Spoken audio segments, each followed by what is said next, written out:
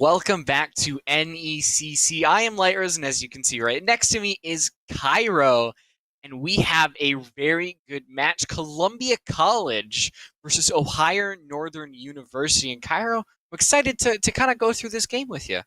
Yeah, man, I'm super excited. This is the thing. We are going to head straight in, well, not straight into the match, but you know what I mean? We're getting straight into some Rainbow Six. I've been casting a lot of Valorant, you know what I mean? Finally getting to wet my lips with some Rainbow Six with you, obviously. Been really excited to get to cast with you, and finally I get the opportunity. I know, everybody just wants to hang out with me. I'm just that cool.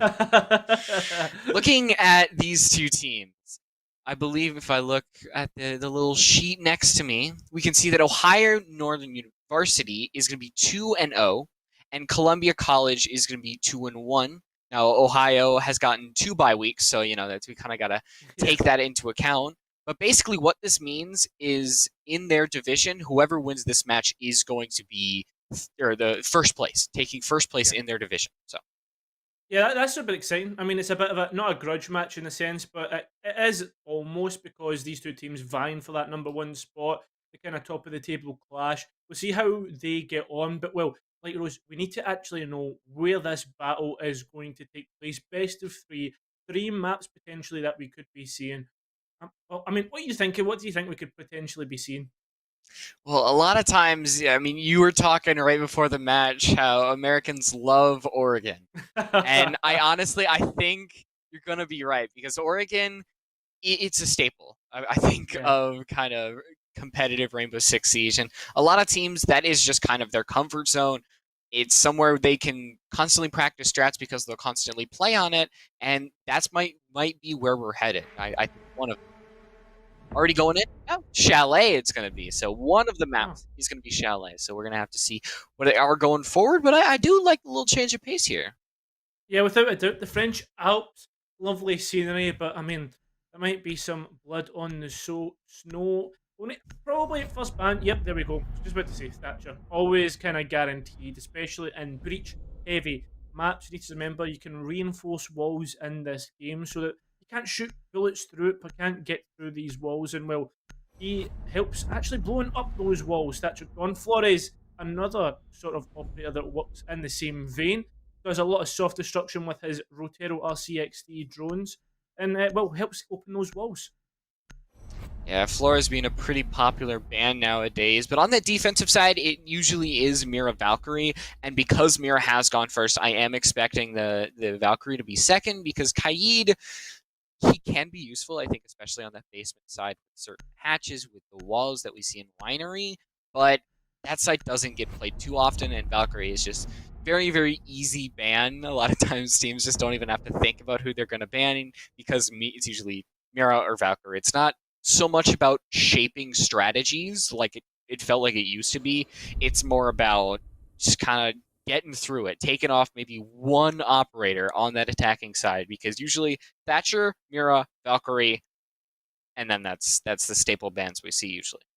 Yeah, without a doubt. And I mean, I think we're starting to get to a point where we have so many operators in the game that maybe a couple more bans would probably be useful. But those that Mira Valkyrie ban, like, although they're kind of, would you put it, staple bans, kind of default bans, they're not bad. You think of Mira for that bar gaming site, she is absolutely huge in denying plants, maybe even help out with smoke, etc. Valkyrie with so much kind of information and can hide down like cams all across the map, and there is some really naughty spots you can put those cams in.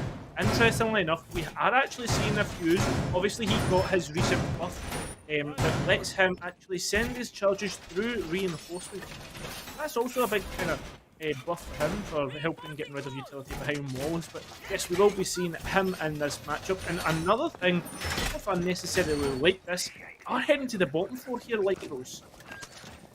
I talked about how usually we don't see the bottom floor, but a lot of times I think in these first couple rounds, we might go to an atypical site because you're kind of trying to catch your opponent off guard. So that is why on certain maps, teams might tend to go to a little bit more unpopular sites just to kind of get that early little round in and then go to the different sites. But what I'm actually looking at on the attacking side is the change to the hard breach gadget. They're bringing in Ace and 4 secondary hard breaches. They are leaving absolutely nothing to chance. These walls are getting open, and they're going to get open wide. So is the man count.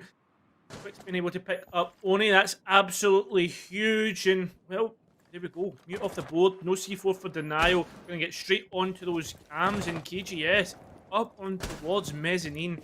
Make it taken out quite soon. There is an Aruni to support the roam, but they're actually quite disjointed as we do see the Aruni on top of West Main. Yiga out on those lively stairs. There was a drone looking over lobby, and that is honestly what I'm looking at as to why Oni got taken out. KJ is able to spot that one out and quickly dash away, but already ONU being very, very quick on the draw with trying to take out these roamers. They've held back a little bit. They're pushing these drones, wanting to make sure that once they enter the building, it is safe. Yep, you can see Quicks getting another drone onto that lobby, and KJ's is just not safe from these mechanical beasts, having to constantly rotate, and now going to be stuck inside of game.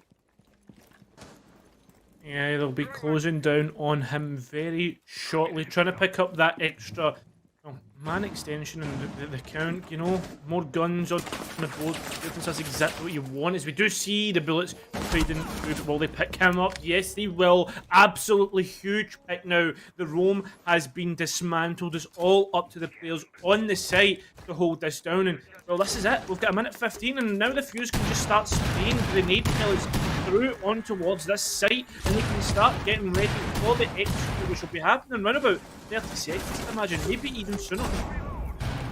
Because we have the Fuse who's able to constantly throw those hockey pucks through the wall, the Mute Jammers that is blocking that snowmobile wall should have been destroyed, so now that can possibly mean that Kiwi W Theus could go in there and open that up, get another line of sight as Quicks is going to go down the stairs. Jason going to try to find an angle, but just not going to have it as W is able to take one out. Dello is in the corner, but going to quickly get taken out. Surge gone down. It's all up to Mushizo, taking down little couple cameras and taking out DS on their way down, but they have a lot more enemies to go through. They have 3 more members of ONU to take out, and only about 20 seconds to do so. They're going to throw the impact to try to get rid of the barbed wire, possibly throw off the scent for these attackers. Now as Moshis goes down, the gun is going to be able to give away their position, and now the horses are going in, a missed shot coming on out. That's going to give a little bit more time, but there's no time left for Moshizo to win the round.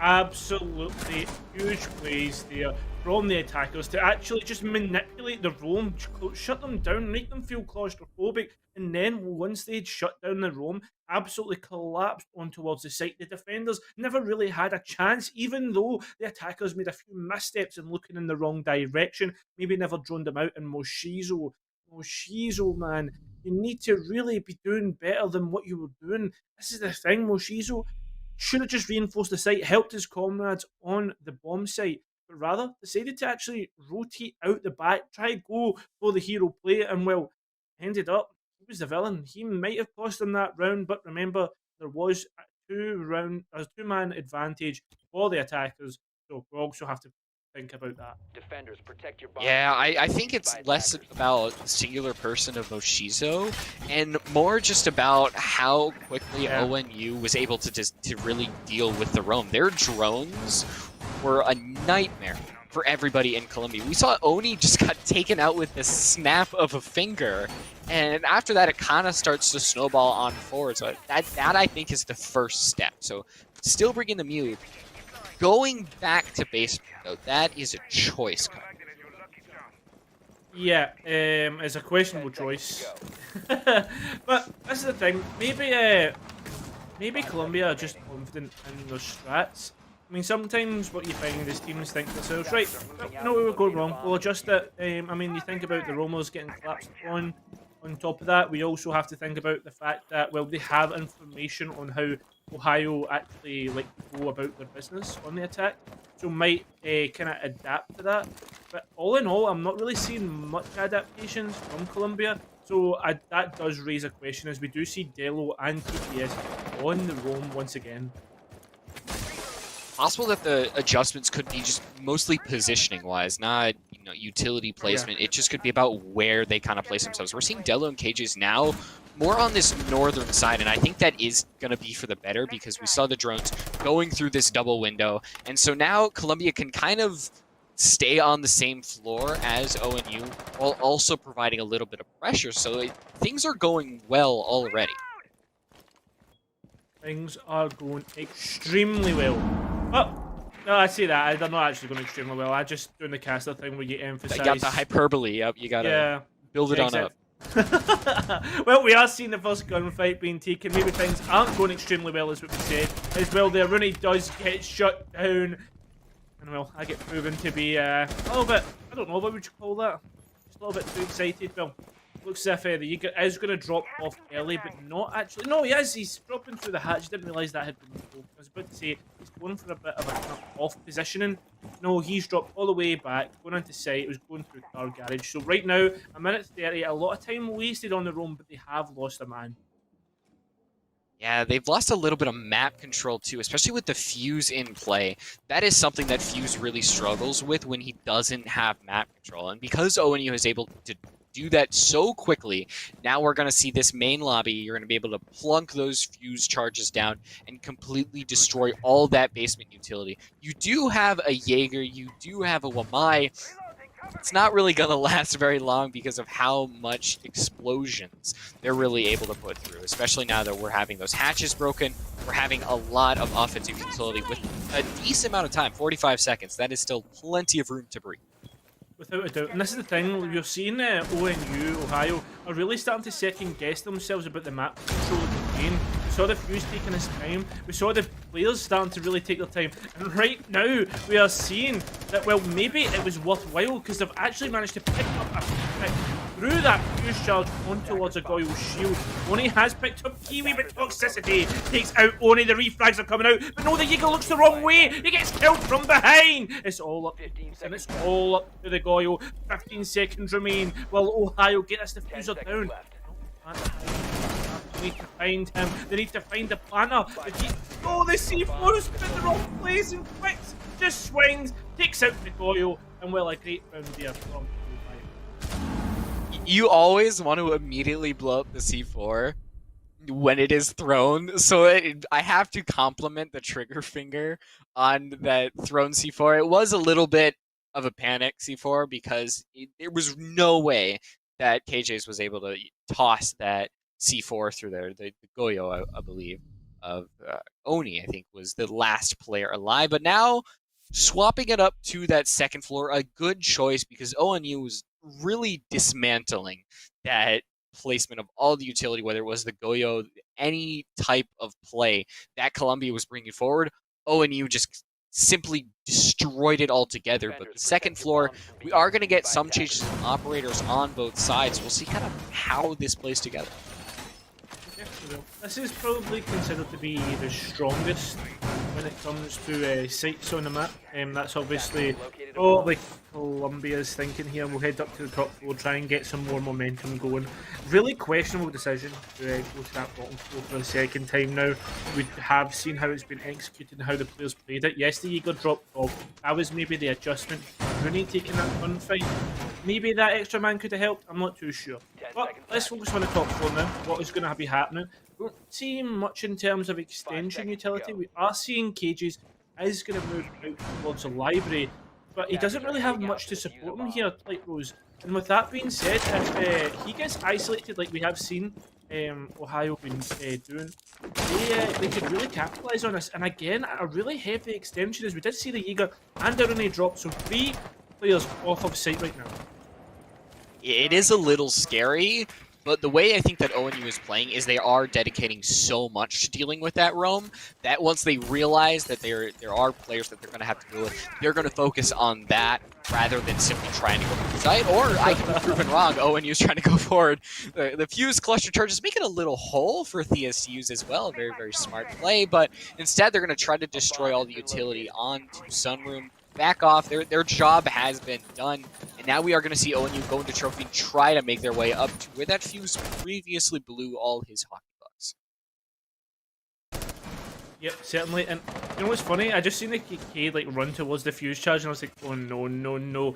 And then they started exploding. It was like he did like an absolute U-turn. It was like, "Right, I'm out of here." But yeah, good stuff here by Ohio to really gain some map control, get the grid block utility down. Those spike charges which stop people moving forward can be shot, deal a lot of damage if you don't think about it. Can give away positioning. But 1 minute and 40 remain. We do see the first frag actually go in favour of the defenders for once. Delo, the Jaeger, picking up that frag onto the fuse, so no more explosive hockey pucks. Nearly getting refragged though, that would not be advised. We finally do see Solarium being picked up by the attackers completely now, with W actually picking up Moshizo. Now a 4v4. Delo on a little bit of lower HP, but still going to try to play like they have 100 HP. As Oni playing very, very dangerously with the SMG-11, and they're going to find a headshot with one of the last bullets in the magazine. And now that's going to make things easier. The reticle getting in their way of finding that shot as they now reach the 60-second margin, and W hairs width away from death. Look at how we're playing this. Toxicity taking out Delo. I was going to mention from underneath. You see both of these players kind of in good positions to take this out. Jason and KJ's one on the first floor, one on the second, as Quix is going to try to take out the person who is roaming on the first floor. And right now, ONU, they're playing paranoid. They do not know where to look, and that C4 is able to take out one player. And it's KJ's all alone, or surrounded by spikes, and no real way to deal with the players on the second floor. They're not going to make their way up the stairs because of those track singers, and they're just going to brave their way through it, take a whole chunk of damage in turn for it, and now slinking their way through Solarium. How are they going to try to defuse this bomb with about 30 HP left? 30 seconds as well. I mean, there's not much going for KJ's here, and I mean, the player onto us, the big repel. Big window repel is really hard to contest. There we go, more HP lost. This ACOG doing work. I'm going to change the angle of the gun to go towards the piano door. We're just waiting for the Goyle to eventually walk towards his inevitable doom. He swings but doesn't get picked up yet. Time is ticking down. If it gets past 7 seconds, then it's a 1 round. It's 1 anyways. Quix picks up the Goyle. And well, there we go. We see another round going in favour of the attack. The defenders just can't seem to get a foothold, and maybe, like Rose, just maybe it comes back to that decision to go towards the bottom floor and not get that momentum going. It kind of feels like it transfers over a little bit to that top floor. We did see KJ's on the first floor when Jason was taken out, and because of that, they had to take so much damage to get back up there. They released a bunch of noise. It took a lot of time getting up there. So could the problem be they're throwing too much of their hand over to ONU, giving so much away of the roam, in which ONU is able to deal with it so swiftly that when it comes down to the anchors on site, they're stuck by themselves. And while yes, they have done a good job of bringing this closer and closer, they're not capable of taking down the entirety of ONU. This is it. This is where it just gets more and more worrying, because I mean, we're gonna if you've got a caster bingo card, get it up because you're about to get an extra point, right? Siege is very momentum based when it comes to the defense or even the attack. If you start to win rounds, then you start to kind of win out the mentality game. And right now, Colombia are really struggling on that mark. It seems as if Ohio, with the blue outlines coming from Fireplace. Not Fireplace, sorry. What am I talking about? Is it Campsite? Oh, mate, what? I can't even remember what the... I don't even, know the real names of it. I just know, the positioning of it. Yeah, you know what I mean? They're coming from Solarium. They're going for the same take again. In Colombia, I don't know if they're ready for it. But they have put a shield on towards Big Window. That doesn't really help you contest it. You only have a Jaeger, and there are going to be Ash charges in play. You do have a Twitch who's kind of able to possibly give that information. I don't believe she can shoot Goyo shields, even though, or did she? Because I think the projectile changed. It became from a taser to a laser. And I don't know if that kind of changed the fundamental differences, because obviously Maestro shoots lasers, he's able to shoot Goyo shields, but we're gonna have to run a Siege Mythbusters soon to kind of figure that one out. Yep, we'll get our observer, like, gonna have to, like, when we get past this map, just jump in a custom and check that one out. No match D would probably be up for that, but anyway, we'll continue on what's actually happening instead of me digressing more and more. Oh no, a misdrone may be happening here. They haven't picked up there, Rooney. Destroying that drone. That's the thing though, with the fact that she's not been droned out.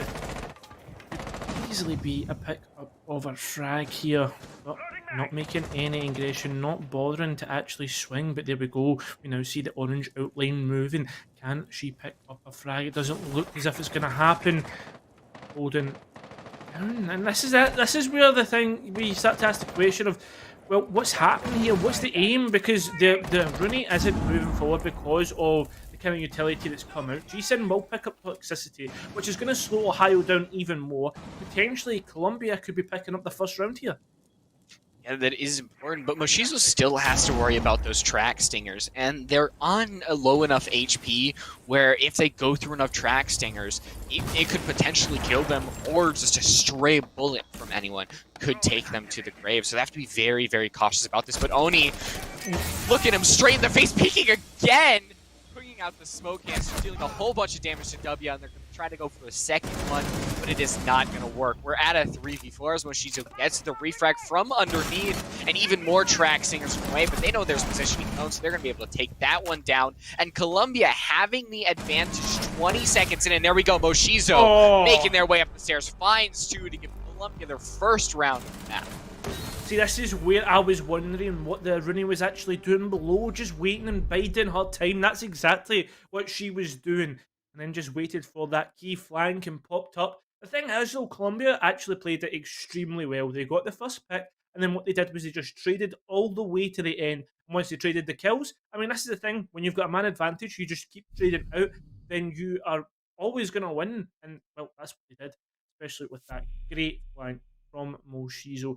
We are going to Bar Gaming, and, well, I like to think this is probably my favourite site in the whole game, to be honest, because of how the extensions work, how everybody kind of works together. And the thing is, though, it could be really, really strong. It's like almost like a house of cards. It can be really strong, standing up, take the attackers really long to execute.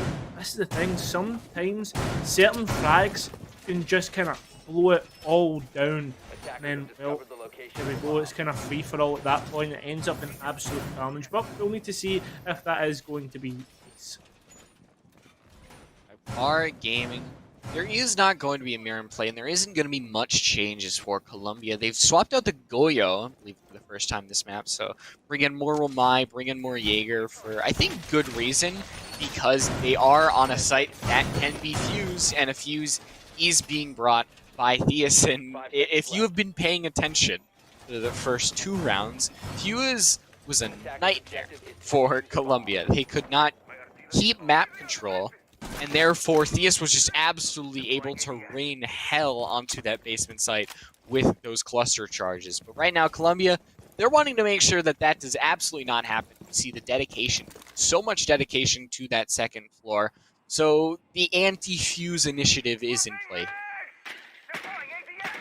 This is the thing, though, as well. Like, you think about it from this point, like, I don't know. Do you know what? I'm going to leave my point. I'll leave it for later, right?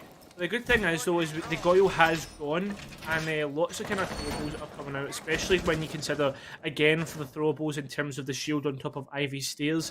There is one player in this bathroom as well, in towards that bath. We'll need to see if he does get picked up as well. This is going to be a huge positioning. He is going to get droned out, so they know exactly where the Wamai is. I don't know if I like his positioning because of the way his utility works. It's renewable. It keeps popping up. He needs to keep placing it. The fact that he's kind of playing this aggressive positioning and he gets picked up, that utility is gone. He's got two discs in pocket which could really reinforce the site. he needs to be very cautious because if Wamai dies, and he is going to die, he dies with magnets in his pocket. So you do lose utility because Wamai was the first to go down. He wasn't able to place it. Even anywhere around the map, you might potentially snag or grenade, but sadly, Moshiza was going to go down. Oni is going to flirt with that, being very, very dangerous, having those 3 smoke canisters left. They are going to deploy the first, and they're going to repel Oni just for a little bit, making sure that they stay alive and possibly the round stays alive with them. That is probably a great shout. I mean, this is the thing, but well, right now, nothing has been decided. There we go. All the burn is going to have to come through. The absolute barrage of flash grenades. The grenade coming through does pick up that shield, and well, the E1D being able to kind of shut down anybody moving about. This will pick up KG, sorry, the Jaeger. Delo looking to progress all the way up those stairs. Doesn't pick up anybody. Has to drop off. There is maybe a little bit of a play happening with Delo. Not Delo, sorry, it was Oni moving down the main stairs. Site almost evacuated, maybe playing for a bit of a, well, I guess a kind of retake position. Well, I mean, that's maybe not the case, as we are seeing a rain of explosive hockey pucks with 25 seconds remaining. The execute needs to come soon. Uh-oh. Possibly could be dangerous if a hockey puck snakes its way toward Jason. They are going to know where the Kaid is, and the window has been hopped through. Jason's going to be able to find one. Oni finds one of their own, and it is a 3v3. Jason is taken down as the diffuser is plopped right down. 2v1 now. Quix is going to take a lot of damage, but actually the diffuser did not get put down. I thought it did, Pyro. I was under the pretense that we were going to be in like a intense 30-second gunfight there. I mean, it was close, but I think it was just denied at the last second. We did see one player just absolutely eat his way into sight, and somehow, I think he denied. I did hear the spray. I don't know if it was him or if it was someone else, and I don't even know who it was. I think it was maybe the Cade on the last round, but hey ho, 3-2. Colombia are looking pretty nice now, because one more round, and well, they even out the round scoring on Chalet can be quite even in the grand scheme of things, but well, we are heading back to bottom four here, and we have to kind of ask, why not just play kitchen?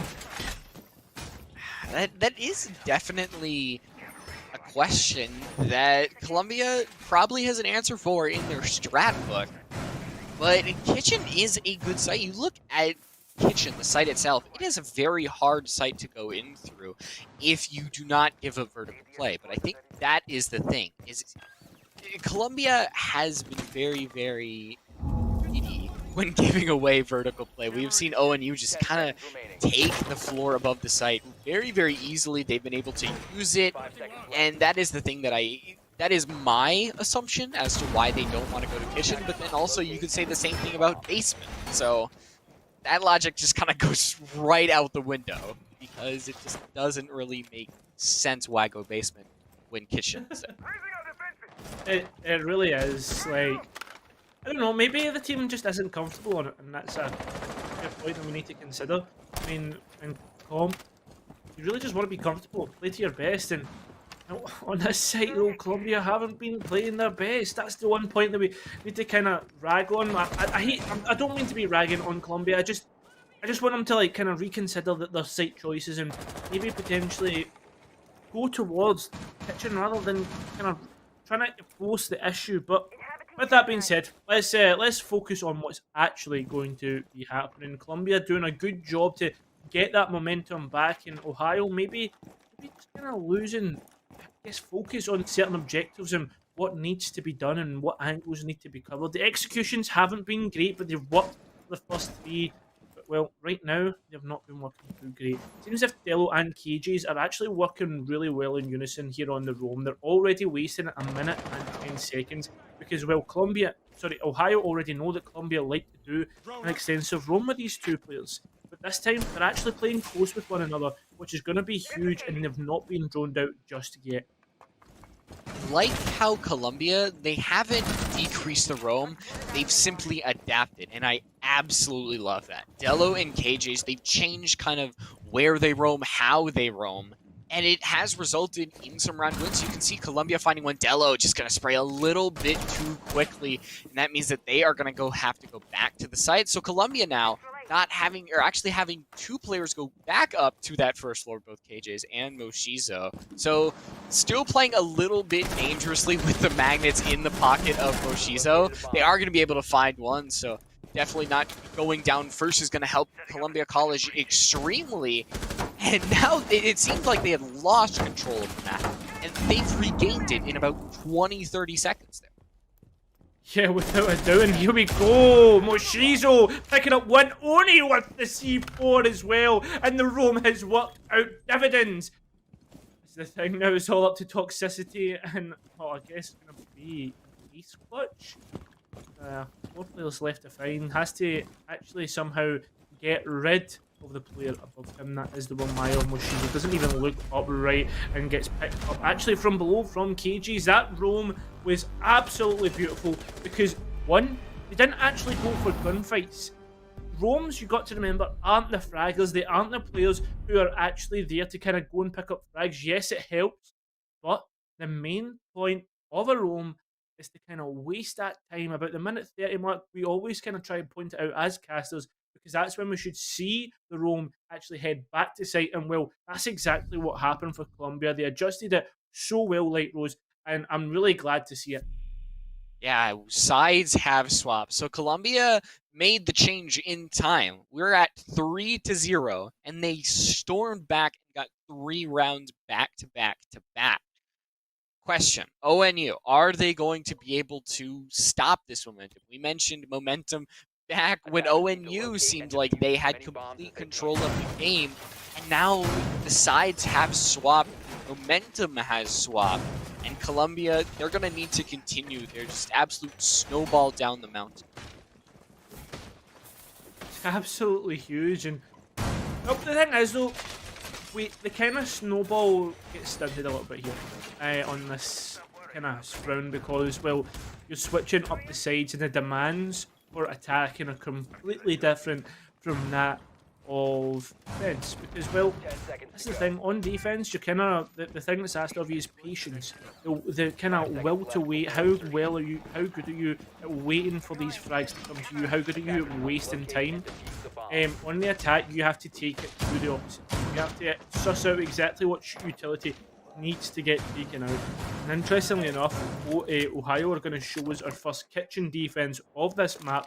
And well, they're actually set up pretty well, because let's be honest here, Light Rose, to defend kitchen, you also need to defend top floor. Yeah, that is very true. We can see Kaid, Aruni, Castle. There's a lot of kind of pushback on the attackers, which is what they are bringing. And we see Quicks not bringing the Roni, not bringing the 15 magazine. It feels crazy that a DMR has more bullets than a fully automatic weapon. Something about that just feels extremely strange in my book. Roni, it's a nutty weapon, so. Well, that's it. I mean, let's not get into nerves and patch notes, because we'll end up with a really angry chat, really angry casters, and probably a really angry observer. Max D probably is. I know what he's like, man. He certainly does not like everything that's been going on. But well, we need to talk about exactly what's happening in this round. Seems as if Colombia have already gained control of office, which is huge. Dello taking out Quick is another huge part, because now they're used their Rooney. Seems as if the top floor defense has kind of already started to fall. And well, already we're seeing the roamers fall off. There is vertical holds though. That's huge. I never even noticed that on the site setup. That's to deny anybody walking through that fluke balcony. Well, nobody making the mistake of walking over those vertical holes yet. That could easily happen at any time. We did see the Jaeger trying to go towards main stairs. Maybe a flank coming through. That's one to watch later in the round. Colombia is still kind of finishing their drone and making sure that everything is safe. But it's kind of, the clock is ticking. They need to finish that and finish that quickly. And KJ's has had enough, taking out toxicity. And now you have both your Castle and Aruni off the board. As it seems that Columbia College, they've kind of started to close the walls around ONU. Kiwi gets taken out, so just ES and W both have extremely high kill counts, but they're going to need to push that even more as Delo swings toward this eastern side, and there is more orange bodies going around ONU, and I only fear for their safety because I just feel like this is not going to go well at all. Only W left, and it is going to be a flawless round for Columbia College on their first attack. Absolutely beautiful attack there, White Rose. The way that they worked the site, the way that they actually did everything, like, I mean, they just took the time, they droned everybody out, and, well, they just completely collapsed on Ohio. I believe, who was that? Like, was someone called for a pause there? I don't know if that was Ohio, because if it is, I mean, I think they need it 4 rounds in a row now for Columbia, and their attack looks much, much better than their defense. Yeah, we are getting a pause call in chat. I don't know the NECC rules on pause different for everybody, as Oni is clearly, and yeah, we do see Jason being a little bit honest, but there we are. We are gonna have a little bit of a pause, wanting to make sure that whether it is a technical side, whether it is a readjustment side, because it definitely feels like ONU need a real adjustment with kind of how they're playing, because Columbia College download complete at this point. They have learned how to adapt around ONU, and they have really started to push on forward. This is it. I mean, sometimes it just takes a while for teams to get started. I mean, I don't know how many comebacks we've seen, like in terms of reverse sweeps, etc. So sometimes that's what happens, and well, it seems to be happening on Shelley. Maybe this pause will be actually good for Ohio because it was Columbia that called it. Maybe Ohio can just kind of regain their focus, adjust and assess exactly what is going wrong. I don't think their defense was that bad. Honestly, I just think it was the gunfights that were losing. And when it comes down to that, if you're not having a good night on gunfights, that's a big question, to answer. Yeah, definitely. Gunfights are a very, very big part of the game. A lot of times, if you can't win gunfights head-to-head, these 50-50s, you have to out-position your opponent, use your utility wisely, use the map to your advantage. And that is something that ONU, they were winning their gunfights, but they were also doing exactly what I said mine goes to. Playing underneath Fluke Balcony, having the soft, underneath, just completely soft that TS was able to possibly shoot through. Obviously, Columbia wasn't walking straight through that door, but it's an example nonetheless that they really can look for. It's a little bit harder as the attackers, but it's still they need to learn how to adapt, use their drones, and just work around ONU instead of just kind of walking straight up to ONU and being like, hello.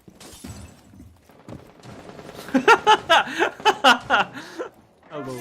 Sorry, I just threw me off guard. I thought you were going to say something like after I did not know where I was going with that, Cairo. And I was just like, this is going to be the most awkward ending, but it is also going to be the weirdest ending ever. Just hello. Nah, that was the best. That was the best. I love that. I love that, honestly. Right. Well, right now we are seeing people kind of go towards library, go towards that ivy stairs, looking to slowly kind of push them back in towards the extension that is office. And I don't know, well, we're not seeing anybody make any moves yet. It's all the drones. I guess you could almost call them, I don't know, like kind of infestation. What do you call them? Infestation? I can't remember. Sometimes my mind goes blank. Right, anyway, what we can talk about is the fact that the drones have done their work. We've seen plenty of utility work coming through. It's the exact same thing as last time. It's almost deja vu as we do see Oni picking up Kiwi. Rome gets shut down once again. Columbia doing work on their attack. Taking out Kiwi is going to be very, very important. But ooh, Quicks with a nice little shot onto KJ's using that nice little 1.5 on the DMR. See, KJ is bowing down to the Arunia saying nice shot, and that's going to make it so that you lose frag grenades and some soft destruction. Soft destruction is really only going to be important for these castle barricades. We have one Ash charge left. Hospice might need to use that to destroy a big part of a soft wall. You might need to destroy a bulletproof camera, and Delo has to choose pretty quickly because they are in Pino. They are around where these defenders are, and they need to be very, very cautious because Quicks on these stairs is looking for another one. They find him. They're going to have to go down the R4C here. The G36C, excuse me, is really going to outgun that DMR any day. Yep, you need to be accurate and well right now. 4 versus 4. You're actually going to probably choose to drop off, as we did see they are running doing, and you just want to kind of secure that man count, secure the fact that you kind of evened it all up, and well, look, kind of shut down the what's through Oni. I know what the angles, and well, that's the mistake. You don't give away freebies like that. And this is the thing, even if, oh no, what a great smoke grenade is it going to pick up Oni? Yes, it is. That's huge on the pick up of the revive. No, we're waiting on all lines. Scan, 15 seconds remain. The execute needs to come soon. Information being gained, but don't know about the smoke. He's getting ready to swing on the last player. It's all up to the Habana. Down in the dirt. ONU, they picked up their first defensive round, even out 4-4. I honestly did not see that going in ONU's favor. When Columbia picked up that first frag, I assumed we were just going to see more and more fall, because that is just kind of how these rounds have gone in Columbia's favor. But a good defense of Kishin, a great job by Quicks in not only finding that initial frag for the defense, but just kind of toying with the attack, playing very, very carefully with their lives, as you should as a roamer. And now we do see a tie game here. ONU finally picking up a round after 4 in a row for Columbia College. We're going to go up to that second floor. ONU seems like they want to stay away from that basement site just for a little bit. And that is something that obviously Columbia College did not want to do. It's just interesting to think about when it comes to these defensive strategies. Yeah, without a doubt. I mean, there's clear differences within the two teams. I think Ohio, I would have put it, from what I can see, I think Ohio are just a little bit better on the strategy department. And Columbia have really impressed me on the attack so far. I don't think the defensive half was too great, especially from the fact they kept choosing that basement. But the attack, the way that they're working it, the way that they kind of drone everything out, the fact that they take their time, kind of assuring positioning the players, then the use of utility is absolutely huge as well. I'm really impressed so far, and well, I want to see if this can continue, if they are able to actually continue working their attacks in the way that they have been. See if it is going to be a library take, lots of kind of outlines heading towards that area, towards the south side of the map. Looks as if the Yeager could potentially get caught out, as he is in library trying to spawn peek, and no one moving in towards his line of sights. Columbia, they probably will have to get rid of this Yeager and make sure that he gets gone, and then they can start doing the work that they need to do. And another huge thing here, like Rose, is the fact that this basement should need to kind of be watched for the kind of ingression up the stairs. Those angles can be really deadly sometimes. Columbia's being very, very cautious, but also not at the same time. We saw KJ's just absolutely break open that window, try to find a little bit of rotate from ONU. Not catching anybody just yet. They could actually enter the site. There isn't really anything barring them, but now their position has been given away. They have to be a lot more careful, because ONU, with Quicks and Kiwi on that first floor, they do not want to give away their lives for free, because it is making dealing with those two that much harder, and those two have just been a thorn in ONU's side. As Oni is able to take out Kiwi, now only one more to deal with, Quicks. So now the roam almost dealt with. It's just 50% to go. I don't know why, but once that line scan went off, I was like, why is he moving? Why is he moving? I didn't realise it was actually the Maverick. Honestly, even as an attacker, I still sometimes like stop moving. But, well, they haven't got rid of the cage ball with that. Delo will have to try and work the angles in here. Look what I was talking about earlier, the basement roam. Quick's able to pick up Delo. Try to shut him down with the line scan, stop him moving, so that they can pick up the refry, but it's not going to happen. And Night Snake getting chucked in. Doesn't pick up any sort of damage. It's all up to this Maverick to open the wall.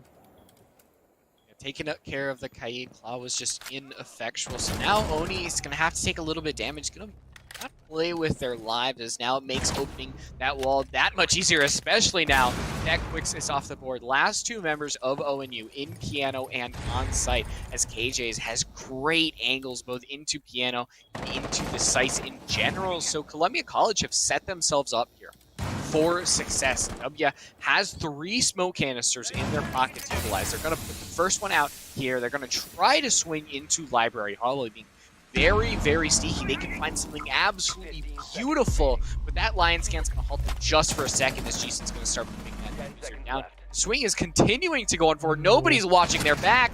W finds one. Are they going to be able to find the second? Yes, they are. The user does go down, but Toxicity, the only one left alive. Moshizo and KJs are going to have to continue the streak for Columbia. Toxicity has full HP, as do both of the members of Columbia. 30 seconds left, about 20 for Toxicity to do their magic. They're going to fire off some bullets, give away their general position as Moshizo is prepped just outside of the wall. KJ's underneath, and as time continues to go down, Toxicity gives their real position away. Now it feels like the round has ended, and Moshizo puts the bullet in Toxicity's head, and a great job by Columbia College, even though W, it made it a little bit scary for them. Without a doubt, made it so scary for them. But the thing is, though, they had already kind of done the work to make sure that they were going to win it out. If W had just maybe looked to the right a little bit quicker, could have denied the plan. But at the end of the day, though, the one thing that we have to say is Columbia, the way that they set up the crossfires, the way that, well, once the plant was down, it was kind of almost game over. Big compliments towards them. Ohio, though, the defensive half looks worse and worse. Every single time they kind of lose the first round towards the attackers, then make the adjustments to win it out. This can't keep happening. They need to make some sort of advantage here. They need to win out a site first time, or else what we're going to see here is a Columbia win. Might be looking. Kyra, I have to ask you a question. You're Scottish, right? Yes, Scottish? yes, yes. Can you say the phrase "purple burglar alarm"? Oh my god. Right, okay. Purple burglar alarm. All right. I struggled with that, by the way. Yeah, I've seen the "It's Me, Blimmy clip, and obviously you gotta ask every single Scottish person if they can say the phrase "purple burglar alarm." This is a challenge to you, viewers. Make sure if you got Scottish friends, they need to pass the test. Cairo, you have passed, obviously. Thank you.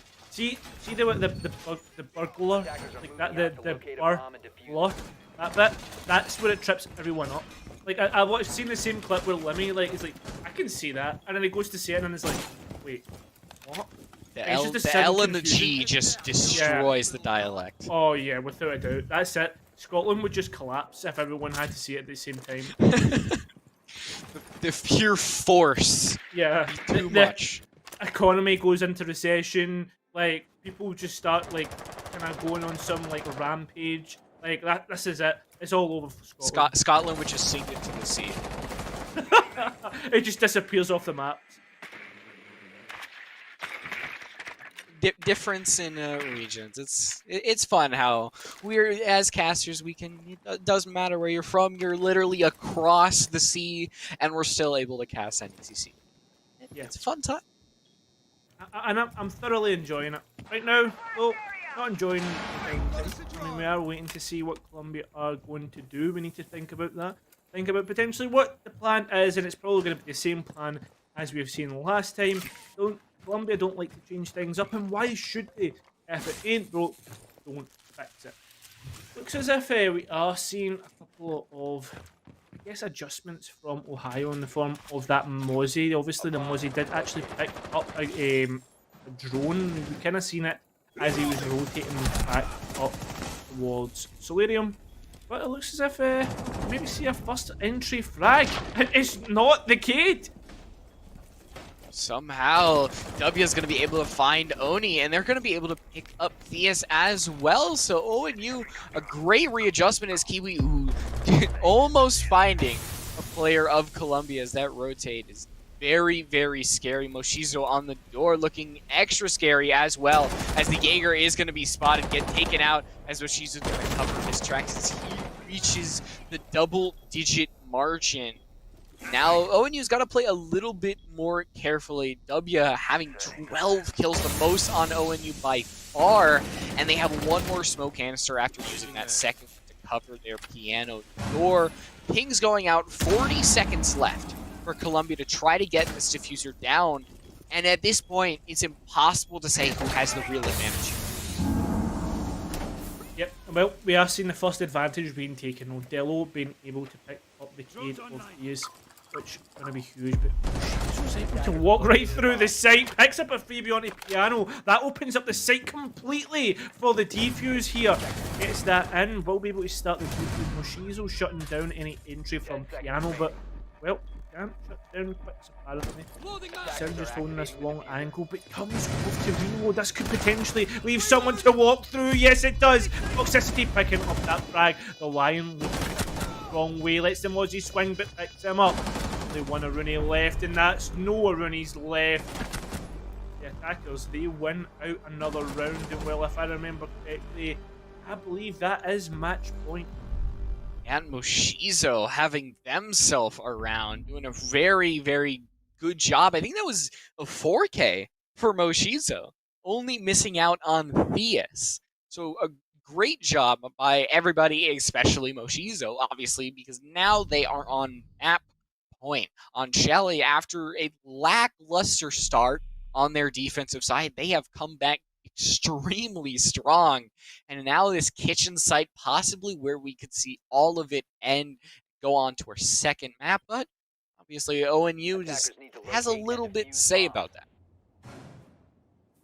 Really will need to see it, what they have to say though, because again, ONU's defense has not been impressive. Potentially, maybe we see an attacker side in like map in between these two teams.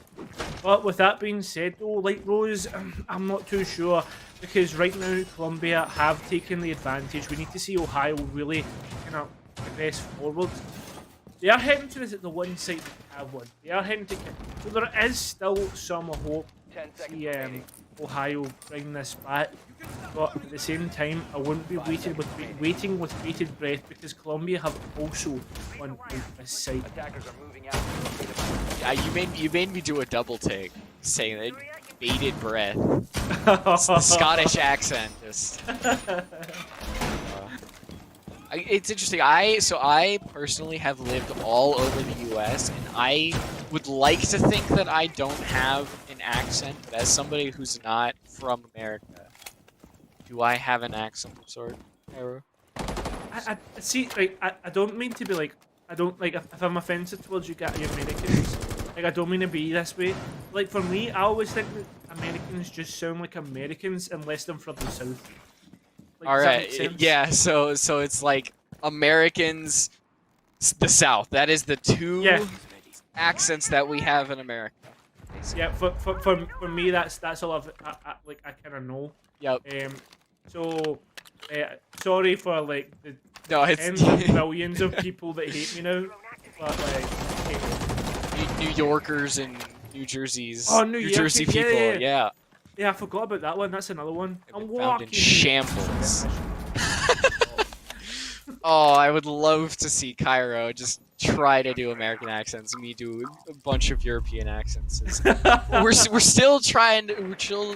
Not much has happened here. Theus has taken a little bit of damage, but it is still Columbia trying to set themselves up here. They've gotten really far forward, actually almost to where the site should be if it was on the second floor, but vertical play is still going to be very, very important. But Moshizo finding another one. They have just not stopped these past couple rounds, taking out Toxicity, and now one of the smoke canisters being utilized. Now about a minute 15.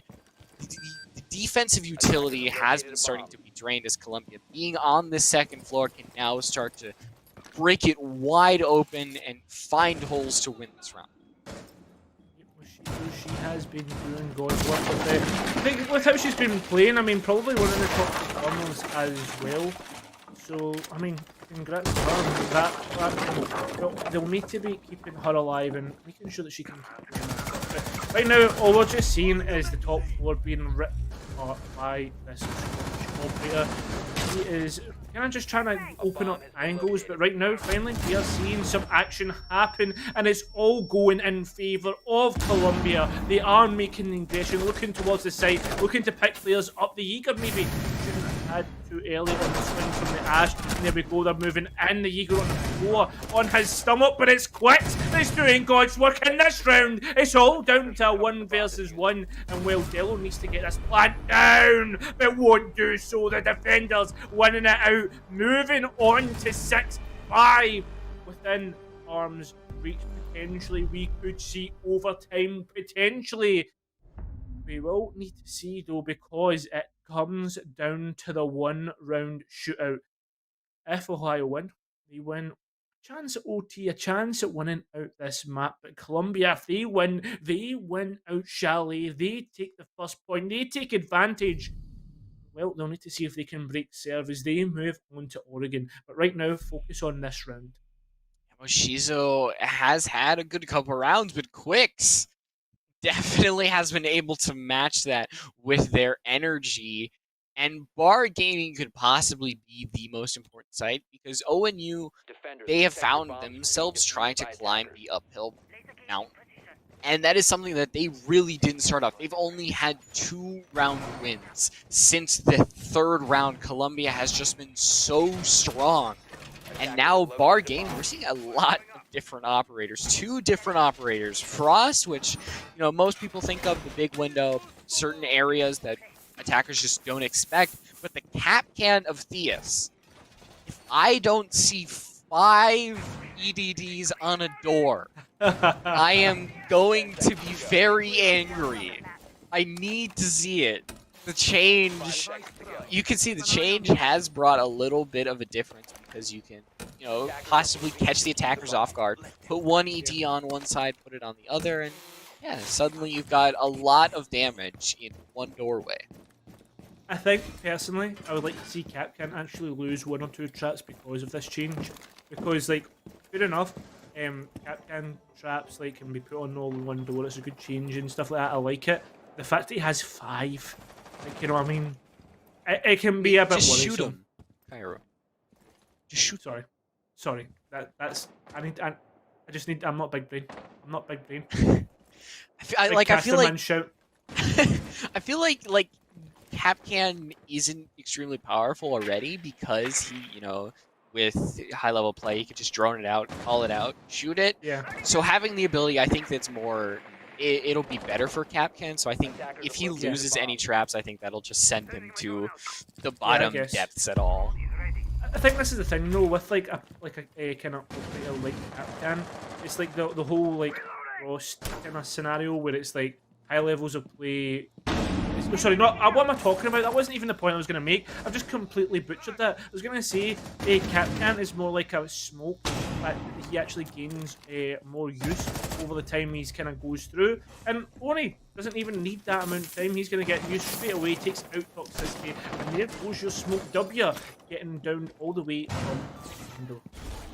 Hasn't been taken out. I don't know if anybody's going to be there to capitalize on the kill, so a big sigh of relief coming out there from Ohio as W is going to get able to be picked back up and immediately get taken down. They had the smoke canister in hand, and KJ's just stopped that emotion right there as Theus is going to be able to pick up 1.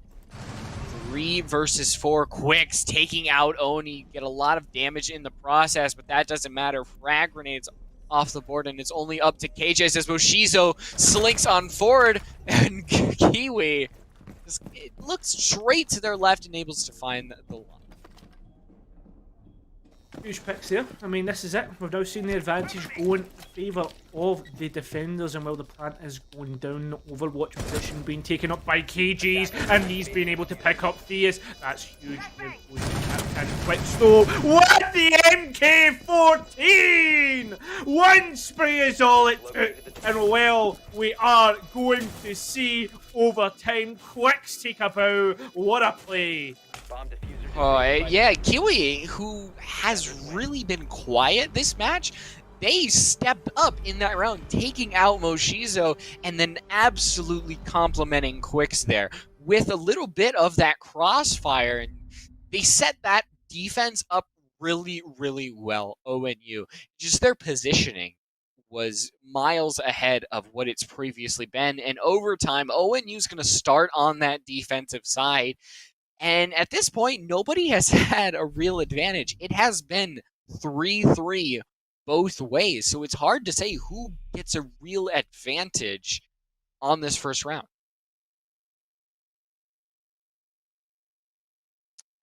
See, Bar Gaming is where we are going to really be ending up here. A Nomad in play. The Kaid going to be swapped off. Could be possibly a fake saying, oh, you know, we're going to basement side. We're going to second floor. No, Bar Gaming is where we are going to end up. And the Maverick swap is going to be for the best because bringing out a Nomad is really going to be beneficial. With the roam that ONU has played in the last couple rounds, it has been hard for Columbia to try to deal with it. The Nomad were able to place those air jabs in certain scenarios, maybe stop Quicks, who has just... I've talked so much about Quicks that all I need to do is mention them, and I feel like we'll all know that, yes, Quicks has just been doing very, very well, and Columbia are somehow dealing with it. I think the thing is, though, is like it's kind of I don't really need to talk about it. In fact, it's like mostly like a tale of two carries. We've got Del and Moshizo doing work on Columbia, and you've got W and Quicks doing work on Ohio. So kind of like if you kill those two players on either side, it seems as if they're able to then go forward and then win out that round. Columbia, though, again, moving towards this drone work, taking their time here, Light Rose. They'll need to kind of dissect this defense. But the thing is, though, all in all, Ohio haven't done things much differently, apart from where this player is sitting in towards Library, and it looks as if they have almost some information on where they are playing. Wanting to get more information, but the Mozzie, who's been played for the first couple times tonight, is going to be very, very impactful. It's going to make sure Theus has a much better time in Library, because you can see flashbangs going out. A second Wamai goes out, and it catches the frag grenade, if I am not mistaken. And now he's got a little nice, cozy, comfy spot in Library, and somebody's going to have to jump in to deal with him. Quicks getting out first in the round is going to be huge for Columbia College. Now they only have to worry about the other members who have not had as good of a time as Quicks, as Theus hops right back up and gets a refrag onto Dello. So each member of Columbia and ONU who have high kill counts are being taken out. Two roamers are coming up from the back. Jason knows, though. Oh my god, but he can't react quick enough. There goes the Havana. There goes the cartridge. And this is the thing now. The attackers need to scramble to react to this. And Moshizo isn't anywhere close. Actually, yeah, AJ's and Oni stuck outside on the balcony. I think we could see the advantage go in favour of Ohio. They may have fixed their problems here a minute ago. So, they can't even pick up Kiwi. What a shot that is. We only seen a glimpse of the head. Luckily enough, we have the advantage of outlines. Moshizo does not.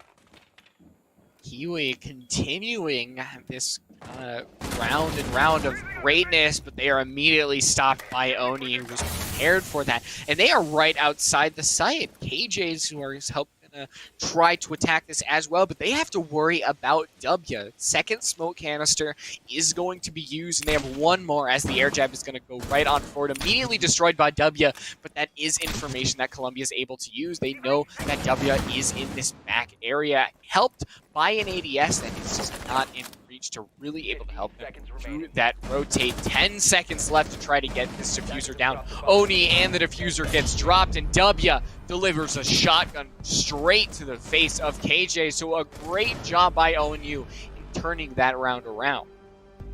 Absolutely beautiful work by Ohio, especially by Kiwi, to kind of go on the rampage that he did, shut down all those players. And well, the thing is, though, the execute, there was a little scramble back. I mean, maybe could have made things work, but at the end of the day, the position W still being alive, I mean, what else can we say? This is the thing, though. We do move forward and onto the attacking round from Ohio. They are going to have to attack the master bedroom office here White Rose. And this is kind of where I'm going to wonder exactly how this is going to work out, because, well, it's been very even so far, and Columbia did win out Master Bedroom, if I remember correctly. The only site they didn't attempt was Kitchen. Will we actually see them win it out? Because remember, both teams have won out every single site, like Columbia have tried. Columbia basement site just was not their cup of tea. They did go on that second floor. They were able to win it in round 4, stopping that 3-round streak that Ohio was on. So they're trying to test their luck. Are they going to be a round 4 Columbia College, or are they going to be a round 3 Columbia College? Because that is the difference between defeat and victory at this point, because Ohio is on map point. Columbia has fought hard to get where they are. They were in the lead, but ONU brought it over to overtime. So I guess this is technically Columbia's game to lose because they were on map point at 6-4. I guess. But right now, let's just see exactly what's going to happen. It looks like KG's again making this extension here. Again, nothing to support him being so far out, almost on an island here. They're going to reinforce off the lines of sight in towards Library corridor, just due to the fact that the attention from the attackers is actually in towards Solarium and Trophy right now. Already drones and utility committed. Oh, come on, Moshizo. Gotta pick up those drones. Moshizo's struggling with drones. But the point is the fact that, well, this Aruni needs to be isolated where map control can be taken. But, oh no, has already made her way in towards Kitchen. This could really be a thorn in the side of Ohio if we can't gain map control quickly enough. Oh yeah, the vertical play is very, very impactful. And Ohio going for a long rotate. And that is going to work out for them. Theus, you saw them right outside the window, able to take out Oni, and that takes out the smoke canisters as well. The first player down, and now you're really not going to have too much Plant Denial. Only one C4 left. The Goyo shield's not really going to be used for Plant Denial in sight, as Zelo is currently using one to try to get an off angle on the window and try to find their first frag, try to find Columbia College's first kill of the round, and they need it for sure. All members of ONU, and they're going to hop straight into the back and try to find a peek into the site and possibly peek on the stairs. They got to worry about Moshizo. Moshizo's going to find one, and they're going to dash backwards, but they're not going to escape with their life, as ONU ends up with a majority 4-2 as the dust settles just for a tip. Oh no, I was about to say don't count them out just yet, but Delo has been shut down. It's all up to the Goyo, coming for the flank. I was a little bit smelly there, nearly lost the frag on Duplex, but that's not going to be the case. PJ's still in towards Solarium stairs. Frag grenade does come out, pushes the Goyo up. But again, no one there to confirm this frag just yet. PJ's beating back and forth. The 45-second timer, the extra man that is time, is on Ohio's side. But nope, I was about to say, don't wait for the first gunfight to be taken, but Toxicity actually playing passively does win out Chalet for Ohio. It was a good halves. This Cascade in the chat, it was a great game to be cast in White Rose. But next, I think the next map is Oregon, and this is, if I remember correctly, Columbia's pick. So Ohio went out their pick and pushed, but Columbia pushed them all the way to the end. I don't know how the mental's going to be after that one. Yeah, it's going to be a little bit harder for Oregon because it is a different map than Chalet. It's got certain quirks to it that Chalet has. Chalet works a lot more in vertical play, and meanwhile in Oregon, you've got one to two sites that really work with that vertical play. So yeah, these teams, they've got a lot to work for, and that was a great map to go through. You saw at the end, hard-fought victory, and it definitely was for Ohio. But we're going to have map 2 after a little bit of a break, and we'll be right back. See you then. Sell online tickets directly from your school's website. Scan digital or printed tickets with the Hometown Gate app. And get immediate access to ticket revenue with real-time reporting at no cost to your school. It's that easy to bring touchless ticketing to your hometown. Hometown, Fast scans, happy fans.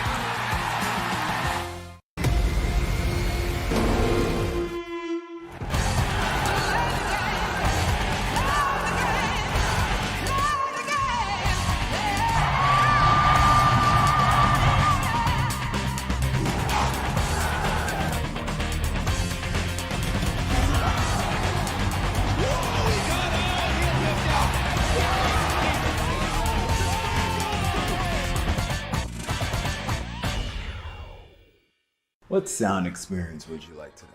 I'll have the fantasy pack. Good choice. And could you make it a Cloud 2 wireless? On his way, sir.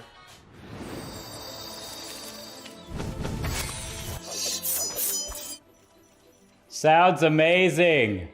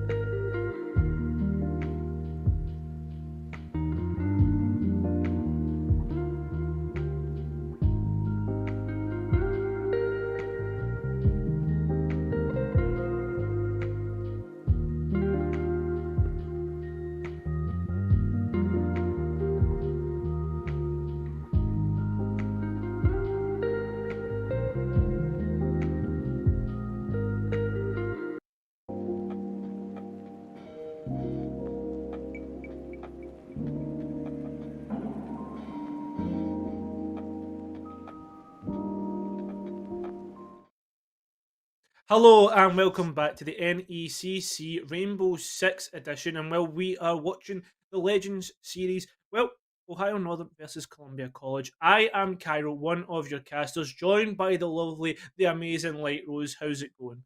Good. I mean, that first map was a definite shootout. That is Yeah, 100% for sure. Back and forth. And it honestly surprised me that we had ONU pull that one out because the yeah, way that things were going, it seemed like Columbia had it through yeah. and through. The way that they were going up until match points, those 2 rounds weren't theirs, and then they lost the 2 straight in overtime. So sometimes that's how it happens. But actually, that was not their map pick. This is their map pick. Oregon, Columbia College, if they can, get a start that was not like the one that they had previously, we could see them really tear through this Certainly agree here. And well, this is it.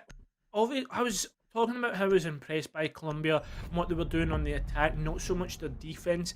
It is the defense that they are starting on, but this is a much more staple map here, Light Rose. On top of that, you also have the fact that, well, Ohio, they have the momentum coming into this map. Well, I think we do have potentially a little bit of a technical error. We might be coming back to our lovely faces here while we sort that out. But like Rose, we need to talk about it. The fact that actually is that I think it was the wrong side. So Ohio's there was starting on the attack. They will be starting on the defense. They have the momentum coming into this map. But the thing is, that we need to talk about this is Colombia's map pick, but it's on a staple, like it's on a staple map. Something that, well, when you think about it, no team really has an advantage coming into this matchup. I think that is true. I think you definitely have a point there. So my thoughts are that you feel more confident. It's not like an actual Yeah, advantage. It's more like, oh, we chose Oregon. It's our map yeah, pick. So we'll go into Oregon knowing that, we're supposed to have yeah. this advantage. So that's something that, it might be a thing, it might not be a thing. I'm trying to make it seem like Columbia's got like, yes, we chose Oregon for It's a just like you got. reason. It's like, do you know the kind of the invitational maps? You just get like all the stands round about the stadium, like they're all shouting on the team. This is their home ground. I'm talking nonsense. I Yeah, their ramble their home sometimes. ground. Yeah, Meanwhile, it's not really their home ground, yeah, but yeah, I totally get what you mean. But yeah, Oregon, so we'll see how being on that defensive side with yeah. ONU, is that Well, going to be something that's impactful? Like Quicks, do you think Quicks is going to yeah. have an extremely crazy match like they did? I don't think we're going to see the explosive plays like we saw last time. I think on Shelley, the fact that it's becoming a lot more prominent, it's becoming a lot more popular. But it isn't your clubhouses, it isn't your CAFs, it isn't your Oregons. So therefore, there is some slack on the attack and on the defense for people to make crazy plays like we saw in the last map. We now move on to Oregon, where people have probably played this for I don't know how many years, especially after the rework. Every best of three you go into, I mean, I said it to you. I mean, Americans they love their Oregon, and you're laughing, but it's true. It is no, So laugh therefore, because it is true. yeah, exactly. But this is the thing though as well. So therefore, the kind of margin for error it should be so much smaller.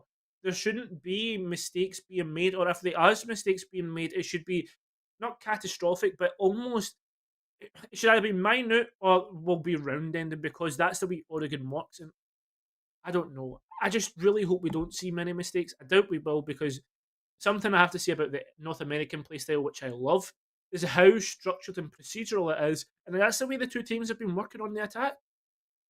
Yeah, it's something about Oregon because teams play it so much. We expect them to really not make as many mistakes as they would, say, on Yeah, like a chalet attack because they haven't run chalet so much. Like not yeah, even just in scrims, just in actual matches, yeah, going through it consistently. So on this attacking side, Colombia, Moshizo had a really big tear going in that last couple rounds. Moshizo, if she can start off really hot, like if say Quicks and Moshizo yeah. rule it out, that is just something that I think is really enjoyable. Seeing both Quicks and Moshizo just continuously light up the scoreboard.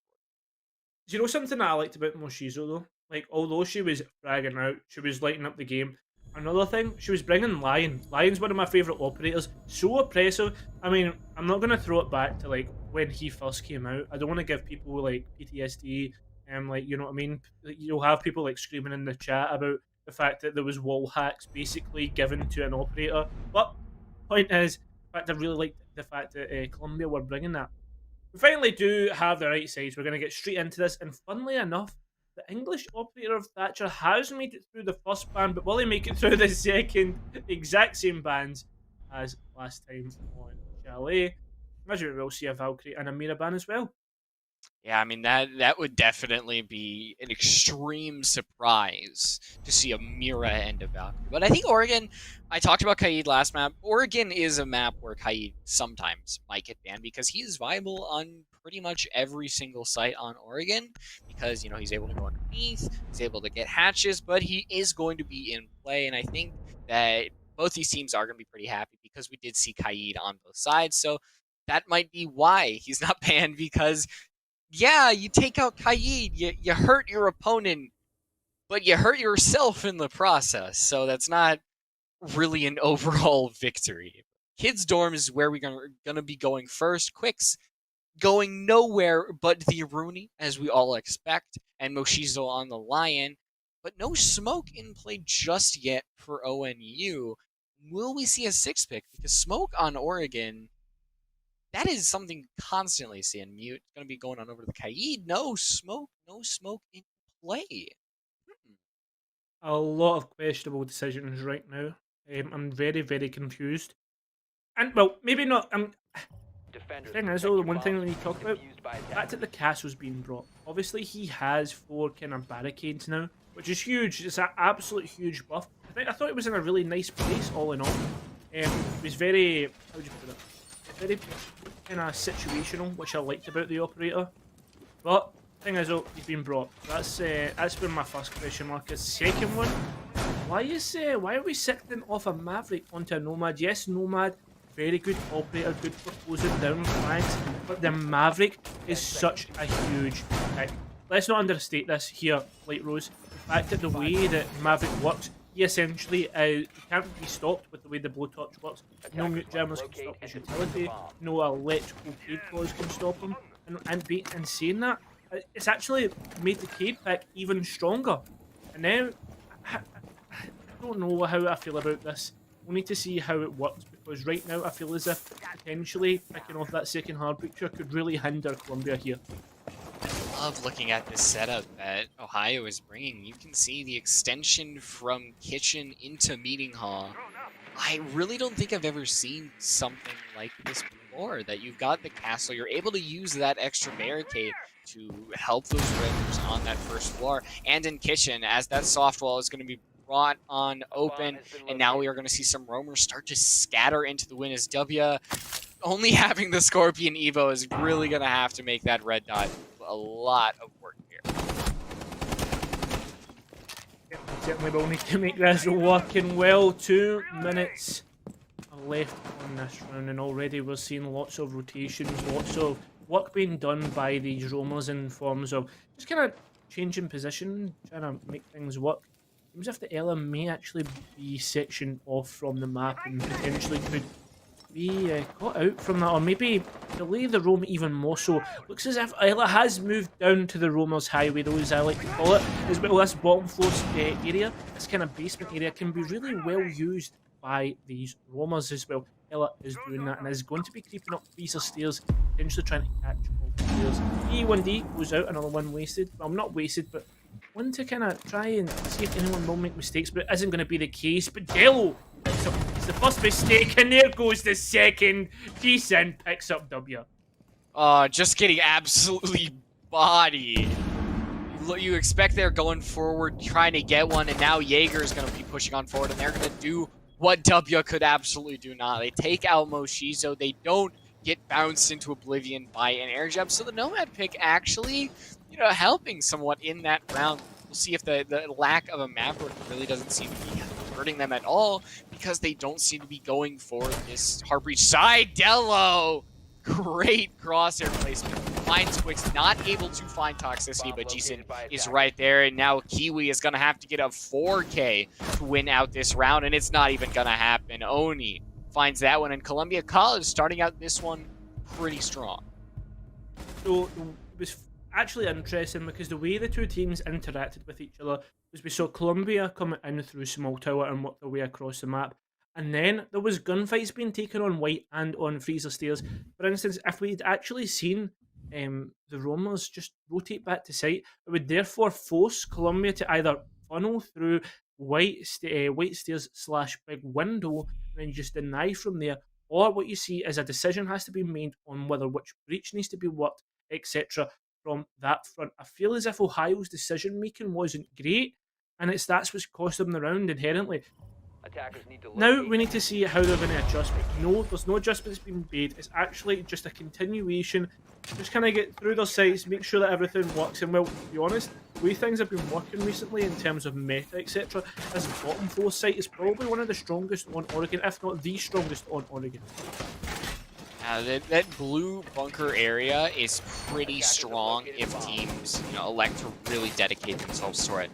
Ohio, Tachanka. The smoke is absent, but fire is definitely there. It's going to be Brim. When we hear the saying when there's fire, there's smoke. And I think that's the saying. That is not true here. There's only going to be fire. And how is Theus going to be playing around this? Guessing they're going to be playing around this deployable shield in this elbow. And that's the thing about Tachanka's launcher, is that it doesn't really stay very long. So how is Theus going to play this? I'm super invested in this. How much money have you put on it? How much money have you invested? 4 Bobucks. Bobucks? I mean, you not got the hopium dollars out? No, copium is the premium currency. As for NA, when you're oh, of course, yeah. I'm a TSM fan. All right. Oh, that's basically all I use at that point. They did win though. They did win. They did win against XSET. Yes. Yeah, this is true. This is true. Right. Anyway, we digress. Me and like those just talk about random stuff from time to time, but we need to talk about what's actually happening. Right now, what we're seeing is a massive move towards the setup from the defense. Maybe one player has evacuated or left the site to kind of maybe put some pressure on towards these players elsewhere. But that allows Columbia to do the work that they're going to do. And well, when you're going to do that, I mean, I think there's so much to do on this bottom floor site. Clearing things out, doing lots of breaching, and maybe even clearing into where you're going to execute, where it looks to be towards Freezer and Laundry. Right now, just waiting and biding our time, waiting for this execute to come through. Lots of throwables coming out. There we go, flash grenades. Imagine there'll be a grenade sailing through right now. Oshizo has made an ingression in towards Freezer, but hasn't gained control yet. Right now, 1 minute 20, we may start to get a little bit worried quite shortly due to the fact that how long Columbia are actually taking to maybe pick up map control, but that frag grenade will certainly help. Great usage of the flashbangs. You stun Kiwi and then it sails just straight past the ADS or any form of denial, and then suddenly Ohio is down another player. Columbia has started off this attack very, very well. Started off this entire map very, very well. Moshizu's going to take a little bit of damage this quick. Just slinking on forward, wants to make this four-sided towards ONU, but 3v3 now as we see a couple trades go on forward. Dust hasn't settled just yet as Delo is being very, very cautious. They could be the next casualty if they're not safe, but it could be Quicks. Depends on how these next couple seconds go. This is the key moment. Well, key positioning being taken up by KGs to actually take away probably one of the most important players, but it's Theus from Pillars to pick that one up. Going to get dropped, but already giving away the position of Delo. It's all up to Jason. It's all up to the Habana. Doesn't even have the automatic SMG. What? I don't know. I thought that it's over. No bearing 9. Yeah. That's it. Round over. No, the pistol? What? What? Oh my god. Guys, This has been NECC. It's been lovely casting you guys. See you all later. Oh my god, Columbia College. I trying to think of something to say, but it felt like Toxicity should have had that one from day one. They knew they were coming from the rotate. G-Sen, the gun was primed toward it. We saw shots fired, but just it was late, and suddenly ONU is down a round that they absolutely should have had. Right, I've reconnected with you. Okay, I'm ready. All right, welcome back, Hire. Oh man. You know what? Fair enough. Havana was able to put that out. I can't believe that Wamai wasn't able to win it out. Do you know what? If I focus on it too much, it's We'll move on. It's gonna haunt you. I don't know if you know about Buell, the kind of UK University League. You know about that?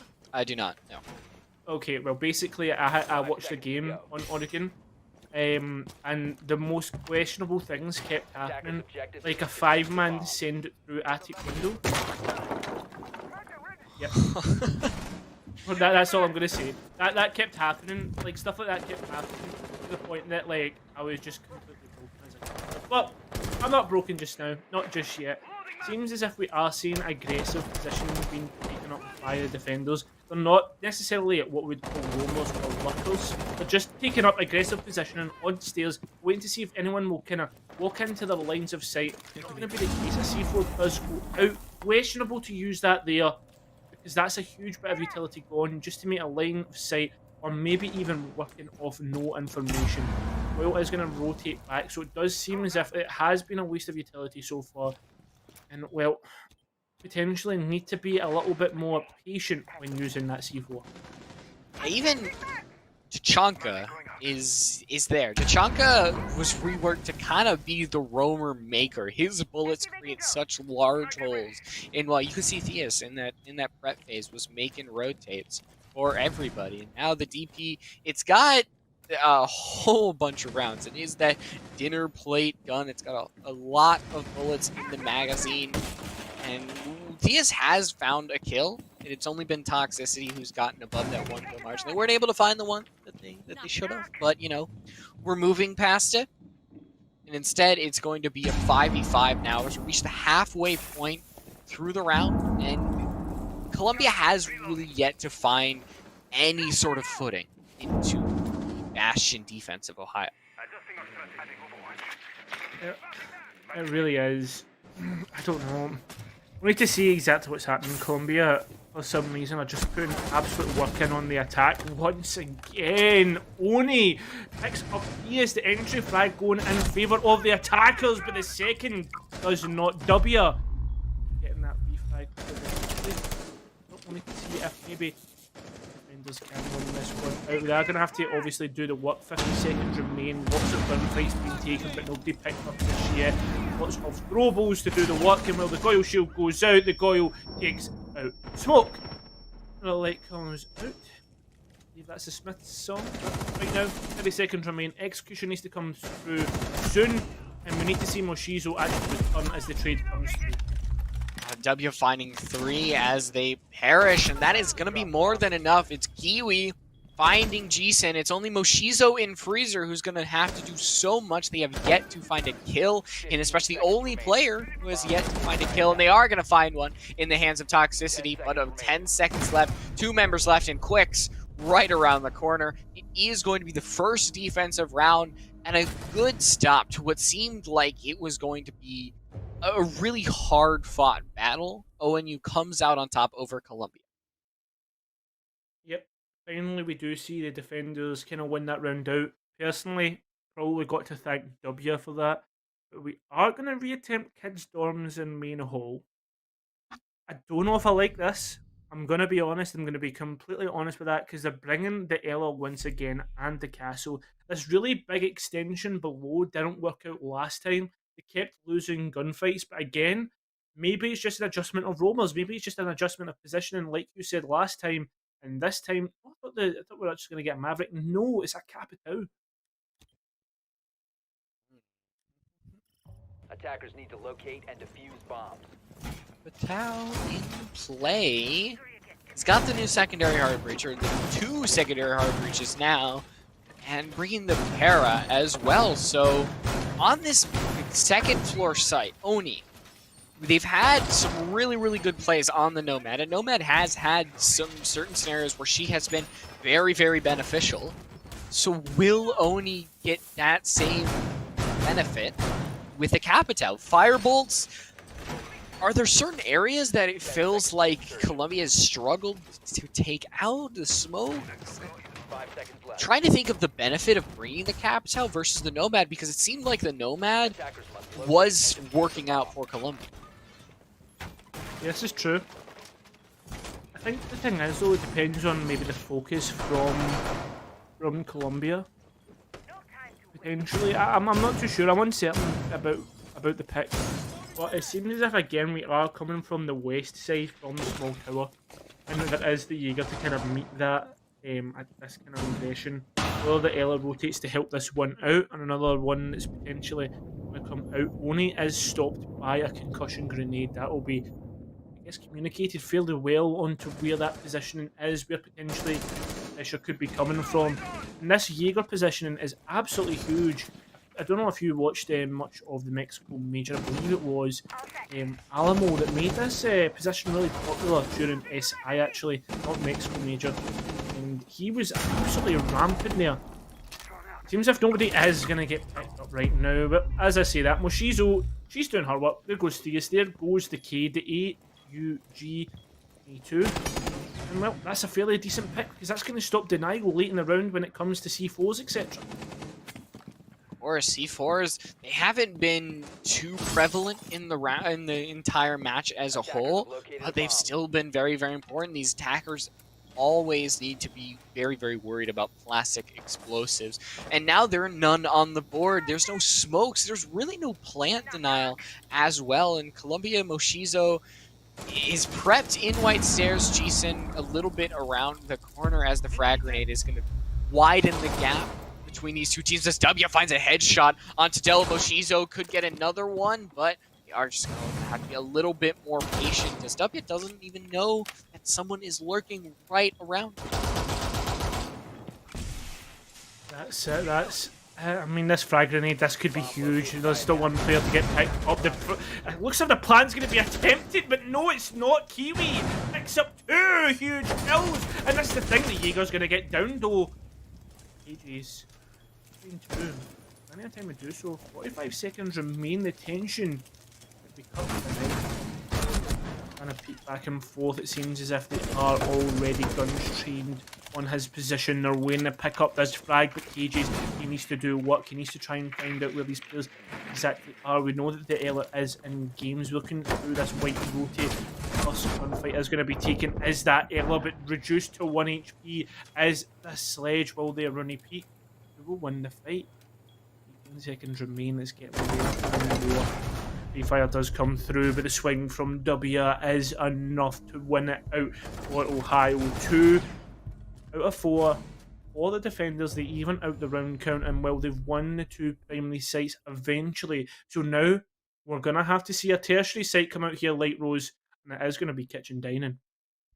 And W on the Ella, the first time that they went to this second floor, it was not successful. But at that point, at that range, when your enemy is that low of a health, you could be 500 meters, million miles away. I don't know an exact amount, but it's a far away, and your shotgun will still kill them. So great job by W, playing it safe. Great job by Quicks in not peeking them. You know, they have been an absolute gunner tonight, and as we know, a lot of gunners just, they want to peek it, they want to get the amount of kills, but Quicks is smarter than that. ONU equaling it up, wanting to stay away from a map 3, and now that we're at 2-2, that looks a lot easier. Bandit is going to be being played on this kitchen dining site, wanting to make it a little harder for these attackers to get on, because there is no thermite on Columbia College. You can't do the small tower thermite trick. That might make this site a little bit harder to attack. That is potentially true. But, well, This is the thing. 5 seconds to insertion. We'll need to see exactly where Colombia put their focus onto. And that's a huge thing here, Late Rose. Another thing we need to look at is, well, do you know something? I'm going to say something that's going to be controversial. I don't like the castle pick. It's getting brought, and I feel as if there's better utility to be brought than a castle. So I'm just going to say it. I'm going to say it. I'm going to get it out in the open. I'm going to clear my system. I don't like the castle pick. I'm sorry. So, do you think like it's hindering Ohio because with Castle, if it's not played right, everybody is known in certain areas like ranked, Castle can really be hurtful to you because you can't access these certain sites. Do you think that is kind of what is hurting Ohio, or is it just the fact that they could be bringing somebody else? I just think it's multiple things, right? You look to what a castle actually is. It's almost like it's securing a position, it's stopping lines of sight, etc. Right? And you think about how they are placing their castles, like for instance the one on towards sight. This now lets the attackers roam in towards green, gain control of meeting like they've already done, and no one's there to contest them.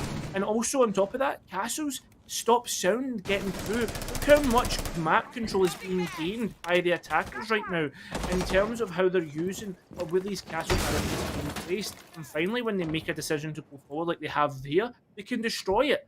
And all in all they've kind of done is just give away their position and gain so much map control without contention. That's my point. This is why I don't like it. And we'll need to see if this continues in that front. If it is potentially a hindrance, we are at minute 20, and well, it seems as if it's going to be just trades happening back and forth here like those, but the defenders have actually taken the advantage.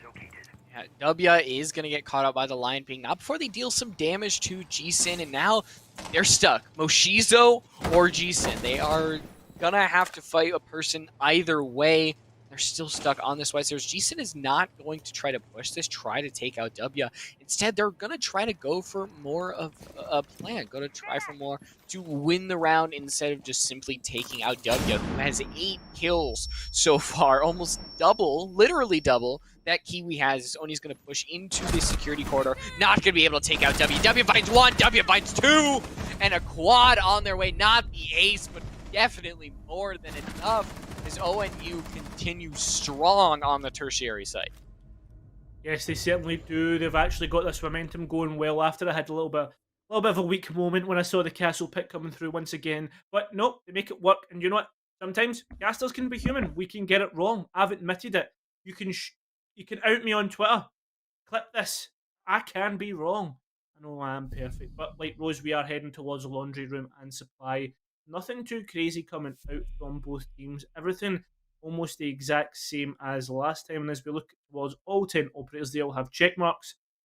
So there is no sick pick coming through.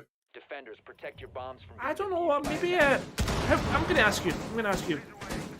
How do you think Colombia could adapt their attack to take out Ohio's adapted defense from last time?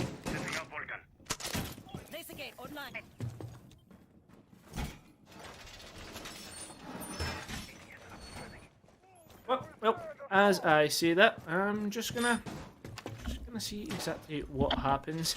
Essentially, one of the things that could be done is maybe just change up exactly where the focus is coming from. Maybe instead of going towards laundry and freezer, they could just go towards blue and big tower. I mean, this is the thing, the two attacks are almost like coming from, sorry, the way to attack bottom floor, two attacks come from either side of the map. You either get the kind of south side or the north side in terms of, well, the blue and big tower as I've already said, or in towards that area.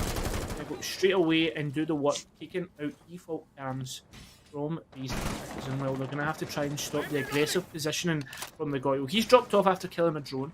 Remember, there is still Kiwi, the Jaeger, out on the roam. Actually dropped off in towards Freezer.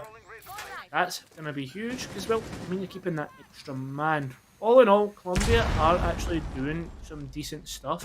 Just taking their time and being a little bit more apprehensive in the way that they're going about things. Cautious. And, well, I mean, they probably should, considering the fact that you have let Quicks come up of Big Tower and pick up that frag. Wix, you just cannot let them really be free at all because they will tear through your entire backline, your entire team in there. as now Moshizo is committed to stopping this roam by Quick, so he's just trying to throw off the send possibly a little bit, take them out in any form at all. And I think taking W off the smoke, is that a better thing? Because W has just been non-stop these past couple rounds. Now that they're on the Goyo, the past 5 rounds, they have 2 kills per round. They have the average of 2 kills per round, and that is something that cannot be understated. And doing an absolute wondrous job as the Goyo. They still have the C4 in pocket. There's still 13 shells left for Theus to use to try to deny these players. There is still 5 members left for ONU compared to 4 of Columbia. And ONU does have the momentum here, winning these past couple rounds, but KJ's stops the Tachanka. It's going to post-mortem deal a little bit of damage on over to KJ's, but still, the threat has been dealt with, and only 1 C4. Yes, obviously got the MW2 pet of Martyrdom on, but Wix, he's got, well, I was going to say Commando Pro, but he's not knifing.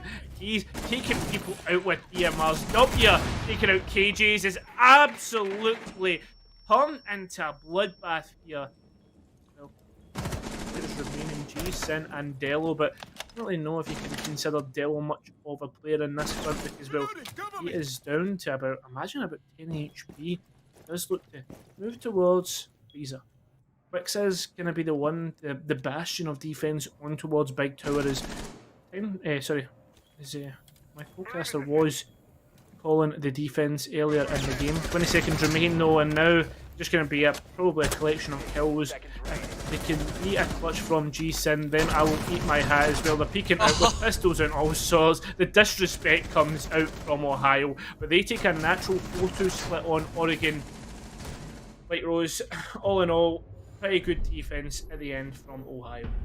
I think that shot was supposed to be the one-shot headshot, but the way it made it did seem like it was totally disrespect, which I believe it was not intended to be. But still, pretty good job by OSU on that defensive side. But the attacking side, once they have swapped, we haven't seen too much of a shift. A lot of times, the team that has had the momentum in the previous round, if we look back at last map, they continued on. And Columbia College cannot afford that. They cannot allow ONU to continue on strong, get possibly 5 rounds, because 5-2 is probably the biggest scoreline that you do not want apart from Attackers need to locate like and 5-1, defuse 6-0. Because 5-2, your opponent is almost on map or match point, and you have such a large amount to gain that it just defeats you morally. You become defeated, and Columbia College need to avoid it. You're bringing 3 bulletproof cameras, so intel obviously going to be extremely important for them, but what they're not possibly prepared for is the fuse of Theus. I talked about how Oregon doesn't really have that much vertical play. We'll see how Theus is going to bring that out. Maybe, potentially, there's going to be a focus on towards breaching this time when they're going for the top 4 attack. Previously, it's been a lot more on gunfights and kind of manipulating the roam, etc. This time, potentially more towards breaching, maybe? I'm not too sure. Again, the same kind of problems will come out with the castle, etc. in terms of there's going to be a lot of map control gained. It's how Columbia play around that. I honestly can see as easily see Ohio take this round. But whether that is the case, again, completely different story. We'll need to see how this one plays out. Oh, there we go. W using that twitch. They're going to be able to deal with that mute jammer. It's going to be crazy. Going to deal a little bit of damage to Oshiza and then just absolutely dip as they're going to be trying to find the bulletproof. I don't know if they were able to find it. We did see something happen, but I don't think it might have not gotten out. Perhaps W dealing so much damage to this defensive utility with 1 single twitch drone, and I don't think Columbia are even aware of this.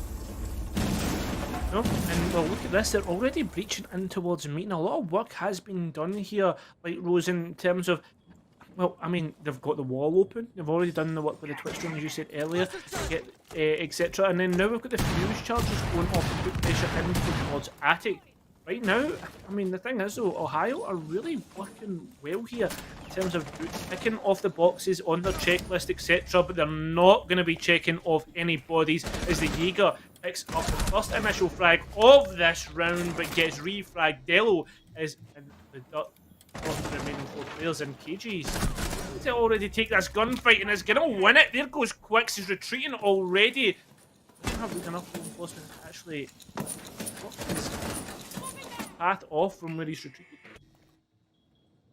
My question is, why haven't ONU tried to smoke plant or anything of the sort? Because it felt like with the fuse charge, you're able to put that cluster charge, you're possibly able to plant behind the table with the smokes of toxicity. Attackers bomb diffuser has It been feels dropped. like a match that you really should have. You have somebody possibly covering the stairs, some sort of alternate angle. But now ONU, they've kind of been stuck in a stalemate. They don't exactly know where to go from dropping the diffuser. Yeah, and possibly having to pick that one back up. It's a little bit dangerous as Theus is going to try to peek against Quick. Not really a duel that you're going to want. As Quick is going to... Shizu actually, not... Excuse me. They're going to find one, but Kiwi and Toxicity find one on their own. A 1v2 happening. Toxicity has a lot more HP to deal with, but now they're fully in sight. They're going to try to catch one on the rotate. 14 seconds left. Are they going to try to put this diffuser down? Yes, they are. This could possibly be a try to bait out these two members. They are going to go towards the rotate. Not going to look the right way. Perhaps 3 seconds left in there, meaning Jason's UMP as they go through that rotate. Well, now Columbia College, they've made it a little bit safer for themselves.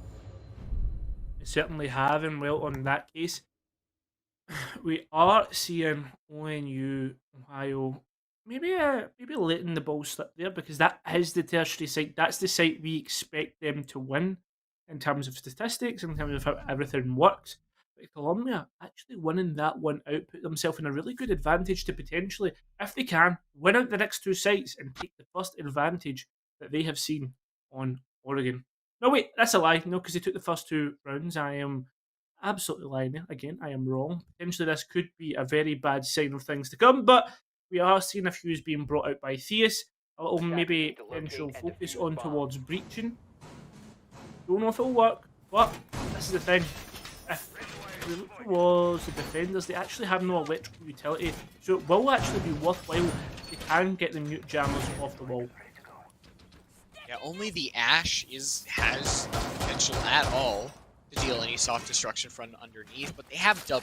And W, we are able to get that point of view from last round. We saw that they cruised onto the side, took out mute jammers, took out bulletproof cameras. 10 seconds to go. Almost every single operator on the board 5 can seconds left. somehow get disabled by Twitch's jam. The person being possibly smoked, so Twitch can deal with a Rooney Gates. Not in the way that you really want, but I mean technically Twitch's drone can disable a Rooney Surya Gates. Now W taking a little bit of HP. I don't actually know how that happened, but it won't be too much of a hindrance going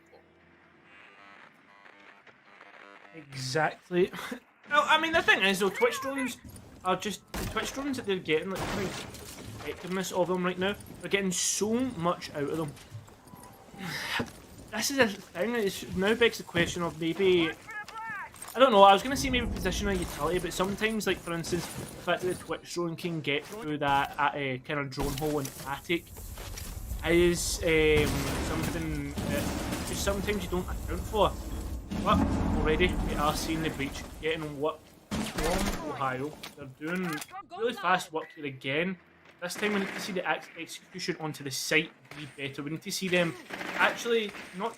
Oh my god, wait, you took out his own ADS. That totally threw me off there when I was in mid-ramble. But yeah, we really need to see them work the execution better, see them work the map control better. Because if we're considering anything from last time, towards that last round, there's a lot of key mistakes, for instance, like this activation. That position now has been really eliminated because both the attic wall and the trophy wall have Located by been attackers. dealt with. The chances of trying to use attic as a position are completely gone, so now it's going to allow ONU to push on forward. Bomb has been Shizo located. has been found out on that first floor, but how long is ONU going to take to really initiate this attack? Jason gets taken down, so that is a C4, the only C4 off the board, and there is a smokes in the hands of Toxicity. We are going to see Shattered Glass take into effect as W is able to deal with Delo's back. They get injured, and there's only 2 members left. 2 smoke canisters still in the position, but they're not going to deal with the plant at all, and instead they're going to try to go for the pickup for Delo. A 3v4, actually a 2v4 right now, as Delo is going to pick up. It's going to change, but 30 seconds left as a detection has been realized, and that is going to be Moshizo, and they are playing a very dangerous and deadly game that they're not going to win, and instead it's the newly picked up Delo who's going to have to try to find something. Try 4 members with only 20 HP in about 10 seconds. The odds of that are probably 0.00 none, as it is ONU who increases their lead to 2 rounds. Yep, finally we see Ohio really taking good advantages here on the attack, making sure to kind of reset their lead. 5-3 is the scoreline as Kids Dorms falls in favour of the attackers. It really is interesting, Kids Dorms, because sometimes I see it and I think to myself, wow, that was a really good defence. It's almost like we're back in a 20-second meta. Then you see attacks like that on Kids Dorms, you think, oh my god, this is completely changed. This is so attacker-sided nowadays.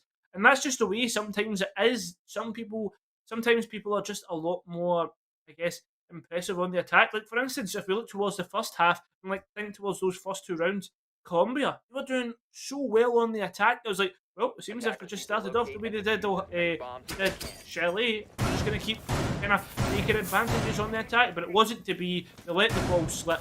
And, well, potentially maybe they could be letting the ball slip on this defence by letting Ohio in. Not seeing much in terms of adjustments here, like Rose. I don't know if you're seeing anything. Yeah, no, not on the defensive side. I talked a little bit at last map about how the adjustment wasn't operator or utility. It was simply just about position. And Oregon, it's a little bit harder because it's not as big of a map as Chalet. And the roaming on second floor hasn't been there for Columbus. Possibly see that is KJ's get something a little more. Moshizo has a bit bigger of an impact.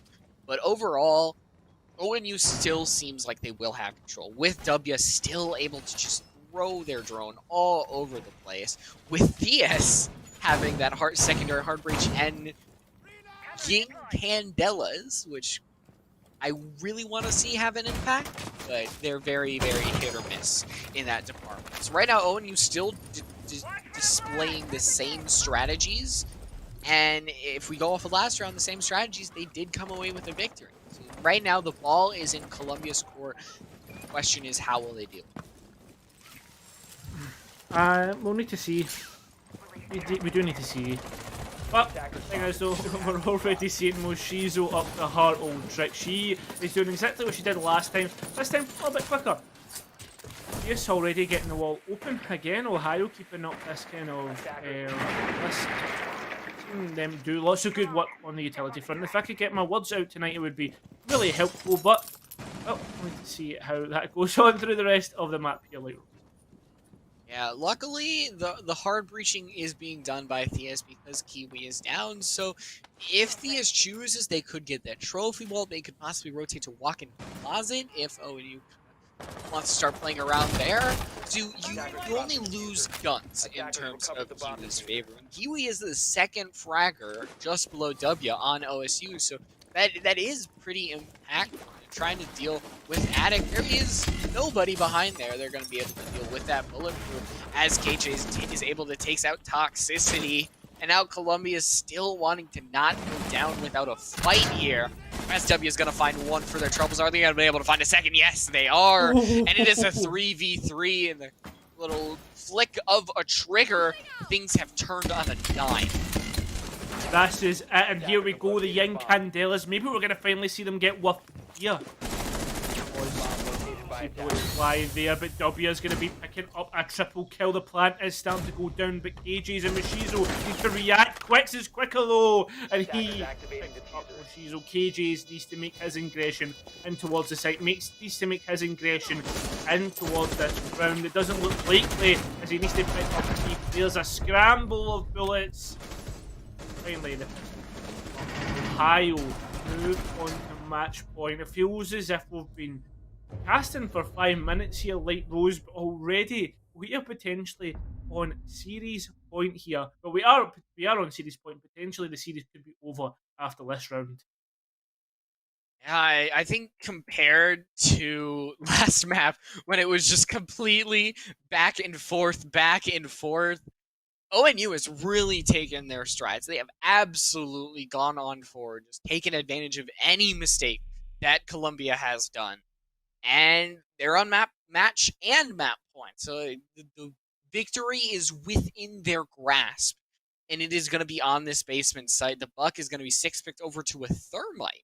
First time that we are seeing this for this entire match. So no ace in the hands of Kiwi. Instead, they are going the old days of when Thermite was the only hard breacher in Rainbow Six and not possibly every single operator that has a secondary hard breach like Ying. So Thermite has become sadly more and more irrelevant over the years. He still has a place in my heart. That 5.56 still hits good. I still think the thing is though that Thermite is such an underrated hard breach because well you think towards Case you can only get kind of vaultables. I guess Habana's the same, but I mean they can open up like a very big hole at great cost. I think Thermite's still a very viable operator. I prefer him to like most hard breachers if I'm going to be honest. But at the end of the day, I digress. I'm just kind of showing my love for the the American operator, the FBI operator. But, we are going to see a bottom fold. And, well, the way this works is you just kind of almost sit in and win your gunfights. That's essentially how the bottom fold site works. Seems as if that is going to be the case for Columbia. They're playing it safe, which I like. The fact that they're not going to give away anything to Ohio on this series point. Potentially, this could be the start of a comeback. Oh yeah, comeback possibly could be in order. Victory is within grasp. It's so tantalizingly close, and then Columbia comes just straight on sweeping back. People say Rainbow Six is an anime. I might have to agree, depending on how this next couple rounds go, because Columbia College, I know, will absolutely not go down without a really, really hard-fought battle. Right now, for about 2 minutes, ONU has yet to, I think, actually step inside the building, which they are now going to do for the first time. And they're going to make their way over to the security and freezer side. Use that secondary hard breach to open up one hatch. Now they've got other ones. As Jason takes a lot of damage to what I can only assume is their own Goyo ship.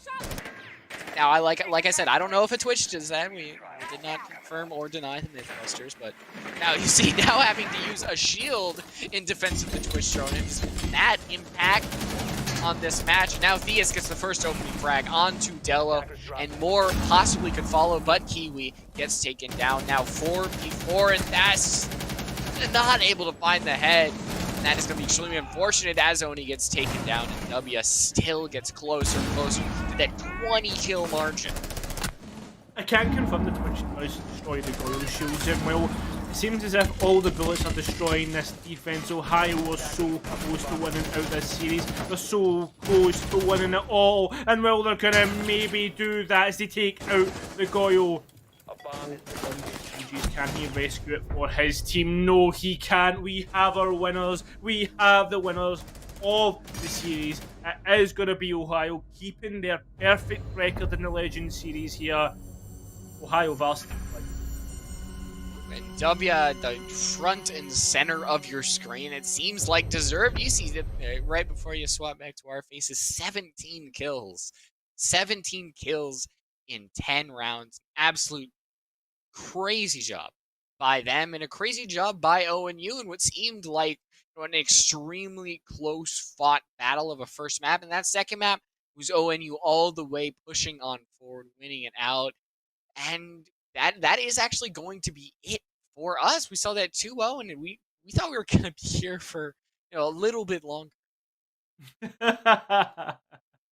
Yeah, I know, that's the thing. A best of three, you think like sometimes it could go back and forth, but then it comes back to the thing that we said earlier. where Ohio, no, not Ohio, oh my god, where Oregon can sometimes not be a great pick because it gives your opponents the advantage. But at the end of the day, it is that's just the way the cookie crumbles. Oregon, everybody can play it, and well, Ohio have shown us exactly how they want to play it. But like you said, Ohio continues their unbeaten record. So yeah, they might have 2 buys, but they actually have only 3 wins, and nobody else does. So they can say that. But I think we can start to sign it off from here. You want to, Kyrie? You want to give us out of here? Yeah, I'll get us out of here. Well, I have been Kyle. This has been the wonderful Light Rose. We have been casting NECC Rainbow Six on the Legend series, but there is one more to go at 9 p.m. We're gonna get set up for that while we say our goodbyes. Don't go far. It's only gonna be an hour. You can check out some NAL, but remember to come back. We'll see you guys soon. Okay.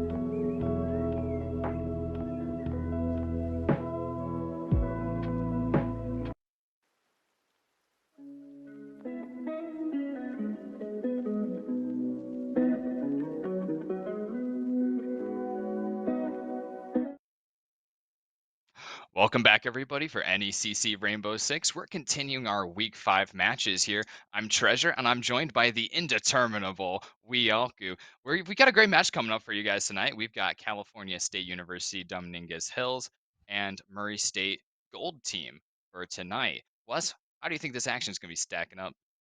Well, if we look at their records, CSU is going to be in for a tough one as they are down in the rankings. Now, not too bad. Still positive. They are at 2-1. They are 4-2 on the map count. But if we go to the standings, we can see that Murray State is at the top, undefeated, hasn't dropped a single map, 6-0 in the map department. So it's going to be pretty hard. They've lost only 13 rounds over those 3 different matches. So 6 maps losing 13 rounds. That's averaging just over 2 rounds given up per map. That's not a lot. So CSU is going to have to find some ground here, take some more, and make that number a little off kilter compared to what we're seeing in the statistics there. But, you know, some of it will be determined by what is the map pool that we are going to be looking at. It's a best of 3, so we're going to see 2 maps at least, possibly that third. So let's see. Do we have a thing for us to pull up for the maps so we can see those? Nope. Okay. Well, that's all right. We'll just jump into the game. I believe it's Clubhouse, Coastline, and if we get their villa, will be that third.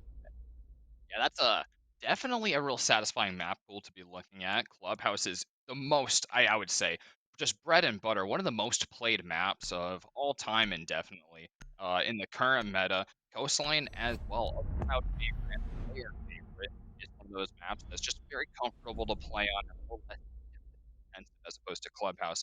And if we get their villa, we'll have a little more bread and butter approach to itself as well. A little more like Clubhouse, a little more objective focused. But this will give us a nice range. Clubhouse gives you a little like Coastline gives you a little bit more freedom to sort of play the way that you want. But as far as mixing it up, we do have these operator bands coming out. The Thatcher is no surprise whatsoever, but a Ying is sort of an interesting one, right, Wealku? Certainly. Maybe target ban. Maybe they watched some of the other teams' matches and saw that they were bringing Ying a lot, and maybe there's a certain player that utilizes it, or they just feel it's the bane of their existence. I don't really know. It's a strange pick nonetheless, but hey, hopefully it works out for them. In the meantime, we're going to continue on with the other bands, which aren't really surprising so far. Mira very powerful on this map, especially that upstairs bedroom and gym hold. It's not going to be as easy without the Mira on the board.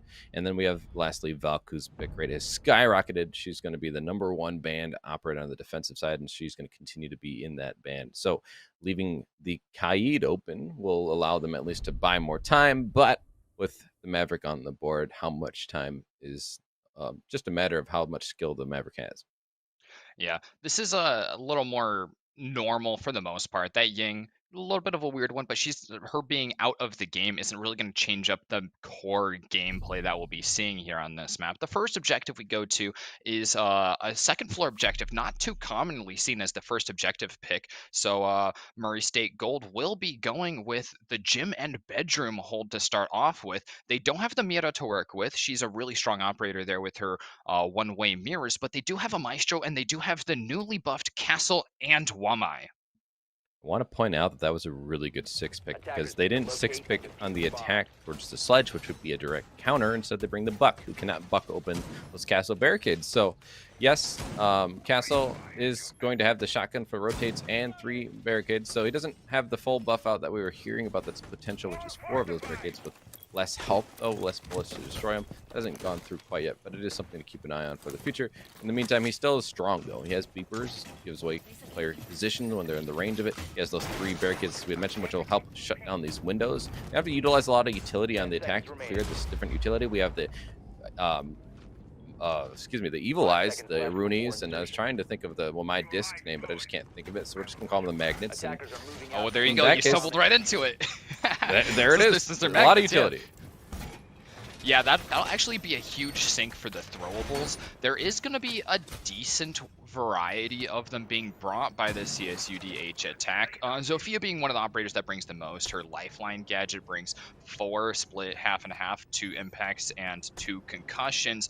Flashbangs are pretty nice from Buck. He'll be able to burn through quite a lot of that utility dump. A lot of smokes, interestingly. 2 operators bringing them right now, and 1 pair of frag grenades from the Maverick. That's pretty valuable, and looks like that's their only C4 that the defense brought has already been burned here. That's a weird decision. Look at him. Oh my god. Kuma took a second there to prep the frag grenade, seeing that Kaid Electro Claw. But, well, expecting to frag grenade it out, but it was right there exactly where he put the hole. So that's going to be very convenient. Oh no!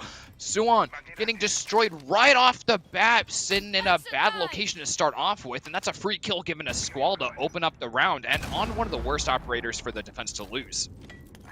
Well, I thought Squall would, use their concussion there instead of just trying to use an impact immediately to clear out that claw, but it doesn't really matter. They also see that camera in the corner, as you can see from the overhead view. We did see an Evil Eye is in the corner by that wall. We're going to see Kuma get another kill, following it up. That's going to be Gurkha off the board. Squall going to get a second on the round. That's now Scuba Steve off the board. So DNA is going to be playing with Noodles to try and keep this round alive. It is a 2v5 now, a 2v4. He does get one. He finds another onto Squall. What a nice flick over. Now they're in a manageable position. A 2v3, just trying to get a little bit more ground, though, as he's by himself and his teammate is below. So it's not the best place to be in. Yeah, Noodles has moved his way up to main stairs. This is a nice power position to be playing. It's going to deny entry from logistics into objective. It's going to lock down Lunar a little bit more here, but DNA Plays has the location very well known, been droned out a couple times. Noodles will be that X factor for the defense at this point, trying to get an ambush play if he can. Vile's getting the defuse down in gym, or at least trying to bait with the noise. Lunar's going to go down to Noodles from that stairs location, and now both defenders have been located. There's going to be Arts getting the kill. Oh my god, Kuma going down to Noodles, and it's down to the 1v1 without that plant having gone down. That puts Arts in a very rough position. He's going to have to put it down at this point. Noodles trying to play from below, not going for a lateral play onto the bomb, and it's going to pay off with a triple kill on the round. Noodles takes this first one back from the brink of defeat and has more than enough time to get this diffuser planted. Yeah, just take care of the drones that we're watching. Watch out for claymores, which is a smart move. Pick your time. You have plenty of it.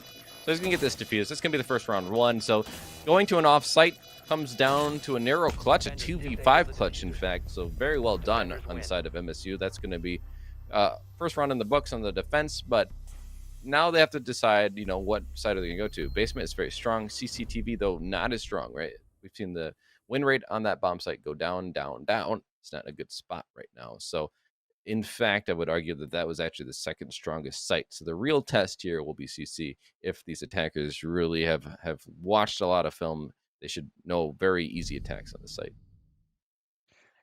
Yeah, this is one of those that's been very tried and true. The defense does get to bring the Kaid. It helps to keep the wall open a little bit longer on the CCTV wall. It'll be up to Kuma really to be the one breaking down that first big objective of opening up CCTV wall. As the Maverick getting played here, his job is to Maverick trick, or at least get the Kaid Electro Claw off the wall. That way the Thermite will be able to open it up, if not just using the Maverick trick. So we'll see how that turns out, since we saw Kuma go for just making a hole and blowing up the Electro Claw before. That'll be the first thing to look at here. Hopefully we don't see that first pick going away for Suwon yet again on the Maestro. That was sort of an unfortunate thing last time, being just in the view of one of those outdoor windows. Reinforcements going down in garage are going to make it a little bit safer to play in attic. That'll be pretty vital for the defense here, especially since they just have the Jaeger to defend a player in attic. Interesting, last time they bring the Wamai, but then this time they're going to bring the Jaeger, and that does tell you that both are available. They're opting to go with the Mozzie Mute combo instead of bringing the Wamai in the place of one of those. I don't think you'd replace the Maestro. I think that's a good pick, but I mean, it could pay off. It could really buy a lot of time and information, because there's through pass, get you 4 different mute jammers. You already have the Cade Claws for the walls, so those mute jammers can just be placed in doorways and such, just to stop that information from coming in. So the Maverick is going to start tricking the walls. So he's going to start up top and then slowly work his way towards the bottom. I'm sure the very dangerous part of this wall is it is pretty easy to try and throw explosives out at him. And he's already going to see one example of such, and didn't pay off, obviously. Trying to throw it through that thin line doesn't usually really work out like that, but now that he knows he's scared them off, he's going to just open up a hole and probably throw a grenade through, if that's why he's making that hole.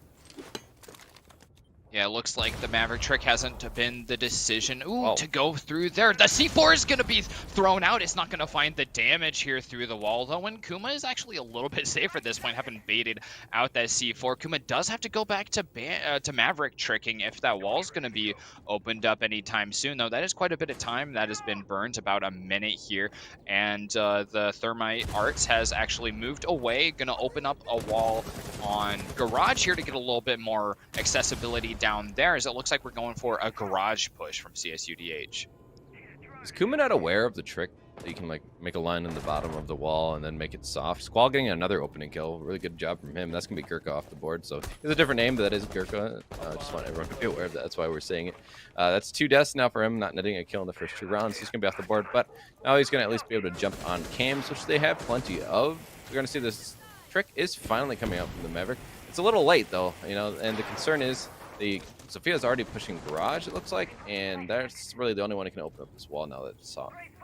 Yeah, that's a little unfortunate to see that Kuma has been a little bit down and out, but good thing Attic has been secured very quickly there, and turns out that Squall will actually be in a great position to get that, having taken out Gurkha so much earlier. Another kill comes out from Arts on the window, and the attack is once again locking down on site. This one's looking even more solid than the last time, especially as Suwon goes down. Noodles once again left as the only player, but there's the Nomad air jab coming out. A C4 could be really big here. It gets a double kill, taking out the plant as well. Oh no, not taking out the plant. So that's going to go down. Having to push up red stairs is just not going to work though, because Lunar is waiting. They've got plenty of intel to work off at that point. It looked like he actually, if he had played the time perfectly, would have actually stopped the plant. It was really close. But the problem was you saw him kind of moving around. He's looking all over. I don't know if he was just paranoid about someone being down there and shooting him when he's throwing that C4. But he did not throw it at the earliest convenience. He kind of took a little bit too much time there. Of course, we saw gets a 2 kill, you know, double kill. But unfortunately, Plant is already down at that point. So you're in a 1v5 situation. He at least made it not a flawless round. So good for that. But at the same time, it's too little too late at that point. Even then, you're in a 1v3 post-plant situation. It's not a great spot to be in, and obviously he lost it like he really should have, right? That's a round that shouldn't be thrown by the attackers at that point. So good job from the attackers, but it kind of went like we had said, right? CCTV is not a great site, but they're gonna attempt it again, which, you know, we have opinions about trying a site in general. I feel like going basement maybe would have been a better play. Yeah, I think there's a whole discourse to be had here, and I think a lot of parts of the scene are still kind of catching up with the knowledge that CCTV just hasn't been going so well. I know you keep up with the stats very avidly, and I just think it started one of those things where not every level of play has really resonated with that bit of information yet, since the meta is just not favoring this map as much as it has for most of the history of the map and of Siege. So it's like one of those big mix-ups that the attackers actually have advantage on, one of the most historically solid defenses that exists. But besides that, it's definitely doable. We've seen plenty of it even the last couple of weeks, the two of us on the matches that we have been seeing, but it has been a little disfavored for the defenders. The same hold coming out once again. What I really want to see is some more presence from the roamers, and I know Squall has been devastating on getting these first picks twice in a row, but the defense definitely just needs a little bit more of a showing in the first minute to just put that pressure on CSUDH.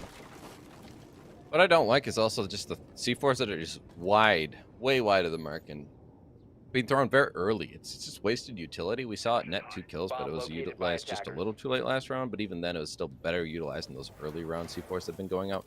We're going to see them kind of be scared from this window play, so they're not going to be contesting the Maverick. I mean, it makes sense. You kind of expect that wall to be opened up, but last time we saw they didn't really have a game plan then, and this one's opened up way earlier, right? Last time the Maverick did kind of dance around it for whatever reason. He didn't get it open until about 1:15. This time it's open before it even hit that 2-minute mark. This is a lot more time to play with, and they have the buck as well, so he's going to be able to open this up now that it's soft, and they have plenty of time, and they already have like a lot of control and lines of sight, so I'm really concerned for the defense, and I'm looking around, and I don't know if I see anyone playing in the garage on the defense.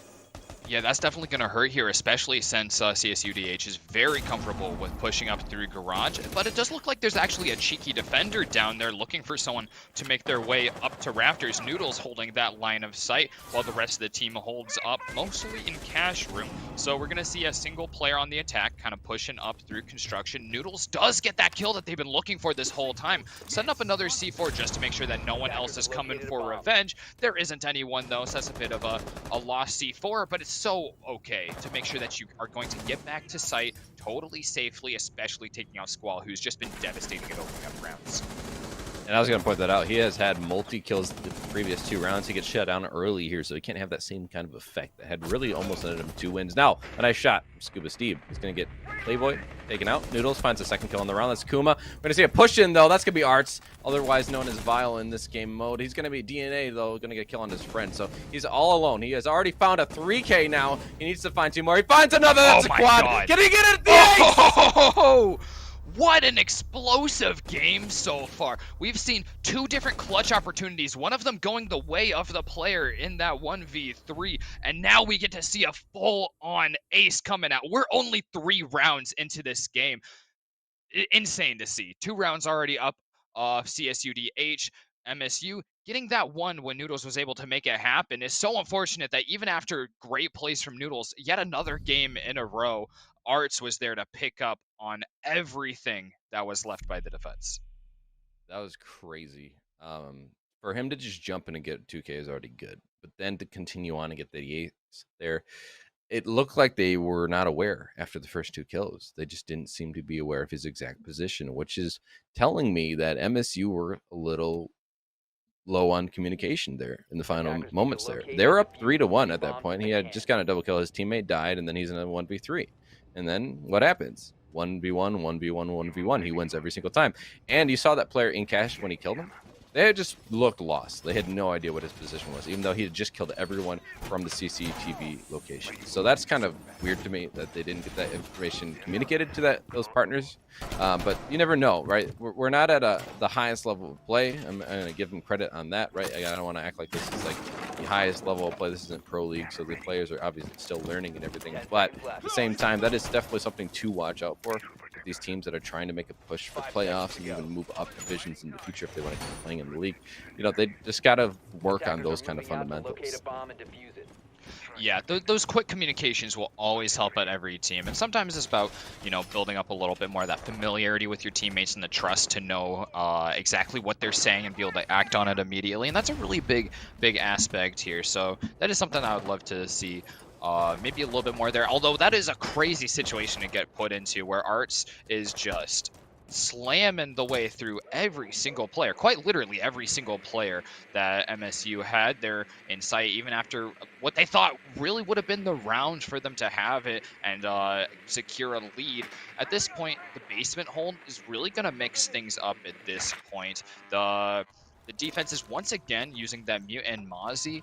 Not the castle, so it's not that archetypal SSG hold, but there is going to be a lot of intel denial and not a crazy amount of intel brought by the attackers. So CSUDH is going to have to really use their drones well to make sure that they're clearing as much of the area out before they go in there as possible. Otherwise, they'll continue to lose opening kills, especially to Noodles, who has just been devastating on the road. Yes, he's been doing very well. Now, unfortunately, didn't net the win last round. I mean, did well. Got the kill on the guy that we thought was the biggest threat, Squall, but then all of a sudden Arts comes really out of nowhere. He only had 2 kills up to that point, and then now, bam, up to 7 with that ace. C4 is going to be thrown, and unfortunately, you know, just wasn't in a good position to find anything, and that's Squall is also being scared off by that for a moment. Noodles kind of isolated up here. Might not have any teammates around, and so if they can isolate him, that's pretty much a freebie kill for these attackers, but they need to do it fast. They're already past the halfway mark in this round. They haven't found kills, and it looks like they haven't even got the control that they want. They need to get these hatches open. They need to get some soft destruction, and they need to decide what kind of execute are they going to go for. The fact that Noodles still hasn't been rooted out and is even using one of the Mozzie drones to secure some intel. We just saw one of them roll right past Squall without Squall really realizing. Means that Noodles could be really devastating really soon. And there's a C4 being prepped here underneath Moto Hatch. As soon as Maverick opens this up, Kuma might be dead here with the C4 going out. It doesn't quite land, though. He ran just in time to get away. This is going to leave a player in a risky position down there in charge, but they have moved out. The hatch has been opened up for the attackers. They probably will be wanting to get Kitchen as well to secure more pressure on Armory, but the first player killed is Noodles. He doesn't get to have that effect that we were hoping to see from him. Yeah, not having the effect that you'd want to see. Playboy gonna get killed, but he's refragged by Scuba Steve, so it's keeping it in line for these defenders. They're able to just hold off a little bit longer. 15 seconds of Squall is gonna find Scuba Steve. Now it's a 4v2. He finds another triple on the round. DNA's off the board, and another for Lunar. That's gonna spell disaster, and CSU find another round. Another triple kill coming out from Squall. Squall being able to open up just in a devastating fashion. I was talking about the importance of the droning and the intel coming out for the attack right there, and it was absolutely all there. It allowed for such a swift and decisive entry and execute from the attackers. It's beautiful to see, and I think CSUDH very deserving of this 3-1 lead that they're hanging on to at this point. They're going to be having to attack Gym and Bedroom again. This was the first site that Murray State's defense went with, so this is definitely their stronger one, the one that they won right off the bat with, but it did have to rely on a hero play from Noodles, who is once again picking that castle as a 6th pick. Well, that again happened and last time, and it really did net them a lot. Obviously, the utility, they were able to clear some of it with the Zofia, but obviously that's still utility being wasted on these things. And you see that Zofia is bringing breaching charges, so it's obviously going to allow them a little more flexibility with utility burnage. But last time this worked out, it was a surprise pick, right? It's the first round. You don't expect him to go to this bomb site, and then the 6th pick to the castle. You can't necessarily rely on it happening the same way a second time, and it really did come on the back of a clutch anyway. It was a 2v5 at one point, and yet that was, I believe, on the back of who were the two last, actually? I'm trying to even remember. Cyan died early. I think it was Noodles, and I don't remember the other player. And I just know Noodles is the one who got a triple kill and saved around. But either way, DNA plays opens it up with 2 kills lying down behind the it. bed in the master bedroom. There we go. So hero plays, though, and you just can't rely on that. Yeah, I think the defense, Murray State University's defense, is shaping up a little bit more here. They're feeling a little bit more comfortable. It was a devastating execute in the last round, but I don't think it'll be so reliant on these two players as they're starting to find their groove a little bit more, playing off each other as well. We were a little bit worried about not being able to play off of each other at the end of, I think that was round 2, but they're going to be faced pretty quickly with this attack from CSUDH because they're putting heavy pressure out here on the west side by Logistics. Already droning down, opening up the hatch, and they have a good read on the construction hold at this point, which means this will probably be a heavy attack coming in through construction really soon. Yeah, just biding their time. We see Kuma taking some damage, probably trying to open the wall and got electrocuted a little bit, which happens, you know, it's not a big deal.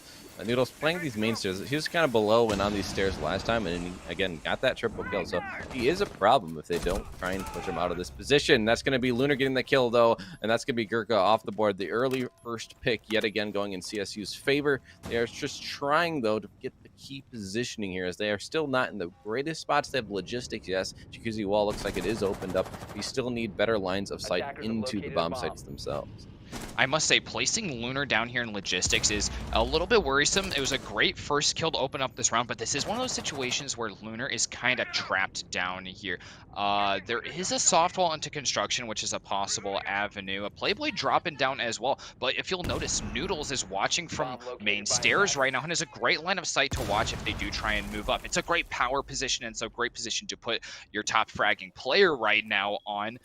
But at this point, construction has been all but lost to the attack, which means that as soon as they can get another pick, they're going to be able to put pressure directly onto Cyan. No, DNA plays not being able to play out of bathroom here anymore. Oh no, Squall also takes the head off of Suwon. That's the 2 players in bathroom, totally down for the count. Noodles has rotated down below to try and pick up a kill in Gem, but it's just not going to come out, and Squall finishes up that one, taking out Scuba Steve as well, and Noodles has to do it all on their own. It's a 1v4 as Arts is putting down that diffuser, and 3 more are able to establish lines of sight. Noodles left fully alone. There's plenty of drones down here, but 1 less after this point, and the lines of sight are just fully established for CSUDH. You'd expect him to have to get the ace. He got 1 kill. He's going to try and find more, but Playboy shuts him down, puts him out of his misery, and CSU are just red hot right now. I think that's 4 rounds in a row. That's a Yep, lot that of would mark rounds it. to just drop, and unfortunately, no safe haven being found for MSU. Here's the last round on regulation defense for Murray State University at this point. They're going to be pulling out an interesting pick if they stick this one. This is the bar first floor hold, something that hasn't even, it's been a meme for the longest time, but they slightly reworked Clubhouse, including a couple new avenues for walking around throughout the outdoor of the map, and they also moved one of the bomb chassis out of storage and into the bar room on the top of the stage here. So it means that it's going to be a little more centralized and a little bit easier to play out of, but still a very counter meta pick here. I think a nice move, way to change things up, especially since they're down these 4 rounds in a row. They need to make some sort of change, and it's going to be a really utility intensive one here.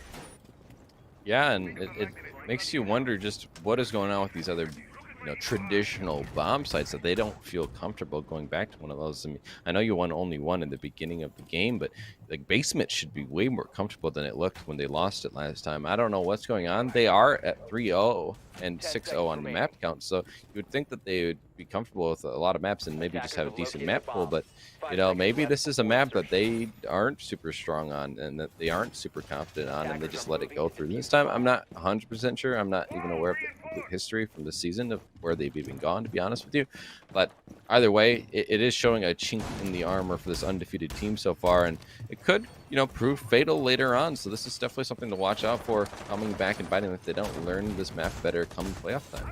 Yeah, and as you were saying, this is important to keep in mind. Clubhouse is CSUDH's map pick. This is the one that they went for immediately. This is where they want to be. So MSU Gold maybe is a little bit less comfortable with this one. It's not an insta-ban for them, but it's not their top pick. They are going really heavy with these castle strats. I'm a little bit surprised to see that CSUDH hasn't tried to check that with a sledge, the perfect ban, or the perfect counter to castle. He's able to open those up basically for free. They do have quite a bit of soft destruction though, so it's not the worst thing ever.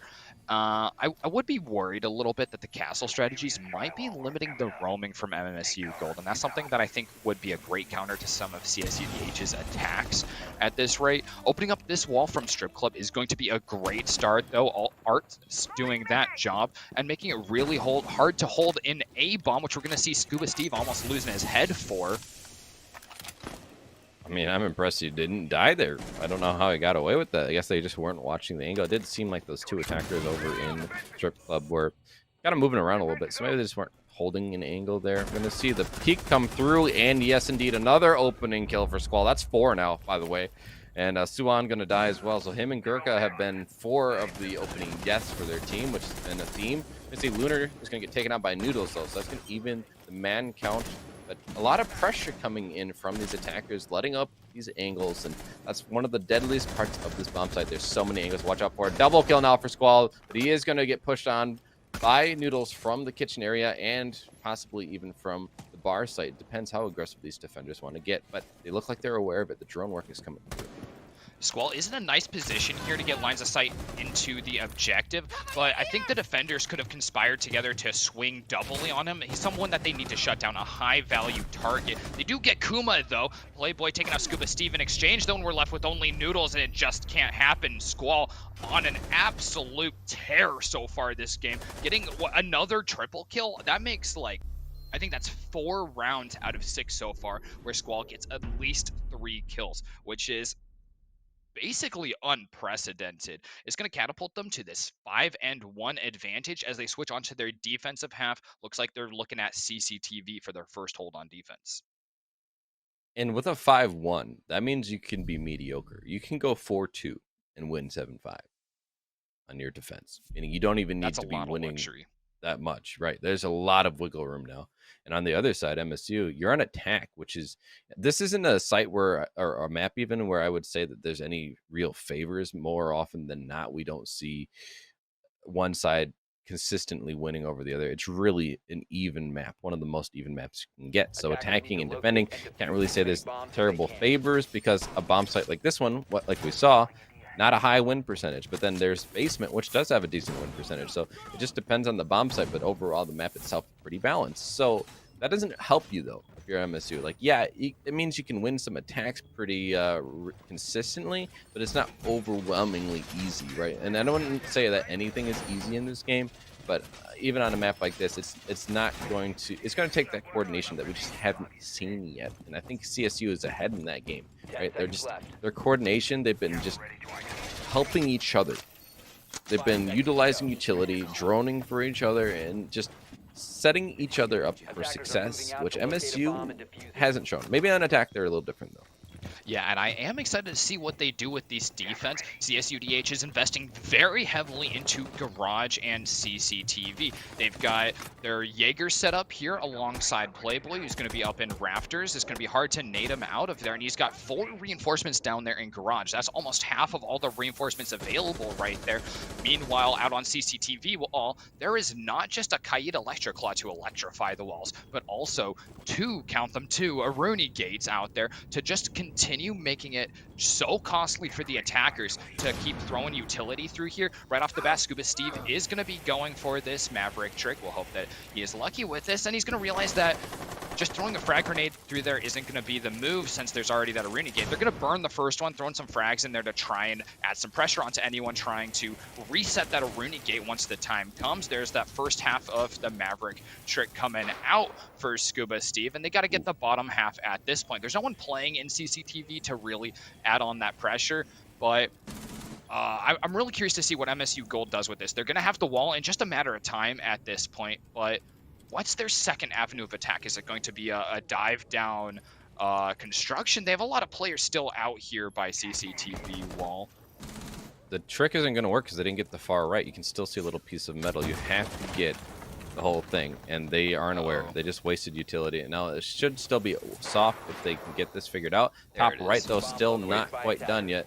There it is. All right, but now they see that there is an Aruni gate on that wall as well. So while it took a little bit of finessing, they did find it finally, but unfortunately, it's not the greatest hole for them. Now, that is going to be Gurkha getting his first kill, and that's going to be on to Playboy, so that at least will help them out a lot. But that electricity still being there is not going to allow them to open up another hole that should destroy that thermite breach that he's trying to put on it. So they're going to have to find other avenues here. Now, they are up a man from that kill, but the time is running low for them. That's where the real concerns are coming through, and well, Noodles is going to have to do something about it. So he's just going to run into secret. Scuba Steve finding a kill onto Squall as well. So they are looking good in the man count department, but is it enough? Going to shoot that pre-placed nitro and set themselves up for an execute. This is really looking up for MSU Gold here. They don't want to let this match go all the way to match point. And there's only 2 operators still left in cash, it looks like. One playing up on red stairs. Playing close with the shotgun is going to pay off here. Completely deleting Gurkha. Finally making it onto the board, but not enough to deal with the Mossberg at such close quarters. Suwon's going to get a kill over here on construction side. Absolutely deleting through the man count on CSUDH, and Scuba Steve finishes out after that Suwon double kill. Here we go. This might be what it takes. This just might be an attacker-sided map that we see play out here, because Murray State Gold looking really dominant that round. Yes, they looked really good. A lot better on attack. I'll give them that. CSU does have the option to go to other bomb sites, though. And again, this is not a bomb site that's favorable for the defenders. And they're going to try it again. This is just something I think, as you mentioned, maybe these teams just aren't aware. You know, they don't follow along as much as we would, you know, because we're avid fans of the game and pro league and everything, and these are college students who are, you know, they're busy. I get it. They don't have a chance to look into all these things, but unfortunately they are kind of falling prey to a consistent theme on this bomb site, which is losing on defense. So we'll see. Maybe they can shore it up. It looks like they are kind of switching things up a bit on the defense. Those are both interesting 6 picks. I don't know when the last time I actually saw a Doc played on the defenses. Squall, I think, has earned really any operator he wants to play, though, at this point, sitting here with 13 and 4 as an overall kill-to-death record. Still having some stims in order to just keep healing up and keep on getting into more and more fights. Might just be the play that CSUDH needs, and just use Squall while he's on absolute fire to just keep chunking through attackers here. On the other side, the other interesting one was showing a blitz and switching to a thermite. You know you're going to need some hard breach on the team in some place, so switching Suwon onto that thermite is definitely a good play, but the blitz really threatens, especially alongside that Finka, that they might be going for a rush strategy. So that's, you know, one of those checks. Like, you're going to make CSUDH a little bit scared that you're rushing with that. Sort of, but I would also argue that Finka has now changed roles a little bit. Now that her health is permanent, it is going to be a little bit different for how she's utilized. And we watched in Pro League, like I was watching earlier today, you know, the Rainbow Six Pro League for NAL was on. So Polo, of course, was playing Finka on Chalet, and he wasn't really doing any rush strategy. He was just holding down the fort. I mean, she does have decent weapons in hand, brings grenades, and then, of course, the health boost. So her utility, and now the change with permanent health, I just think that she's going to be more commonly seen in the lineup, and it's harder to elude what that exactly will mean for exactly how this execute is going to go down. But the wall is going to be opened up pretty swiftly here before we even hit the 2-minute mark. Kind of what we've come to expect from attackers on this map. Wall, though, being very aggressive, playing near secret, but he's going to be found out by the drone work. So they did see him there, and he might at least get 2 drones for his trouble. Playboy going to get that opening kill on the Suan, though, so that is going to allow CSU to have a little more ability. Yeah, fascinatingly, I don't think that Electroclaw was covering the right side of the wall, so that allowed MSU Gold to just open it up very quickly there. And they're already starting to establish control into storage and try and clear out any roamers that could possibly be out there for the defense. And they don't seem too interested in dealing with Playboy out there on rafters. They didn't really play into him last game either, so they're just going to pick up those kills as they get to him. On the defense, Squall playing out pretty heavily, taking out some drones. That's some important counter intel to be doing, and knowing that there's a player in storage is going to be important. But Noodles swings alongside his teammate, and that's an easy kill picked up right there. Playboy, though, is still using this angle from Attic to pick up kills. There's a second one for him, and he continues to ping down on that attacker main count. Yeah, he's going to be contesting Noodles. And he has to hold a lot of angles here from Garage, and that's kind of hard to do. Noodles will shut him down, but Lunar, in the meantime, did get a kill onto DNA. Art, jumps down and gets the kill with the shotgun onto Scuba Steve. Now it is all up to Noodles, who's had a heck of a game, but can find another one, actually. It's a triple kill on the round, so still has a lot of hope, but at 1v2, the diffuser is down in the breach, so if these defenders know that, they can play the time, try and wear it down a little bit more. We're hitting at 45 seconds, so there's still a little bit of time for him, but they also know his position, and it's a dangerous one. He doesn't have an easy avenue into the bomb site. He's going to have to use one of these breach charges, jump through the window. Not sure exactly what avenue he's going to opt for, but either way, it's going to be contested from both angles. He's going to take the 1v1 and lose. Unfortunately, Art shuts him down, and CSU now put themselves on first map point.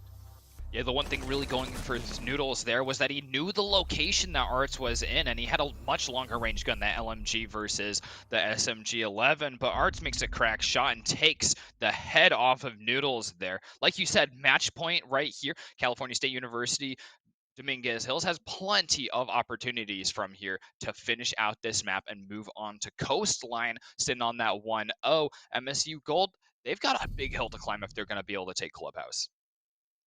First round looked pretty good. Second round looked okay, but then again, losing the opening duel does hurt you a lot. It wasn't an all loss, but from there, didn't really get the control that they had wanted. That jump down from Art as well with the shotgun obviously shut down the hopes, because you're in a 2v3. It's kind of winnable, but it was kind of questionable too to have Noodles go through Rush by himself and the other person pushing up red. At that point, you probably want the buddy system where you can get the refrags more easily. You can work in tandem. Instead, they went for the split push, which sometimes works, but in that case, clearly just didn't work out. Left Noodles all alone, and he wasn't able to finish it off. So now that bomb site is 1-1 for CSU, and of course, since they won it, they're gonna have to push off and go somewhere else. They're gonna opt for the basement. We've talked about this bomb site a little bit. MSU didn't really utilize this bomb site. I think they went here one time, and it was a loss. And it came down to a loss in the last few seconds, actually. They really did have a chance, but unfortunately just were not able to win the gunfights in the last 15 seconds. And I feel like it's a shame. They could have probably done a little bit better the second time around. They looked like they had a sure round if they had just held out a little bit longer. But instead, now with CSU, you can see what they can do down here. Yeah, I like bringing the Pulse in basement. This allows you to very accurately place that C4, and there are 3 C4s brought for the defense on this round, especially in Armory. It allows you to get a good view on anyone who's trying to hard breach through Kitchen Hatch.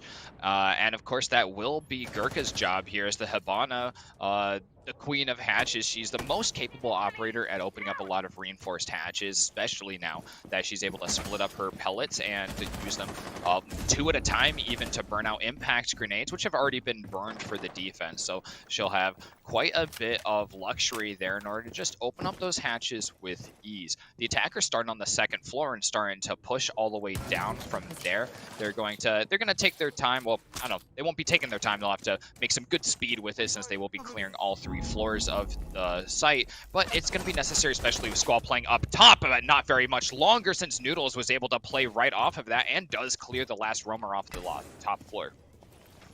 Oh, that's the devastating man himself off the board early, so that's going to help your team a lot. And it's really early on, too, like around 2 minutes. So you're over the halfway point. You have over half the round remaining, meaning, well, now we can take our time. Let's just try and make sure that there are no more roamers, but get these things opened up. So you're hearing the Hibana trying to activate her gadget. I'm not sure where she had shot things before, but now she actually has to shoot it onto the hatch of Vodo. We're going to open that up, see what they can get for lines of sight. Now, they didn't bring a sledge, meaning these breaching charges are going to be the only way they can do soft destruction to kind of look below, and I think that's unfortunate. You could really net yourself some good lines of sight and even have an option to change the execute. If you didn't want to push through Moto, you decide to drop through kitchen hatch instead.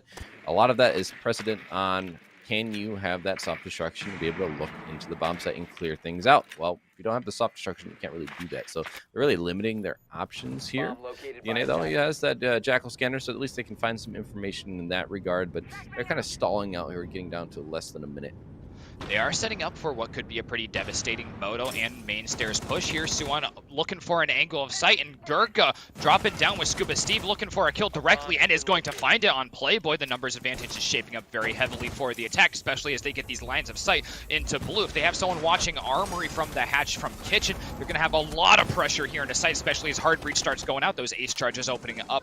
Moto into Church here, and another kill comes out for Gurka. One firing right back from Arts on the defense. Is a 2v3 at this point. Arts getting another one. Once again, getting a kill with that SMG-11. Suwon gets Arts to strike right back, and it's Kuma against the world. It's a 1v2 as DNA Plays puts down the plant. It's Noodles versus Kuma, and Noodles has been on fire today.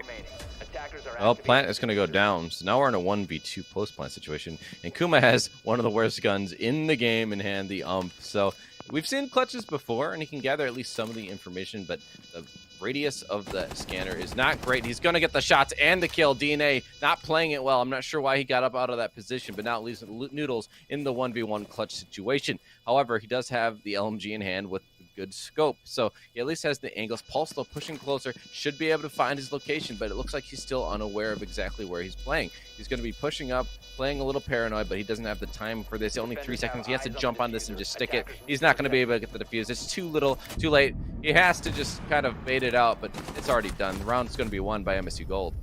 There we go. Great plays there on that clutch, that 1v1 situation from Noodles, pulling up, getting totally out of the scenario, knowing, especially with those impact charges, that they could totally knock the defender off of the defuse as well. But you don't want your head to be anywhere in sight. If there's a slight chance of one of those 45 caliber bullets coming from that UMP and landing in your head, you don't want to take it in that 1v1 because time is on your side once you've got the defuse down.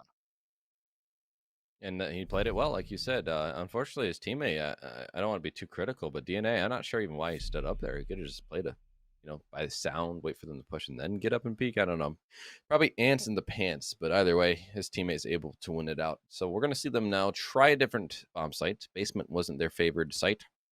They lost CC the first time and went back there. They're not going to give basement this same kind of opportunity. They're going to go now into gym and bedroom. Now, they did lose that last round, but they still have 3 more that they still have in their favor, the buffer, before they'd even hit overtime. So even if they lose the next 3, they don't necessarily lose the match, but they do lose that advantage that they had picked up. Now, they also only need 1 more round to win this map and move on to map 2. This is their map choice. I'm sure they'd be feeling pretty good if they can just take it here and not let it slide too much further. Yeah, CSU2H playing gym and bedroom for the first time. We did see it twice played by the defense on the other side. Murray State Gold actually preferring this as their first pick, and it's where they won right off the bat before they sort of got into that streak of losing rounds away. So we'll see how CSU2H is going to be playing this. They already have a quite different operator lineup. They also really favor that Mute and Mozzie combo, along with 2 grenade denial operators, but the castle is nowhere to be seen. Well, they're doing the extension, as you mentioned. they're going to be playing the CC or the cache area without the castle. So that's interesting. Most of the time, castle is almost always brought on this bomb site, especially when you don't have Mira. And she's going to be usually the one who helps hold down that jacuzzi push. She's not there anymore. So you need to buy some time and allow yourself some freedom of angles, especially if you can six-pick it like we had seen so masterfully done by MSU on their first round of defense. But after that, the game is kind of up from there. And you only can really do that when they don't know what bomb site you're going to go, which technically they didn't really know because they could have gone back to the basement. So they could have tried to six-pick the castle. In this case, they're not going to opt for it, and I'm not sure how much it's going to hurt them. Yeah, I must say from Murray State Gold on that defense up on the gym CCTV, I know that that's definitely their preferred one. I would love to see a little bit of this extension out into cash room. It's a really effective thing for the second floor hold, and it's, I think, going to net a lot of mileage for CSUDH. It's going to slow down an attack from the east side of the map quite a lot. Once again, we're seeing an attack that is very early on dropping into logistics. I very rarely see such early drops into logistics, and this gives us a nasty gunfight here. Lunar taking a couple hits, but Noodles is on the other side of this gunfight, which is going to be pretty scary to see.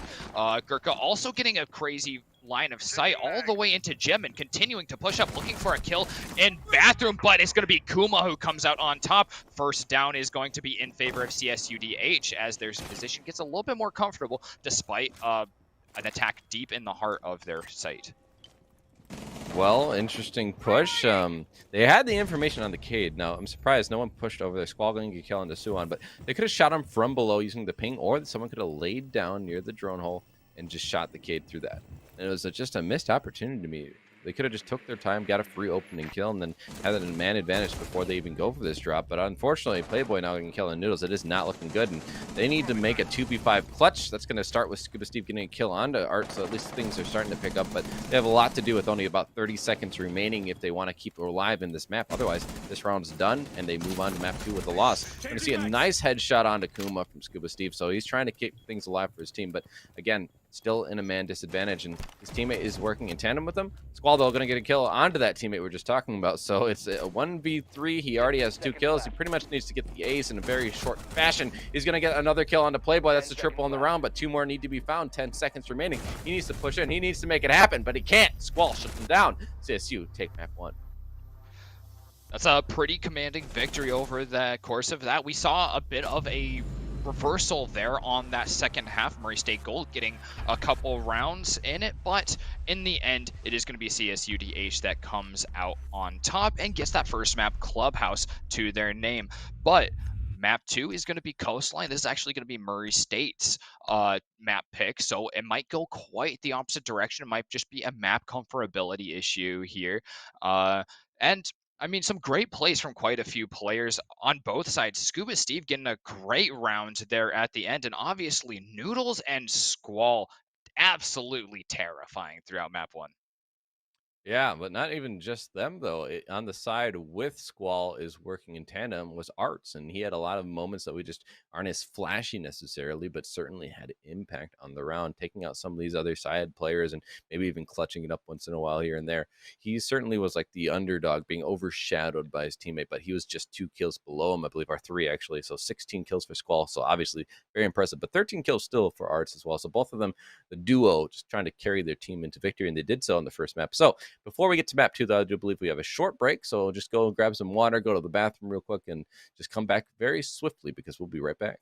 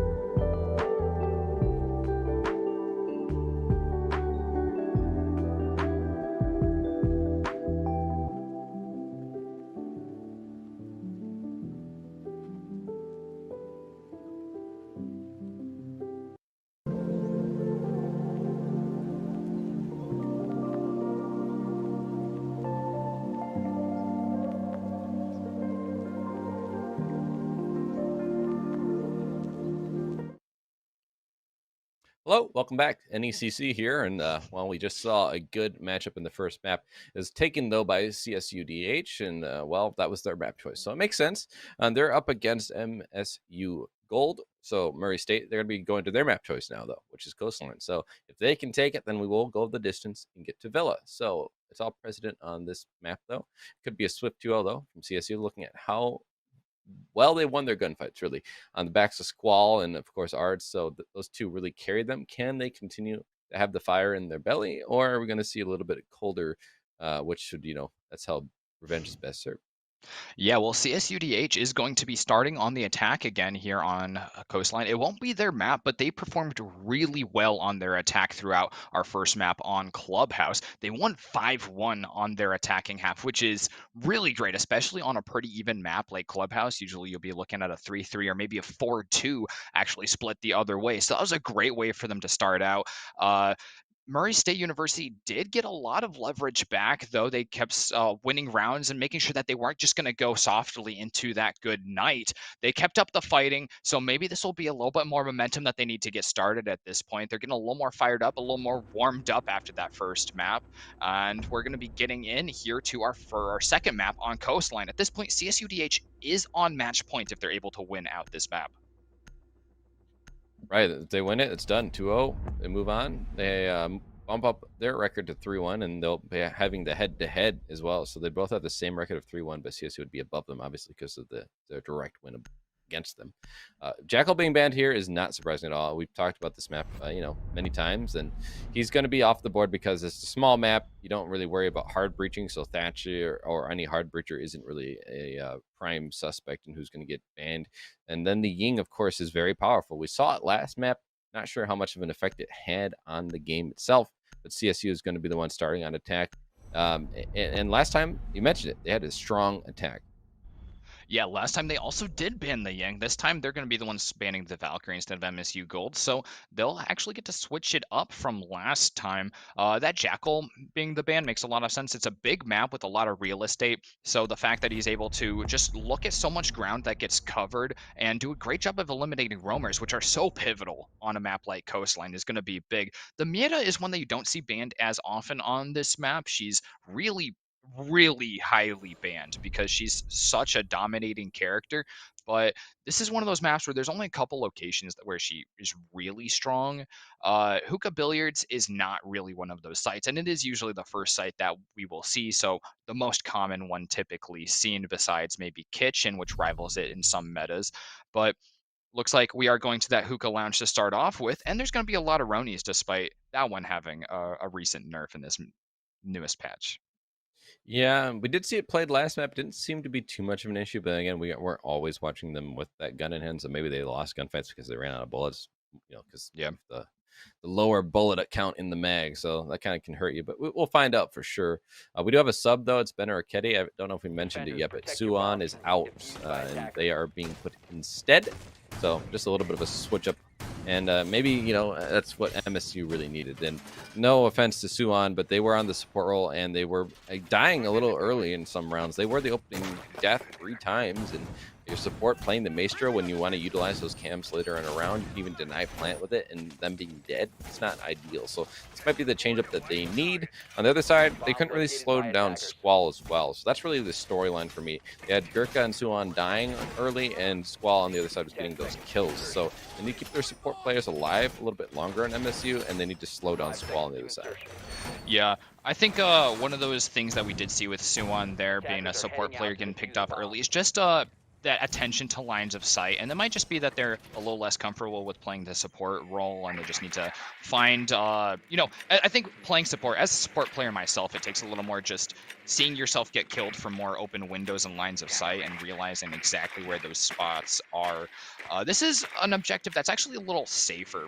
Despite being a pretty open map in general, there's a lot of good places to hole up for your SAS operators. For example, you look at the Smoke and the Mute, both of which are going to be equipped with SMG-11 for some close quarters fights, but also a Mossberg to really dominate in those very close angles. The attackers roaming up really quickly right off the bat. Squall itching to get into a fight and already pushing all the way down the first floor hallway, holding a line of sight and waiting for teammates to get a little more intel right up ahead of him. I'm concerned that he was going to get pushed from the side, but it doesn't matter. It looks like he's going to get pushed, there it actually. is. So Noodles will get that kill on the Squall. So things opening up in the opposite way than usual, but it's really quickly refrag. Kuma getting the shot and down and kill on the Noodles.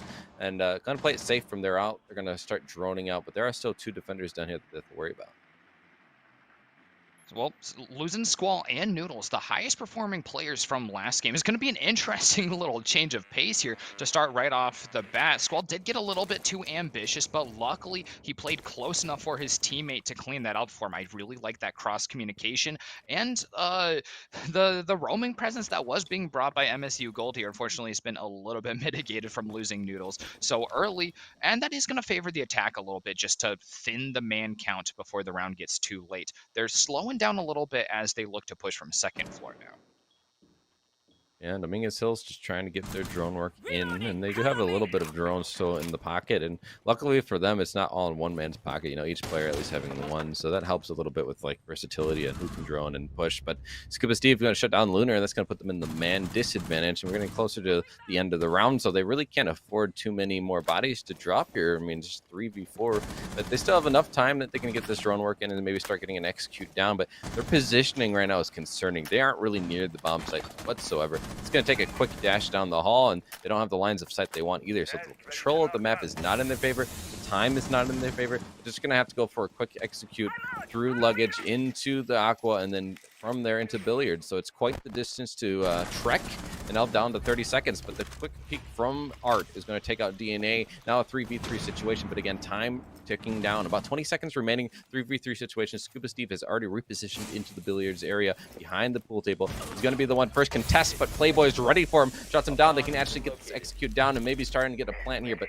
you have to have someone watching that rotate. The smoke babes are going to come out and deny the plant, but they don't have the eyes in place to stop it. Unfortunately, they're going to just miss out on it. Kuma getting a kill on to Gurkha, and now it's all up to Benaraketi, excuse me, who is the new man, and well, they're in a 1v3 post-plant situation, so quite a lot to ask for someone who just subbed in. They didn't have a chance necessarily to warm up in the last game, so it's a lot to ask for them. They're going to be trying to trek in towards the Billiards room, but there's not a lot of lines of sight for them to utilize. They're going to have to go for the rotate, and it's just a sitting duck situation. He's going to miss the man to his left, but Art is the one who inevitably will shut them down. Yeah, that was a great post-plant scenario right there for the attackers. They set up holding those lines of sight. They didn't necessarily know where the last defender was going to be coming from, but they were ready for just about any angle from that side of the map. They had a little bit of a hard time securing a lot of real estate on the map, but once they got that plant down, it was just not going to happen. A post-plant was virtually assured to be shut down there with that triple line of sight onto the bomb. Going back to Hookah Lounge at this point, MSU Gold is going to try and shake something up a little bit. They're not going with the exact same lineup, I don't think. At least Ben Ricchetti is going to be switching off of that mute for the Jaeger, trying to deal with a little bit more projectiles. Not that there was a ton of it really coming out from CSUDH. And do they not even have any frag grenades actually being brought? Yeah, that's odd. That is odd. But hey, you know, maybe you don't need it. They didn't really need it last time. Just used a lot of flashes and a good peeks coming out. Playboy getting the peek on the man in the Billiards room. We saw Vile also peek someone in Aqua and just winning those gunfights. So as long as they can continue that, that is what this map is all about. Coastline, all about the frags, all about the quick peeks. There's tight angles to be watched. So it's really going to be tricky if MSU can't keep up, right? MSU Gold, Murray State Gold, they just need to be able to keep up with the fragging power that CSUDH is bringing, and they just haven't been able to do so.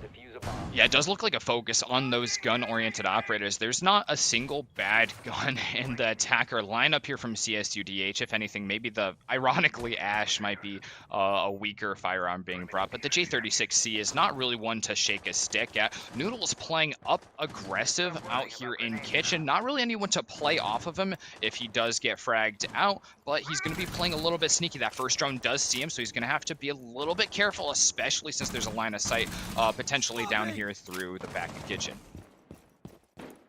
Noodles on that roam. We saw him get that opening kill on the Squall, but inevitably made zero difference in the end result. No, it didn't make it closer, I would think. Made it more uncomfortable for Dominguez Hills, but they still managed to come out on top because they have players at every level who can make clutch happen. They can win those ones. So I need to see a little bit more, as I said earlier, from Murray State, but he can really climb on the back of Noodles if he's able to just get these opening kills round after round and just stay alive afterwards. Last time was a quick refrag onto him, so if he can just keep his life, he obviously has huge impact on these rounds like we saw last map. Yeah, and he's doing a better job of holding on to his life, watching the front door and making the attackers really worry about him. They are once again pushing in through that north side of the map, or the east and north side of the map, pushing up all the way into VIP. There's not too much presence at this point, so Noodles might have the ability to come up main stairs for a flank, but that's going to be the only real pressure that MSU Gold is bringing off-site. Well, halfway through the round, no bodies found on either side, but drone work's certainly going through. They're going to be trying to figure out if they can get a similar execute, it seems like, as they are pressuring on the side of Aqua, but bodies are really all around the map. Noodles is below, and he's going to shoot one of those switch drones. They're going to take away some of the utility and information that they were trying to glean with those drones. Playboy just trying to shoot at a cheeky angle through the rotate. There is a body near it, but actually it's going to be in the billiards room, so not actually able to quite find the right angle onto that body. A minute remaining. It's just starting to get some soft destruction, some lines of sight in, and Scuba Steve just doing a dance of death a little bit as he's getting pushed from behind. He will be inevitably killed. Lunar getting that shot to open the round. A lot of CSUDH's drones have been shot out at this point. Noodle's doing a great job of that counter intel, but one of them was used really well there to bait out that kill on Scuba Steve, especially since they have these deadly lines of sight down the second floor hallway. Both Lunar and Playboy both watching down this angle, so it's made a whole hallway of death. The smoke babes are going to do a lot to stall that attack, though, so it's going to be reliant on yet another luggage side hold. Despite that, Squall's going to take out another player. Gurka off the board, and it's down to DNA Plays and Noodles, two of the top performing players on MSU Gold, but they are in a 2v5. This is high pressure, and the plant is going down. Arts is in billiards, getting that default plant off, and he's got plenty of teammates with him. He's going to go down, though, and the plant is no longer there. It's going to be down to Kuma to start the defuse, especially as the timer hits 0. It's a 4v1 with one player down, but not out. Lunar does clean it up with a flawless round, technically speaking, because we didn't actually lose our planter. All right, just down, but not out. And that's going to give them that flawless round. It was close to not being it, but at the end, as you mentioned, truly a flawless round, which did come on the back of a lot of those kills and angles just being pushed. I believe the lines of sight opened up from VIP are really what did him in, and Scuba Steve, not able to stay alive. And as I mentioned, just the information being gleaned by these drones is not being shut down, and also just not being able to cover those angles for your teammates on the defensive side of things. This is where that roam game, it just hasn't been strong enough. They've been losing bodies, and they haven't been able to punish these attackers. Early on, we saw the first round, they got that opening kill on the Squall. I'm just wondering, where has that aggression gone? It really costed them last round. Yeah, absolutely. I'd like to see a little bit more roam support for Noodles. We're seeing him take that sort of I don't want to say selfish, but a little bit selfish operator pick on that dock. I mean, clearly the MO there is to keep Noodles fighting as long as possible, just taking more and more gunfights on the roam. But I'd really like to see him roaming in a position where there's someone else to play off of him more. I think it would really benefit MSU's defense here, because they're just getting picked off one at a time until there's just one player really facing up against the entire CSUDH attack. And, well, I mean, we've seen how that's gone twice already. 10 seconds remaining. Now, we haven't talked necessarily about it, but this is one of those maps where we can say that the attacking side does have a favor. Now, when I say that, it's more to say that this isn't a defender side map. It means that, like, maybe it's a 50%, and maybe it's even a little higher for the attackers on this map. I don't know the exact statistics on Coastline these days, but I at least know that it's not defender sided, and I think it might be like 53% attacker sided. And I think Hookah is one of the bomb sites that is about at a 50% rate. So now they're 0-2 on it. It's not great, but it's not completely surprising either. This is a bomb site I think people are a lot more comfortable with, especially now that service, you have to push in through that window that was just created. Past that point, you can't just plant in service door anymore. So if you want to take the site, it's not nearly as easy as it used to be.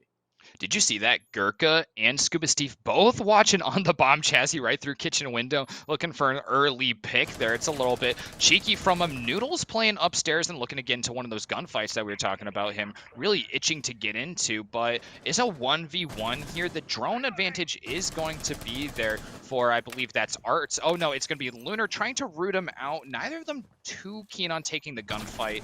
That drone being taken out, though, is definitely going to be a big thing for Lunar to have to play around, and they're not even going to be able to push up here because there's just a lot of fear of getting into that gunfight with Noodles. It's kind of a missed opportunity if I'm being straight about it. Lunar shouldn't have drone themselves, right? It's just a drone that's going to get shot, and no one's there to, get a pick off of a drone being shot, which is always an exchange that you were willing to take. Unfortunately, Kuma just had their drone come in too late at that point with the Twitch drone. And honestly, even a Twitch drone would be worthwhile to switch out if you can get a kill, especially on a Noodles. So I think it was a missed opportunity, but it might not matter. They still have plenty of time. They're halfway through the round. It's 5v5, so it's not like it's a disadvantage for them, but it is a drone down at least, so it's kind of wasted utility. But they're really aggressive here. They're already starting to push in, get close to this bomb site, and these 3 bodies in A bomb, I think itself, or at least very close. There's the rotate, so DNA going to be the first one, and they actually push on that window, though. He could easily die here. Okay, we noted that there wasn't any frag grenades on the attack last round. Once again, we're seeing the same thing, and I think this is going to come down to that soft breach option of the Buck over the Sledge. On a first floor objective, you're going to be able to do just about the same amount of work with a Sledge as you would with a Buck. Well, you're not going to do any with it at this point since we're going to be losing Playboy. DNA plays, getting that kill right there, and it's a 5v3 in favor of the defense as the clock is starting to tick down. 40 seconds at this point. 2 more kills coming out for the defense. DNA plays on a triple kill right now, and Squall is all alone. He's done a lot of work in the past map and some past rounds, but it's going to be hard at this point, especially with those smokes coming out in less than 30 seconds. There's been a lot of defenders stacked up over here in Kitchen, so hopping right in here is going to be a death sentence, especially with Scuba Steve watching that. It's a flawless round right back on the other side. Yeah, answering back in kind, and that's a really good way to start your first round of defense being won, but now you're still down around. They can't go back to that bomb site for a little bit, so they have to find success elsewhere, and they have already lost 2 times on the hookah bomb site. So what are they going to try? Well, they're not going to try it again, and that's kind of what I was expecting. But I thought maybe Blue Bar Sunrise, in this case, they're actually going to go Penthouse and Theater. This is not an off-scene objective, and some not so oft-seen characters here either. The castle is one that's going to come out for Penthouse and Theater, adds a little more denial to some lines of aggression. And once again, we're not seeing CSUDH go for that Sledge, which I would say I heavily recommend for the Hammer having some more uses, especially for when you're looking down onto a site. And those frag grenades are so important ever since they took frag grenades away from Buck. That would make them very, very effective for dealing with not just the castle barricades, but also these Goyo shields that are going to be brought to lock down some lines of sight like the second floor hallway. And that's actually a really good pick. CSUDH has been playing really heavily for long lines of sight, so I like Goyos being brought in. Indeed, and this is the dual shield strat we've seen pretty commonly on this bomb site when it is brought, which, as you said, not often seen, but when it is seen, this is pretty much the setup that I'm used to seeing. Going back to the Buck, I do want to highlight that. I feel like they did it last map, and they've done it this map. Both teams have done it too. It's not just one team. And I think it's just because they like the option for vertical play from below. But the problem is, I just haven't seen it utilized. Yeah. Like, they did it a little bit. They were shooting into cache last map, but not very often. So the point of bringing him would be that if you're going to do it, you might as well like try many times, and they didn't. So hopefully this round we'll actually see it utilized, since they are on a second floor bomb site and they can utilize that Buck from below. But even when they're in hookah, they didn't really utilize it. Yeah, I think Playboy's actually been in a role doing a lot of lateral pushes as well, ironically. Ooh. Oh no, Kuma stopping just short of potential gold there with the newer change to Twitch. She's got lasers instead of just tasers on her drone, so she could actually blow up some Goyos if Kuma were to push up a little bit further and maybe stretch for that. And it would do a lot of damage to that hold that Gurkha has in second floor 9D. But despite that, the second Twitch drone is going to be moving its way in and getting that intel, maybe even getting those lasers. I would be really hoping to see that come off, but now Kuma's going to save his drone here. Squall is right ahead of it as well and looking for an opportunity to push up through luggage. A C4 isn't going to quite catch him here, as Gurkha's going to need to be pulling off here, especially as there's a lot of threat on his Goyo shields. That one is going to go down as well. So is the second one. Oh, but better Akedi from below! The Twitch just droned through there, didn't it? I thought they went down the stairs. Maybe they didn't. I thought I saw a drone on the stairs there anyways, so just strange that they didn't have that information for someone from below. You should always be aware of that, but either way, it's going to be the opening kill, and Squall's going to die, so I believe that was, well, no, Gurkha getting kill onto Lunar, so things are only worse for the attackers, getting stimmied here, and Playboy getting a kill onto Scuba Steve's going to keep him alive, but this is looking a lot better. I guess Hookah's just not their site, but Playboy getting a double is going to even things up. All right, Kuma now is in a position. He's lost a couple drones. He's still got one left in the barrel. Noodle's taking some damage. Luckily, he does have that healing capability, and there's a lot of it on the board from the defense, both the Thunderbird and the Doc. Gurkha's gonna get yet another kill, taking out Kuma, who is pushed up a little bit too far for his own safety, and it's Arts and Playboy trying to make this push happen. They're gonna be separated from each other a little bit. Ooh, Playboy gets another one here, and it's a 2v2. The plant is gonna be able to go down, and Ben Arquette, he's still playing from below. He doesn't have the explosives left anymore, so he can't deny that plant. It's going to be up to Noodles to be that first one engaging this fight. His location's already known, but he gets the kill anyways, finding that headshot on Arts, and Playboy is the only attacker left.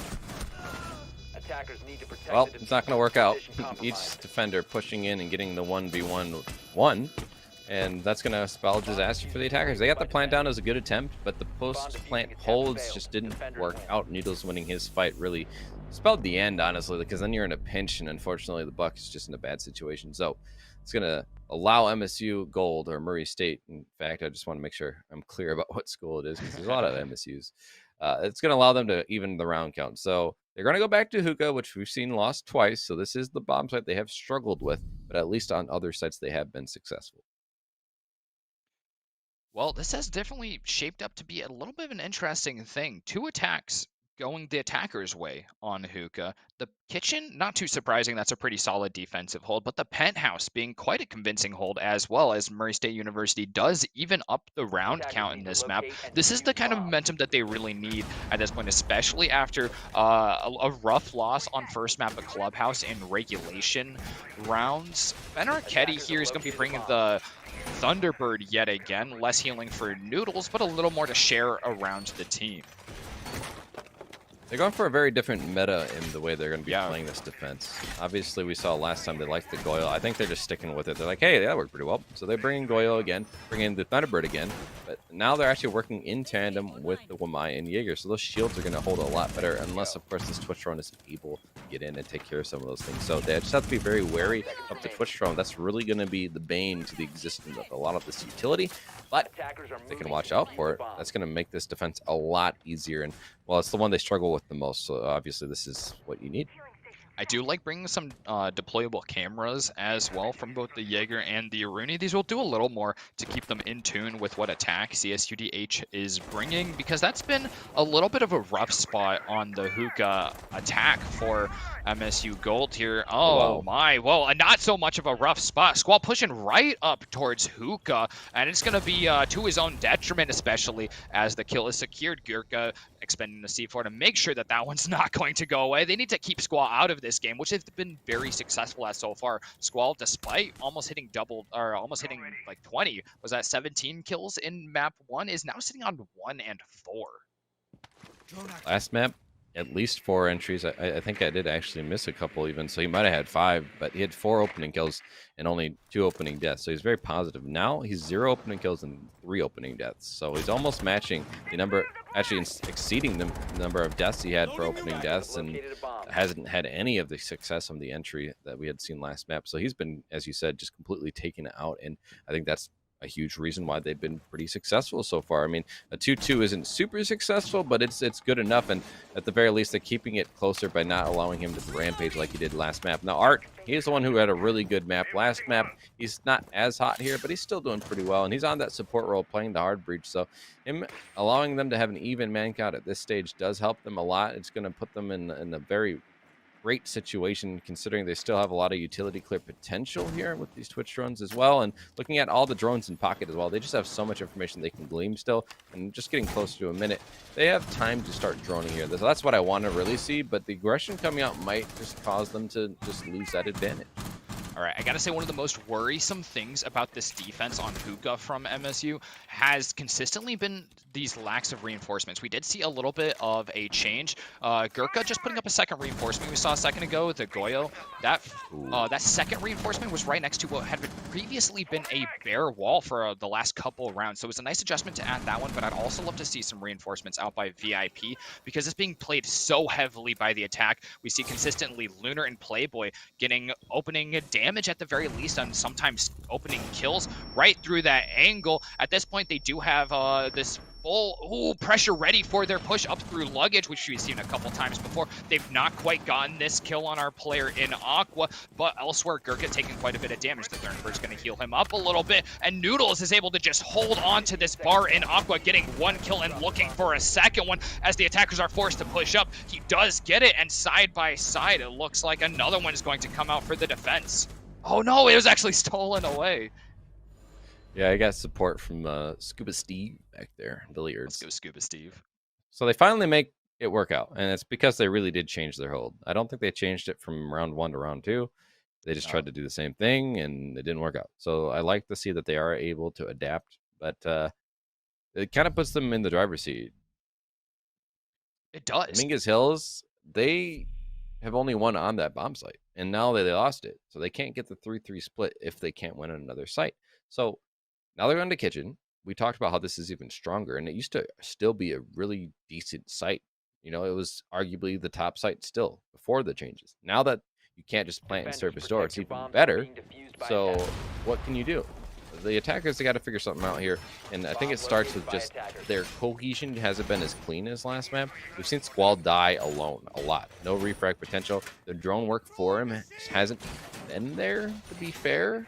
So I think they just need to support each other a little bit more, and they can find some success, but they really need to start winning some of these opening engagements, because that's the night and day difference.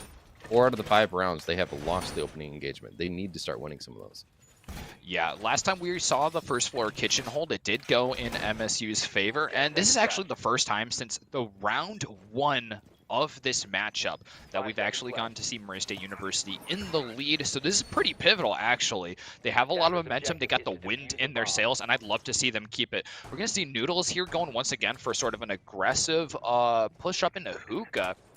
Even more interestingly, a Goyle shield set up in Sunrise Bar. This could really take some attackers off guard if they're looking to approach from that side. Well, football, there's always the phrase, take what the defense gives you, right? Oh, yeah. You don't go for big shots. You just take small pieces of yardage at a time. Well, it's not too much different. Take what they give you on defense here, on attack, and then you got to start, pushing it, obviously. But you don't have to necessarily force issues early in a round. So what am I seeing here? Well, office is completely free for them, or even above site looks like it's completely free for them. So one or the other, but get some drone works in. You might be able to start getting some control into blue bar, or even towards the front lobby if you go through office, or if you get some vertical pressure from above, you might actually start getting execute onto site that way. Either way, they just need to start taking control, and now we're going to start seeing it. VIP is going to, in fact, be taken control of by the Buck. You get some of that vertical pressure, but that alone isn't going to be enough. So they need to make that work in pair with something else, pressure on the window, pressure through lobby, whatever it might be, but they need to just make this not one-dimensional. We see Playboy singing a bit of a defender down there through the floorboard. Oh my. Squall, once again, the first death. He just doesn't have the intel ahead of him. Like you're saying, we need some more support for the entry fragger here, and they need to do something to find Noodles at this point. He's gotten away absolutely scot-free for this one. Oh, there's a little bit of the back scene there. Noodles is going to be taken out. It's not exactly a refrag, but it will even up the player count. Lunar securing the rest of second floor, which is totally in the hands of the attackers at this point. They need that vertical pressure, and they need a little bit of lateral pressure to back it up as well. Playboy once again looking for a kill through the floorboards, but it's just going to keep eluding him just barely.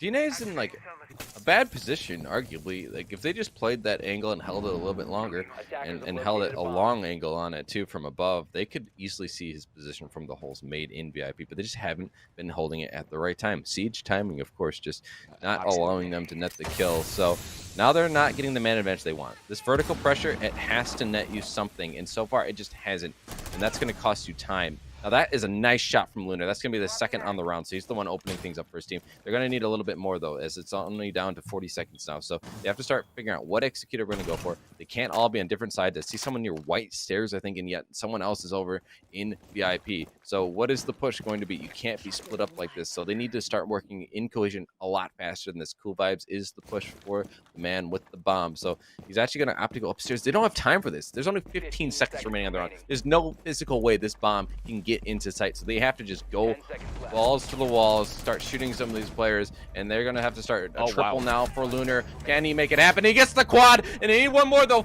3 seconds left. Can they find it? I don't think so. That's going to be the round on time, and this is the problem. MSU, Murray State, winning just by a couple seconds.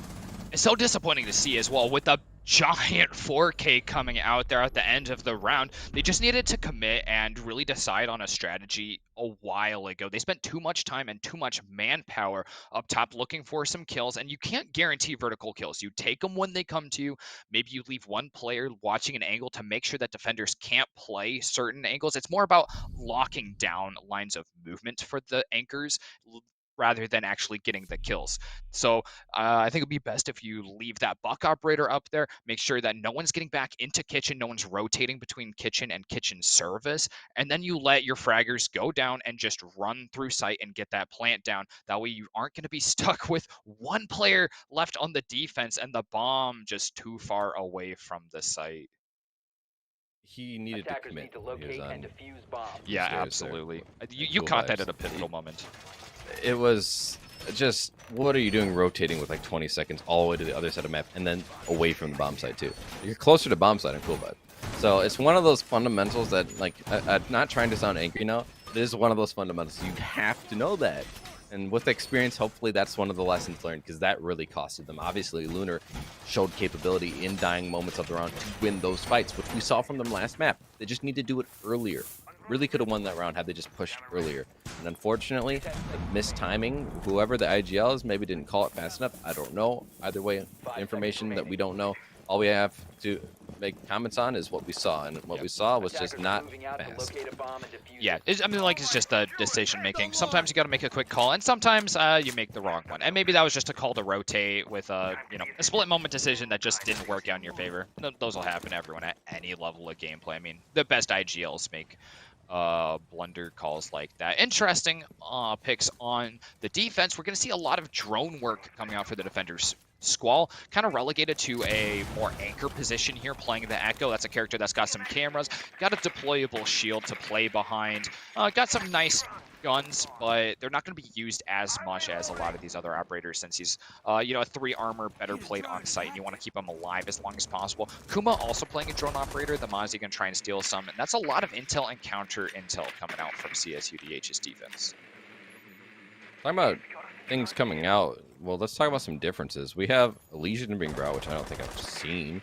We have Squall playing Echo. He used to be the fragger. I think they noticed that he's not having a great game here so far in map 2, and so they've just allowed him to play something else, right? You're gonna just kind of be on a more supportive role right now, and so you can find your rhythm. And on the attacking side, Capital, Thatcher, and Zero. All ops that are kind of newer to us. It's a really exciting and, of course, lineup. the Finka even. So it's a very different lineup than we're used to seeing, and I'm just curious what the net gain is going to be for it. Ooh, Lunar, the star of last round, not quite making an ace. Is going to be the first one to go down. Kuma goes down as well, right through the wall. Some great intel coming out and allowing Noodles to run away with that kill as well. There's a lot of soft walls upstairs. One player left on the second floor over by Luggage. Playboy's going to have to pull off, especially in the face of all that pressure. That's okay, though. Aqua is a great angle to hold for him later on, but the man count is going to hurt for the rest of this last minute of the round.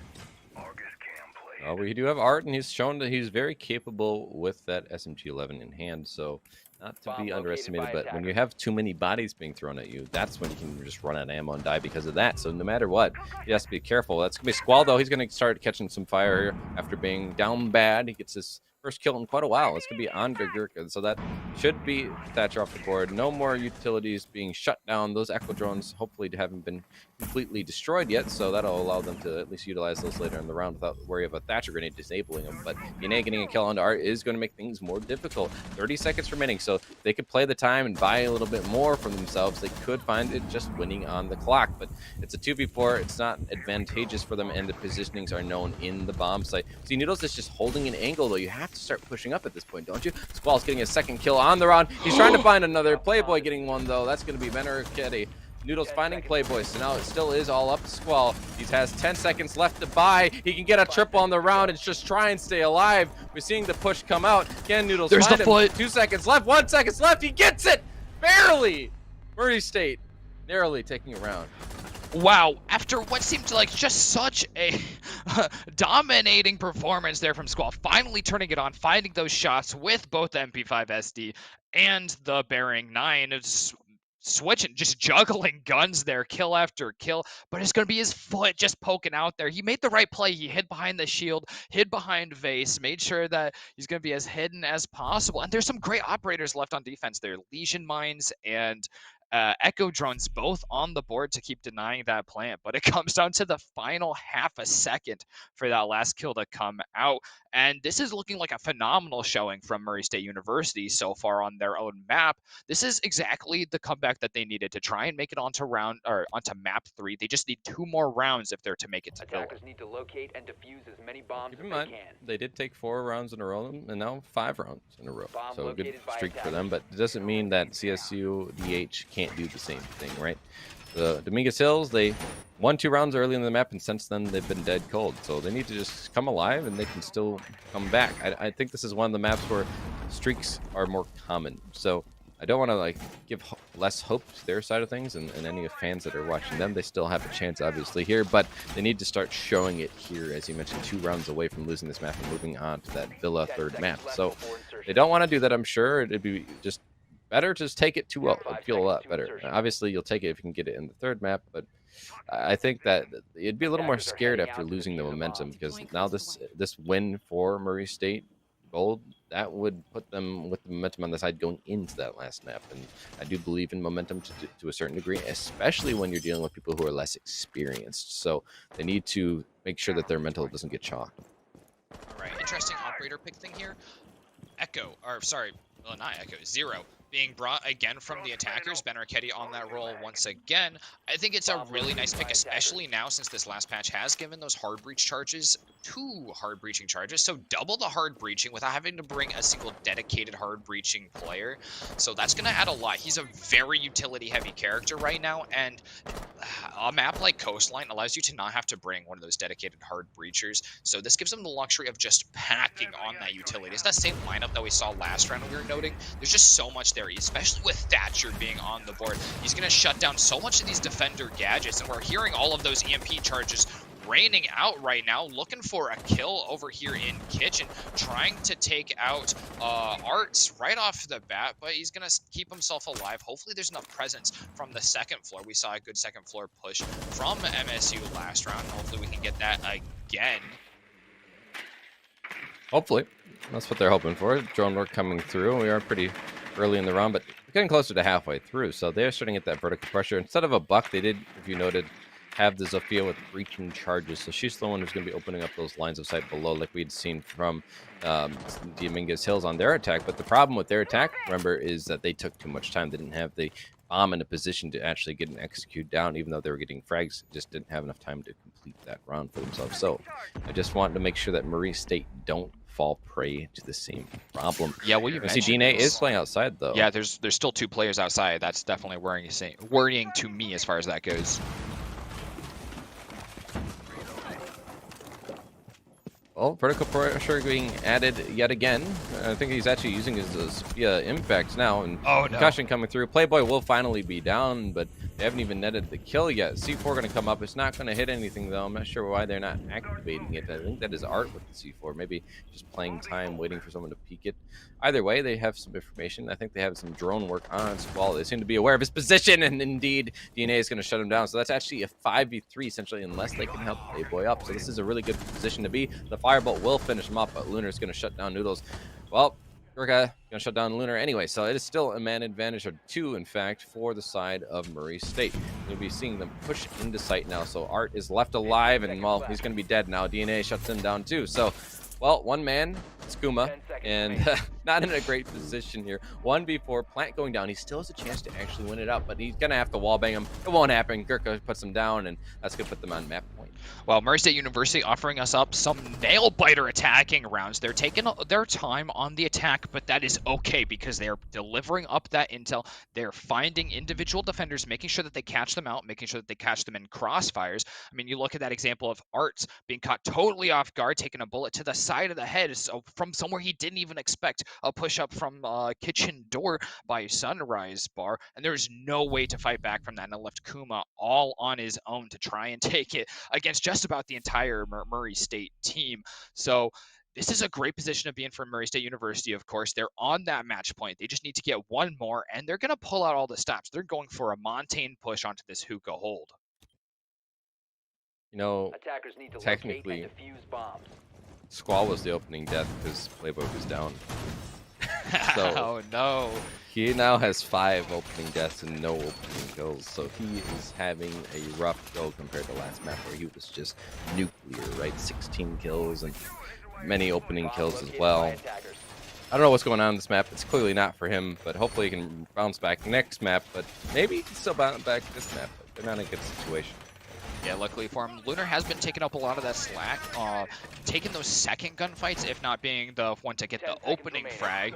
Definitely doing a lot of work on those secondary and tertiary kills, getting some big multi-kills as well. So that is really nice to see that they're not going to be relying on one player to be fragging out all the way, but they are hurting for rounds, of course, at this point. The defense is going to be a little bit split up here. We got a couple roamers looking for some action, but not maybe wider as we go. Kuma looking for some opportunities out here for that opening kill, especially if it's going to be on one of those really high impact attackers. Well, as we see, the breaching charges are going to supersede any soft destruction operators such as Buck or Sledge.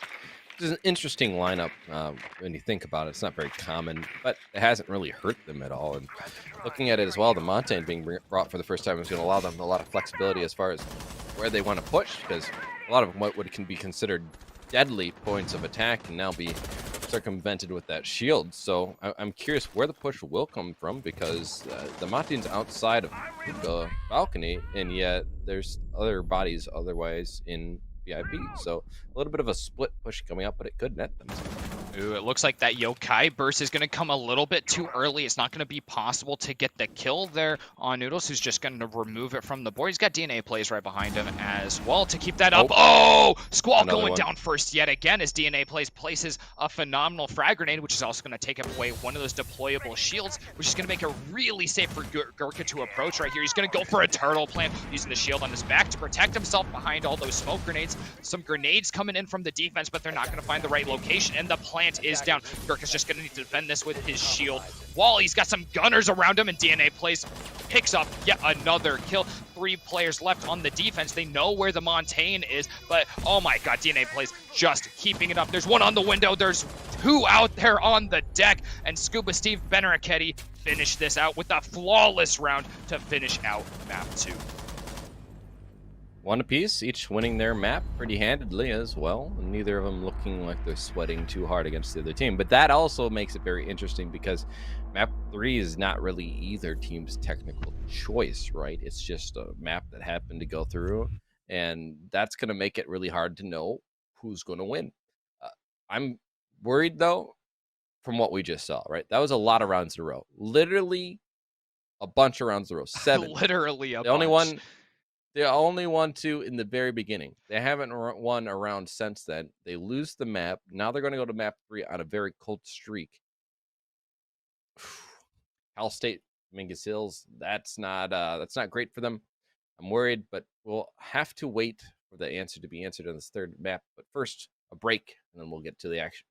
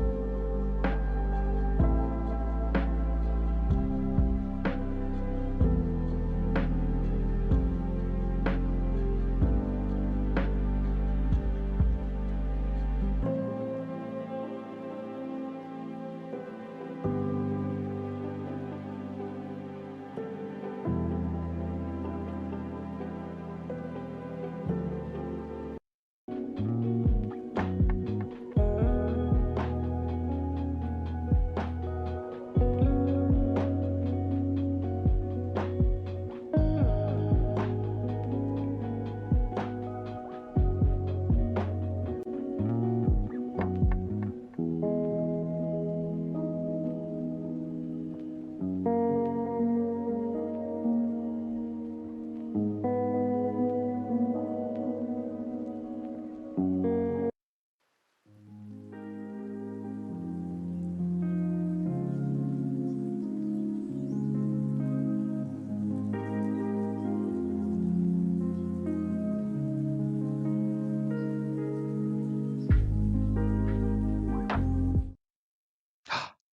again, everybody. We're back. It's still me, Treasure, and Wialku, my phenomenal partner here. And we're going to go into our overtime map of Villa. We're going to be continuing with CSUDH and MSU, Murray State University, and California State University, Dominguez Hills. They've been tightly locked in battle for the past almost 2 hours at this point, going pretty heavily one way or the other on their map pick. So I think it'll be really exciting to see this decider map. This is going to be a lot more even, I do believe. I'm open. You never really know. It's Villa too, so some teams really do seem to struggle on this map. I think I've seen it. It might come from the ranked mentality because it's oftentimes banned in rank too, which always upsets me because I actually like the map. Oh, yeah, I know you. I get it. But I'm excited. I think this is like Clubhouse to me. This isn't a map that's super one-sided. It's not like an Oregon. It's not like even a Cafe. It's a good map. So I think we will see a great game where it won't be super one-sided. Is at least my hope. What is common on this map though for bans, right? Well, we're going to see kind of standard bans in a lot of areas. You expect to see the Thatcher ban. You expect to see probably the Mirror ban. I expect a Ying ban. Not because and of the map, map, Ying ban will probably be brought back. Yeah. Well, it's been a recurring theme that we've been seeing so far. I think this might. Ooh, nope. There's the Thatcher. Definitely an auto ban, especially on a map where you got some important objectives. You look at statuary wall into master bedroom on the trophy statuary objective. That's really important. If you don't have the Thatcher, it's going to require some vertical play to remove the electrification. Ooh, no Ying ban. Ooh, I was totally off the mark. And then on aviator, of course, the wall across there can be electrified into study, and that's also a pretty important objective to get. The jackal ban, once again, coming out. That makes a lot of sense, right, Wialku? I guess. I mean, big map. I'm not a huge fan on it. I like it more for a map like where you don't have someone can escape to the basement because you really have to be able to like isolate this player with those basement stairs. It makes it a lot harder. So I don't feel like Jackal's actually that useful in this map. Like he can be in certain circumstances, but that's pretty much any map. I don't think he's like extra good on this map. Seeing the Cade and the Mirror ban, that's not surprising, although it does leave the Valk on the board. And this is a map where there's some cheeky positions for those cameras, so that's something to watch out for moving forward. But you mentioned the Ying not being banned, but this is also something that's a little different. CSU DH Dominguez Sales is actually starting on defense. This is the first time. Yes, that will mix up the banning process quite a lot, since they're the ones that actually got stuck with banning Thatcher out this time. So sort of flipped that around and gave Murray State the opportunity to choose their attacker. That is the Jackal. We're going Aviator in Games Room right off the bat. This is usually going to be the first pick for most teams. With that Kaid ban, it's going to force the defense to bring the Bandit. That's going to be used to hook up the Study and Aviator walls, like I mentioned before. Probably the wall on the Vault as well. And they have another free one to place somewhere. A fake out on the Goyo. That's a little bit interesting because we see a lot of Goyo on Villa. My face was showing. You would have saw my face be like very caveman confused. Caveman confused. They're bringing a Rook. Unga Bunga? Because, yeah, Rook's on the board, and you could even argue Mute or Malusi, which I mean, Malusi maybe you bring because it's a fragging out. But Mute's utility has just not been as useful right after his changes, and I think Vile having it was like he's comfortable on the road. Get your Mute hate out of here. I love Mute. I love Mute, but I'm just saying after that changed him, he's just not as useful. And to take away, I mean, I think it's fine. I think it's fine to bring the Mute because you've got the Bandit focusing on these walls, so I don't think you really need wall denial so much, and that's what the nerf is really affecting. For those of you who are maybe weren't super in tune with patch notes, Mute's jammers, they used to have a zone of effect in the shape of a big cylinder that went all the way up to the ceiling and went around to itself. Now it's just a sphere, so it'll affect underneath itself a little bit, but it doesn't affect the top of reinforced wall, so you can't defend the whole wall from hard breach. Sorry, continue, Wialku. Oh, that's okay. I'm just saying, the Rook or even the Mute or even the Muzi, I think the Goyo is a better pick. Have the Goyo shield in Classical. We've seen that a lot. Buys a lot of time. Now you don't have that possibility, so They're going to give up a lot of map control and lines of sight. As we're going to see, Noodles is just going to free jump in here now and have the lines of sight from 90, so no one's even playing near 90. That's also kind No of one on strange. main stairs Seeing either. they're all in sight. This is absolutely weird. Now, maybe it'll work out for them, but this is not a site we often see anchored, and if it is, it's not usually very successful. So this has me very worried for Dominguez Hills, but they could certainly win their gunfights. So that's something that we have seen from them, but that's what they're going to have to do. There's no strategical advantage here in my eyes of staying everyone in sight. Murray State University already has some seriously forward presence. You look at Noodles, you look at Gurkha up here. They both are on these doors to sight. It's going to take a little bit of time for the rest of the team to catch up. They were going for a master bedroom push, but with the recognition of where the defenders are, they can just start pushing up, and they're now starting to aggregate right outside sight. We're going to start seeing the utility dump despite losing Gurkha so early. DNA Plays is going to even this up by taking out Playboy, who's looking to get some angles of sight, and it's going to be playing right on this door already. A minute and a half left in the round. Just one of those mute jammers that we were talking about earlier needs to be removed from vault door, and there will be very full ranges of lines of sight for the defender or for the attackers. Well, that's not too hard to clear, especially if they just shoot, you know, if they had a grenade like they do with the Finca, throw that in through the grenade or the drone hole. Excuse me, I almost said grenade hole. I mean, well, sometimes I guess you can call it that.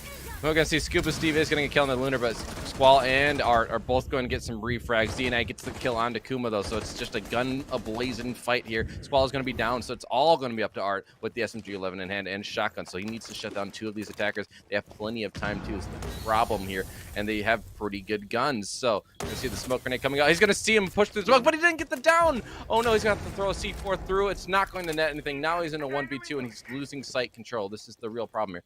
Plant is going to go down. He's seeing the man push up through the hall. He just pushes away at the wrong time, and DNA is going to take him down. There's that siege time you're talking about. As soon as Arts looks away, Ben Arquetti is right there, and he's got plenty of rounds in that 308 magazine, plus the plant going down in the other objective.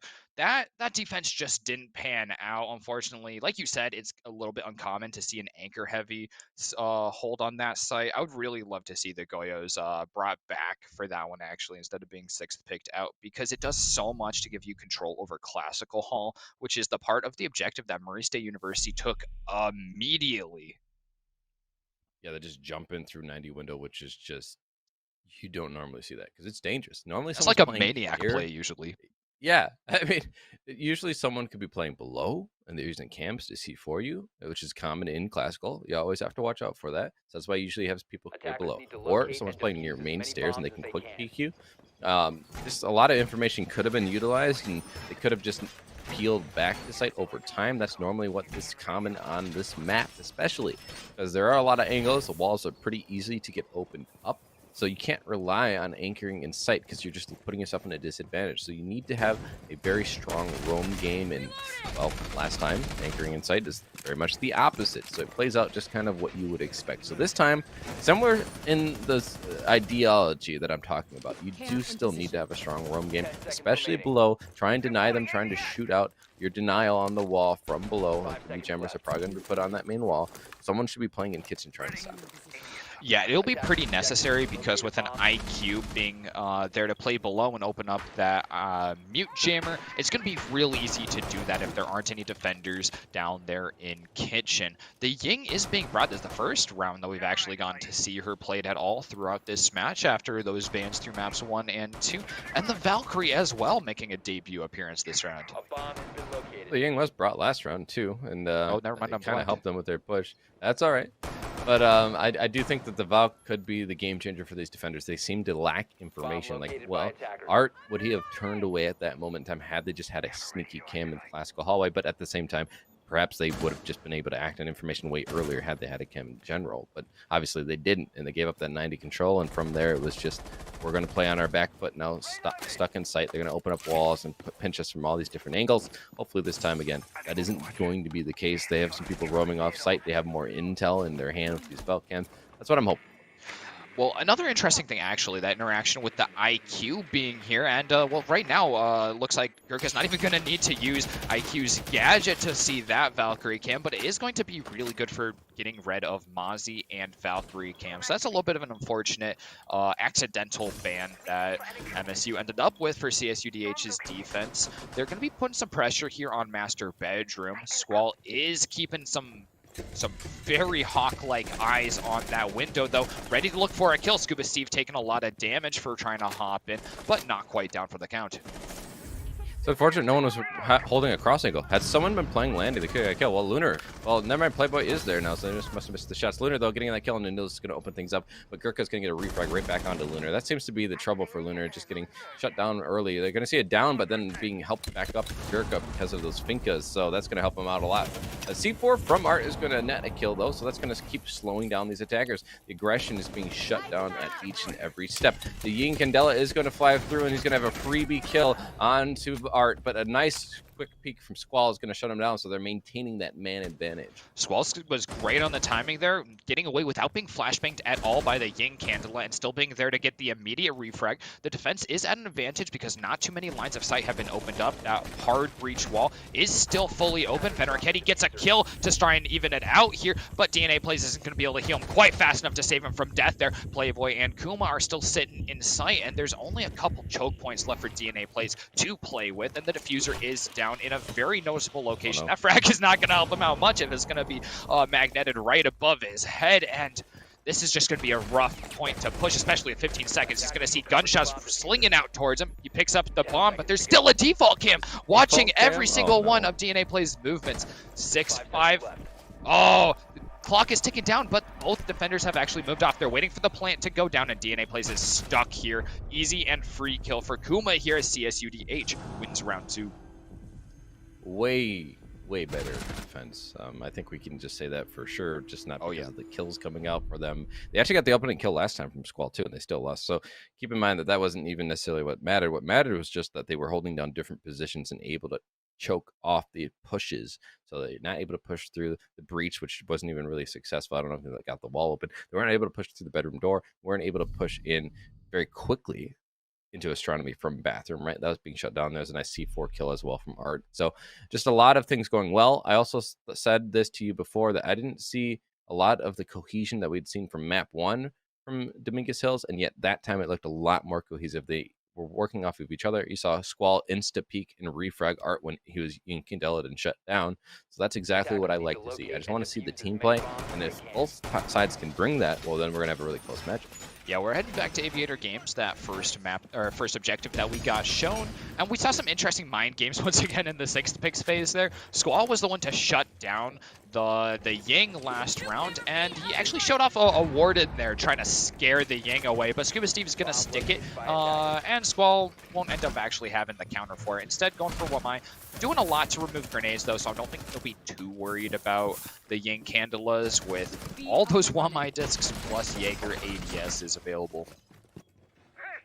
Yeah, the doubling up on the denial of projectiles is always a good combo. I think since the inception of Wamai, you know, they were saying how, well, he was actually kind of supposed to be a replacement for Jaeger, and very quickly we saw teams just utilize both of them in tandem because, like, why not? It's like, well, so Jaeger's strong. good. 2 Jaegers is better, right? Exactly. So it's like, well, you're not going to lower his pick rate by giving another option. You're just going to make it so they work together, and now there's virtually no projectiles that's going to get through. And well, it's a utility heavy meta at that time, right? And even now, it's still important, of course. So when you see that coming out, you're like, well, I can protect my utility now. I can protect my shields, my evil eyes. Noodle's going to be trying to push up and getting a kill off of the information, but just timing didn't work out in his favor. And, well, Squall, honestly, is kind of lucky he got away with his life there. Yeah, Squall's kind of baiting death here, especially after not getting that second drone, knowing that his location is very fully known, but he's still waiting and watching for those angles. He's gotten a lot of kills, so I can't really blame him for trying to bait one of these out here on main stairs, and it's a great power position to be playing from anyways. It's a really different attack that we're seeing from Murray State University right now. They're playing from below quite a bit here with Gurkha looking to remove as much utility as possible with that IQ pick, while his teammates are not really diving sight like we saw in round 1. Despite that, Benaraketti gets to open up a kill quite early, taking out Lunar. Well, Lunar off the board, and they're kind of having a bit of a rough game here, to be fair. Just constantly dying, and they're one of the early kills every time, too. So I think they're being put in those positions that are, very hotly contested. So I can't really blame them for that, but you just hope they can stay alive a little bit longer. But hey, at least half the round has elapsed now, so the defense is going to be a little more comfortable. But they need to bar just a little bit more time if they want to make this a more successful round, because if they can't buy more time, then it's going to end like the first round. We just saw the XQ come through, and they were all just being pinched from different angles. Look at the placement of this utility, though. This IQ hasn't been able to really net anything. It wasn't able to shoot the Valk Cam, and wasn't able to get that meat jammer there, so they could prove vital in those final rounds, helping out the defense.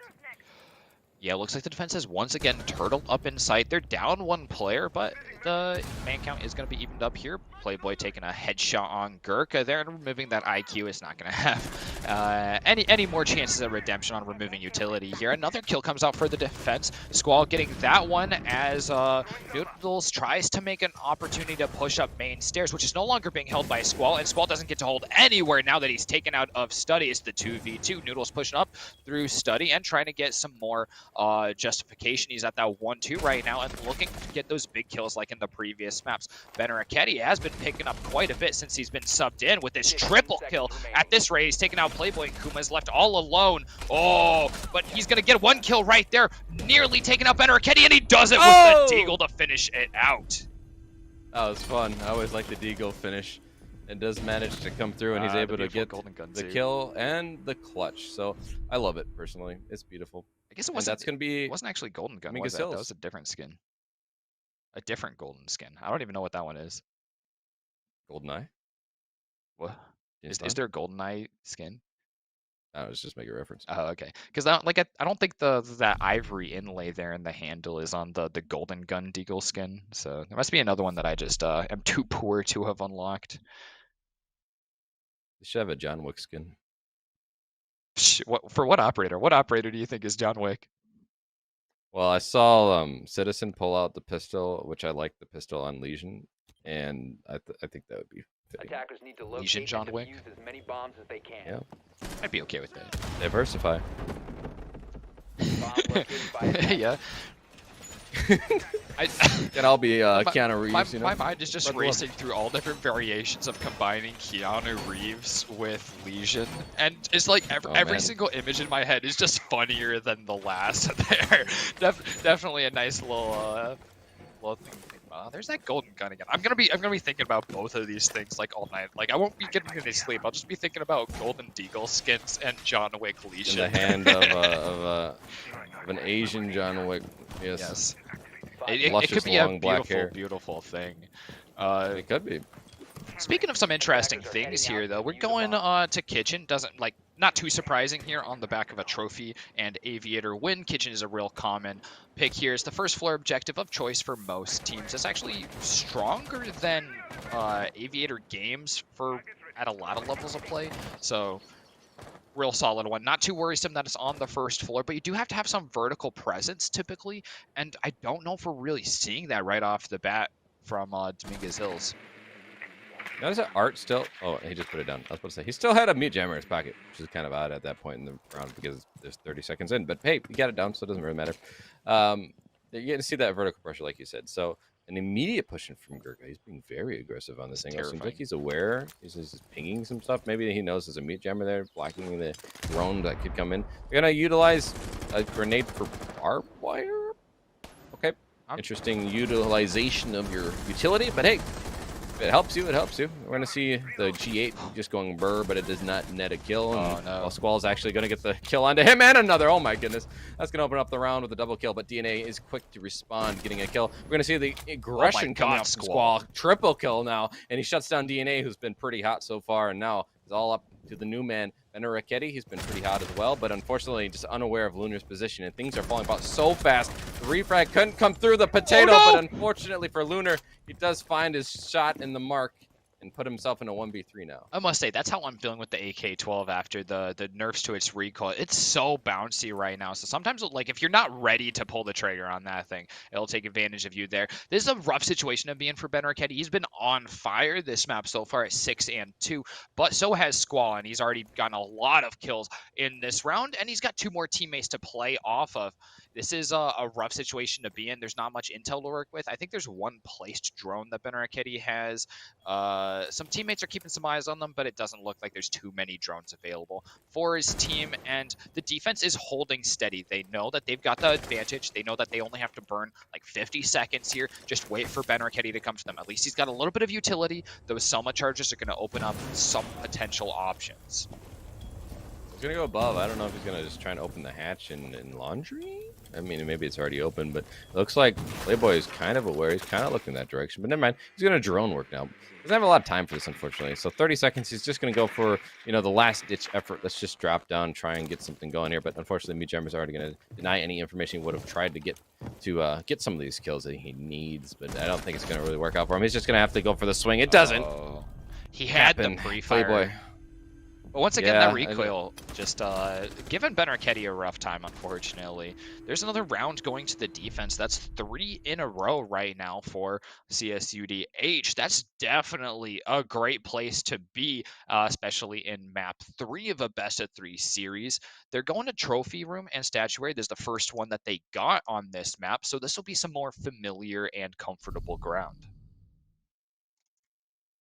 Well, they did win this one, and it came on the back of just a really good, staunch defense. They were able to shut down the push really well. And I'm thinking that getting sounds of a Meatjammer still. Oh, no, we got a little bit of might have to something. pause and have him leave and come back. I'm not sure if we're able to do that or what he's talking about.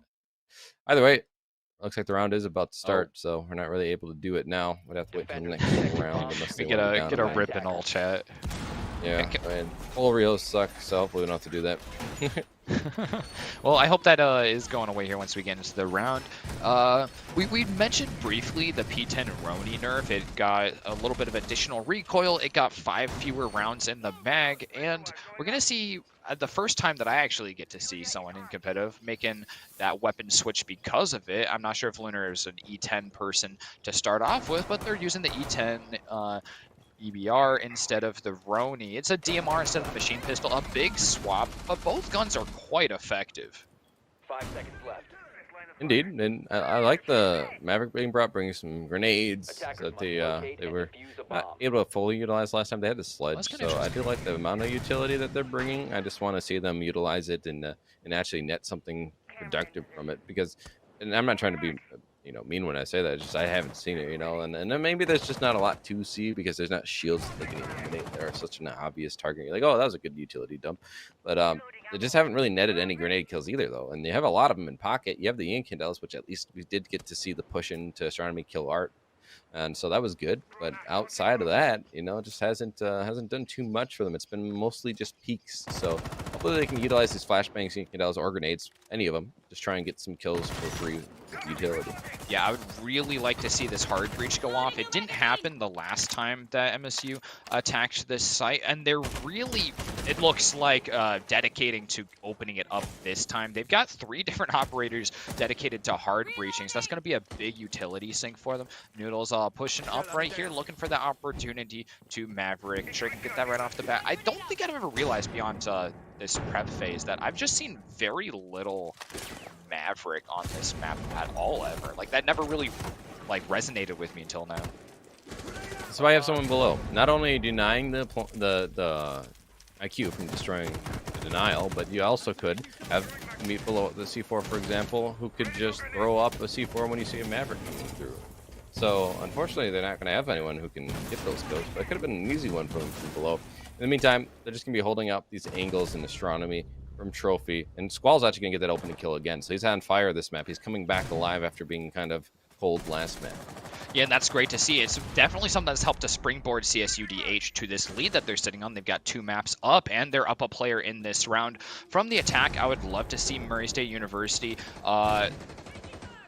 moving around a little bit further apart from each other on the side. I like dedicating to one push, but there's a lot of players stacked up on each other through master bedroom there, using that astrology or astronomy window. That's a little bit different. Astronomy window as an anchor point to establish some more lines of sight. That way you don't have all these players stacked up in one place, and Noodles being the only one really pushing separately and getting a different angle, and he's really all alone. So if he gets fragged out, that's just going to be impactless because you won't be able to refrag on him. So hopefully that'll pay off for him. But the rest of the team just needs some additional lines of sight to play off. Ooh. Noodles finally getting that flanking kill, and on the other side, Benarketti getting one as well, but getting fragged out right immediately by Playboy, who himself is going to be taken out by DNA Plays. Noodle gets another one on this flank. There's that double kill, and this left with Squall on his own. He's been able to do quite a bit on this map, but this is a lonely place to be out on red stairs, especially while there are 3 attackers in sight. They've got nice positions to hold here, and MSU has done a great job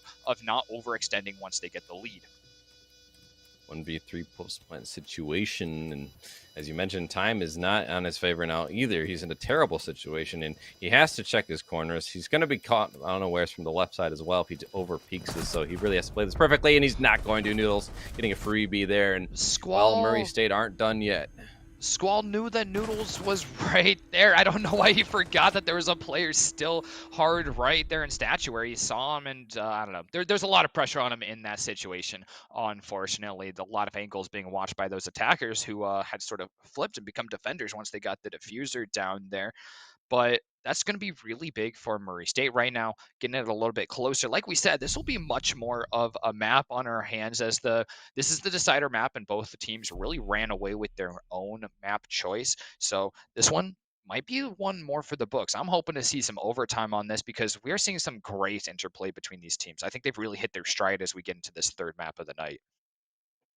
I mean, I think we would like it. I think our viewers would like it. But I don't know about our observer. He's over there and, he's very tired because I believe he's from, Britain or England or whatever word we're going to call it, UK. Yeah, the land. There's a lot of different words for one of the same many place. lands where they hate freedom. Yeah, right. I feel bad for him, but we do appreciate it. So I just want to give the shout out, Unnamed Gamer, coming in clutch, giving us a good observation of the game, and of course Michael here helping us out with production. So we appreciate them and all they do. Well, moving into this last round of the defense for Mingus Hills, they're going to be trying to defend the Aviator and Planes and Games, I guess we'll call it, this bomb site. And they've had some pretty good success in the last round. The first round, not so much. So it's been a hit or miss. We'll see what they can do here.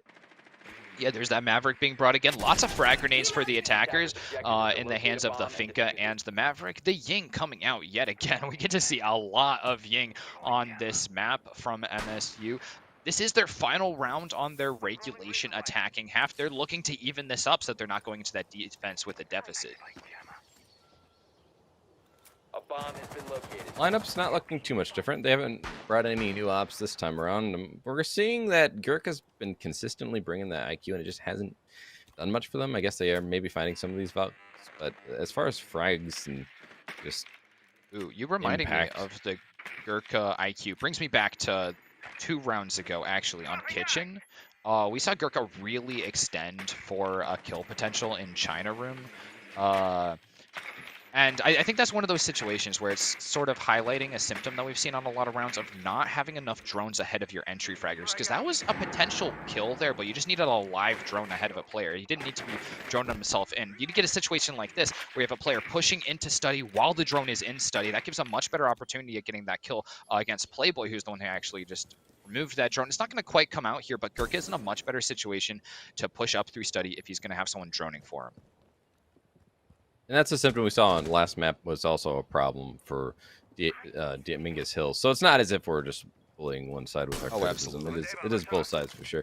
Now the IQ is going to shut down some of these camps, so some information going to be limited for the side of Mingus Hills. But again, time is still on their side as long as they can buy more of it. And giving up classical yet again early is something I'm always scared of. Now Playboy and Kuma taking some damage. Sounds like there was a grenade coming in.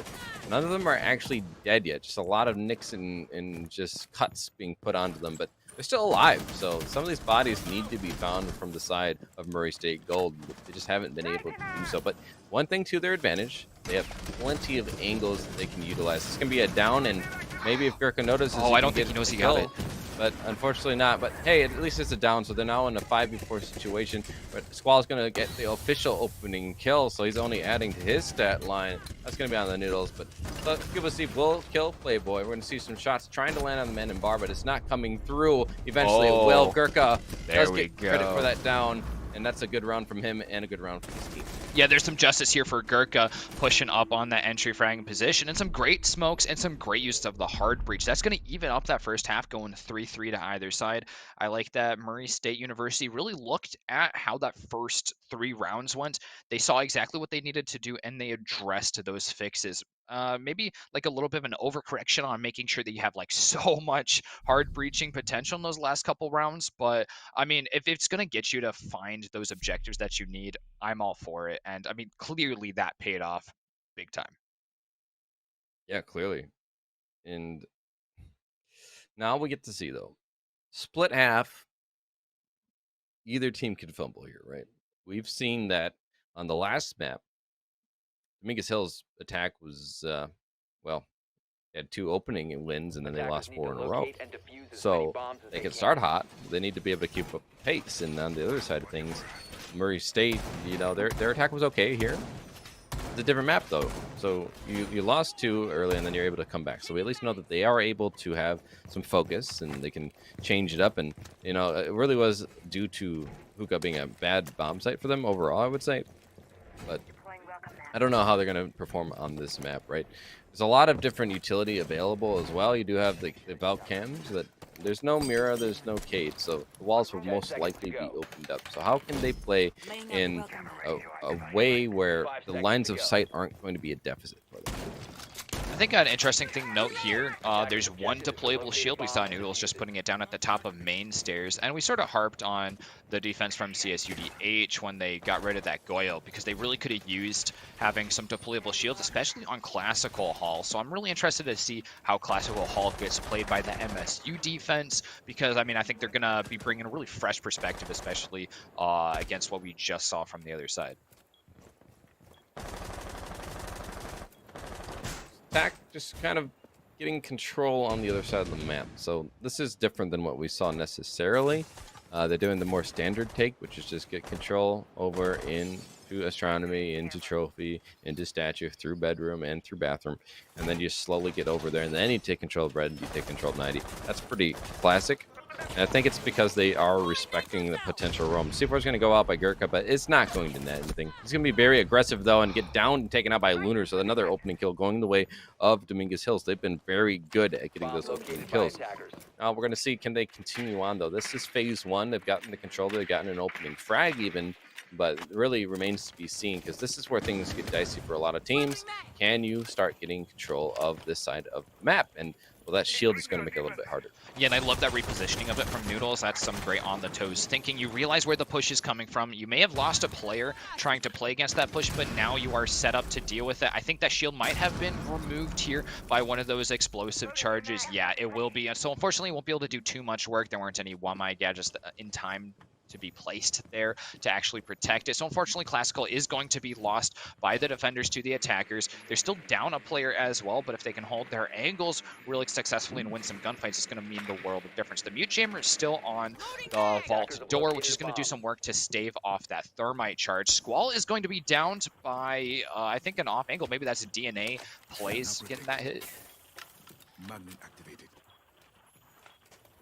Well, not sure what he's doing with his magnet. It's not on the best spot, but they're also scared of being peeked, which makes sense. Yeah, he's down by himself outside of the window, so he could be helped up. Falling off the roof? I think so. Yeah, Noodle's gonna get a kill on the Kuma though, so that's gonna even up the man count as he gets helped up. But now it's gonna leave him in lower HP, so it's still very dangerous for Squall.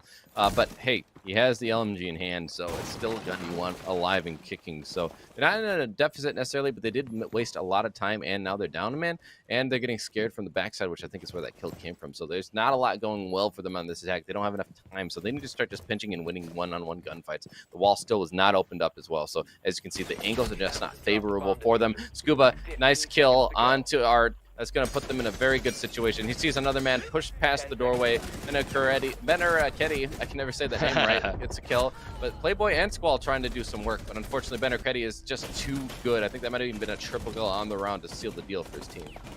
Yeah, Ben Ricchetti just doing beautifully. I've loved all these SMG-11 plays that we've gone to see, especially from Arts and Ben Ricchetti. You know, I'm a real sucker for the SAS operators. So seeing them succeed is like seeing a small fraction of myself succeed. I go, yay, I like them. This is going to set Murray State University in the lead here, the first one to sort of pull ahead on the second half. And they're going to be, once again, bringing out that dock on Noodles. Getting a little bit greedy, wanting to get some more gunfights in. I'm confused why they couldn't get the vault wall open, if I'm being honest. I Yeah, thought they was would be there able not to a do it. frag grenade available? Or even just try and use one of the ash charges if they still had one left. Did they use both of them? I don't know. Either way, Yeah, there was an ash. Squall being down really hurt them because he was outside and someone had to rotate out. It'll help them up. So it didn't help, but at the same time, they should really have gotten that vault wall open, and not doing so let someone play in vault, which Ben Ricchetti. So exactly what you expect when you can't get one of the more conventional areas opened up for lines of sight. Someone's able to play in that line of sight and, you know, net a lot of kills from it. Yeah, and for like the players that really get it down, the SMG-11 with that crazy fire rate is just effective over really long ranges, just because it's spitting out so much lead. I mean, it can be scary over much longer ranges than you would expect at the first pull of that trigger. I like that the Warden we do finally get to see coming out from Gurkha here, because the Ying has just been a staple of both teams since she's been unbanned in this last map. But she's seeing a lot of playtime.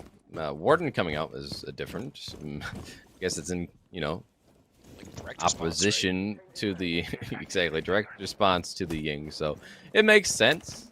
But is he in the right position? Right, you have to make sure that they're the one who's going to be contending then with the Ying. So you have to know where's the Ying going to push in from. If not, kind of a waste. I mean, it does help with some other things like flashbangs that might come in. So of course it's not like completely useless, but it's really there to counter that Ying. And if they're not in the right position, then it hurts. So hopefully they have the right information. We're going to see there is going to be a push coming in, and they're going to miss drone Noodles unless they're able to turn around, and they're not. So this could be a dicey situation. He's going to shoot it, though, and give away that he was there. And there's a drone in the vault. Someone should have been on it, so they should have information on him now.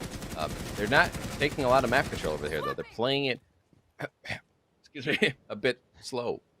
Yeah, and Playboy is moving into sort of a dangerous position. They didn't actually lock down Noodle's location even after droning him out after that first over drone. So Noodle still gets to play a really close angle with a pretty deadly gun. The MP5 is, you know, one of those fan favorites. That's why you're playing the dock. You just want to feel really comfortable with that gun and the ability to keep taking fights. He's hiding in the closet. Gurkha getting super aggressive here with the MPX. He sees the tip of the gun, but he misses. Oh, finally finding that headshot. That's terrifying. There's Arts almost got away with the free kill after just not seeing the player in the closet. Another one's going to go for the defense. Playboy's finally pushed up close enough for Noodles to get that kill. He's going to retreat back into Armory, and he knows that a refrag is going to be looking for him. Lunar finally gets that first kill for blue side, but the damage has been done. 2 players have been removed from the attacking side. 3v4, and now we still have Noodles lurking in the background. Could come up from behind in 90, excuse me, and get this kill onto Squall, who's playing up near Wolf window. So it's a dangerous situation to be in, and they have no information. He has relocated over to red, so maybe he can have the lines of sight into 90, get the kill here, and bring it back to an even man count. That could happen. We're going to see the Warden. He's going to play back, though. It looks like he was actually flashed. His power must not have been available. Lunar's going to get the kill on them and even up the man count, but they still need to get an execute down. They have only 30 seconds here, and Steve is playing in Astronomy, so you have to time this well. You have to work in tandem here. The angle's being held. Scuba Steve is going to get kill onto Lunar, but Squall gets the refrag, and he gets another one onto Ben Ricchetti, who was hiding in the corner. Now Scuba Steve was over in Astronomy, is the only one alive. He sees the man dancing in the doorway. He's going to try and buy time for his team. Squall will, in fact, as the plant will be completed here. He can't stop it at this point in time. He's going to have to try and push through the rotate. The angle being held by Squall. Is he aware of it? Yes, he is. He can get the triple kill on the round, and they're going to actually end up winning something that did not look winnable. Well, Squall is just such an X factor for CSUDH, making so many rounds that just seem totally impossible look easy almost sometimes.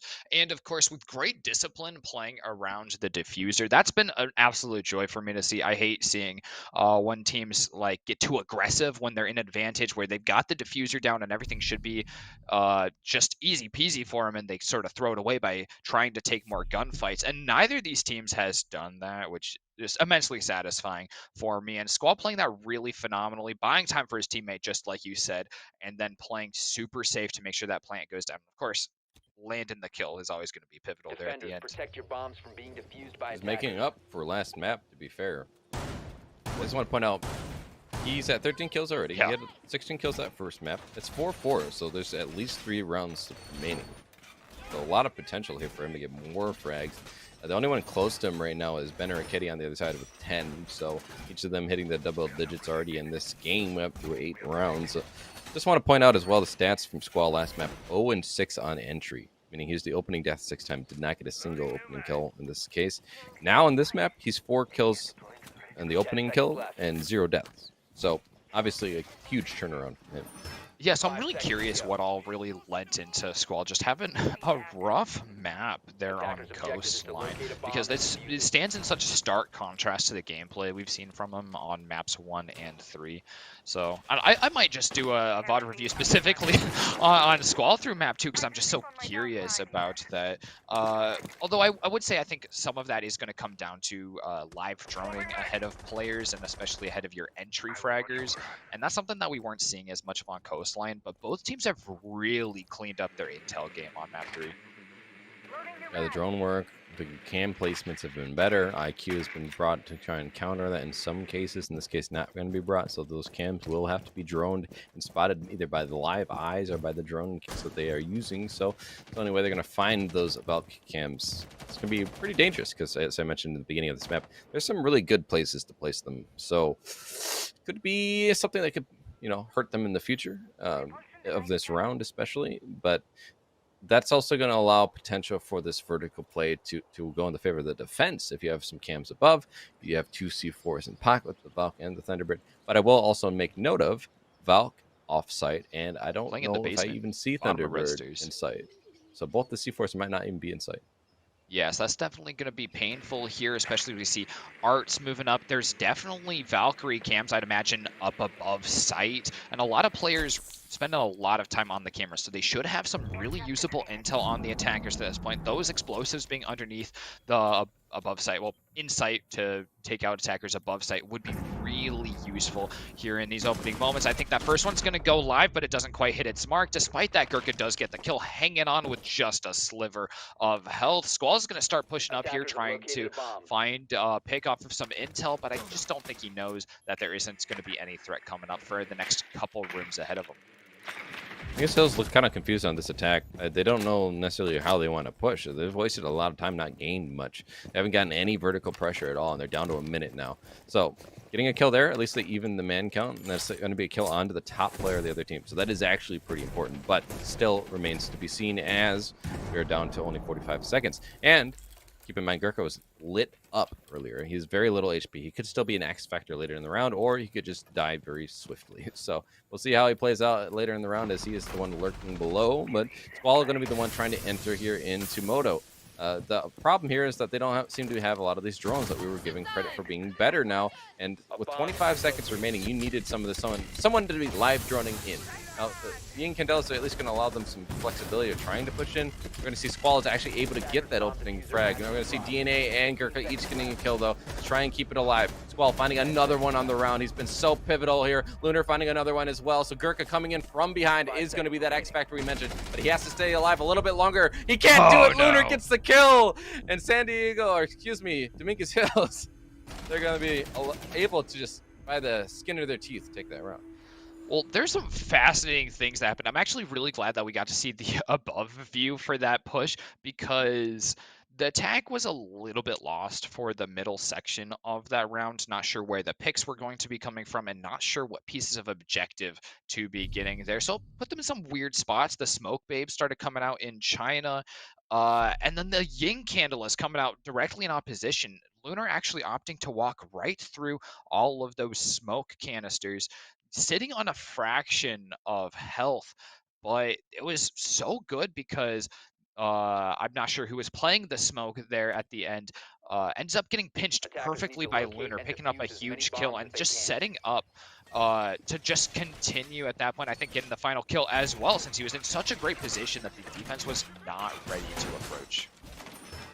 It's such a good play from Gurkha, but with that little of HP, you know, it literally took one bullet to any part of his body and he was dead. So all I had to come out from the side of Lunar was just pre-firing. And with that gun in hand, which has 81 bullets, I forget the gun's name, unfortunately. But either way, able to get that kill. L85.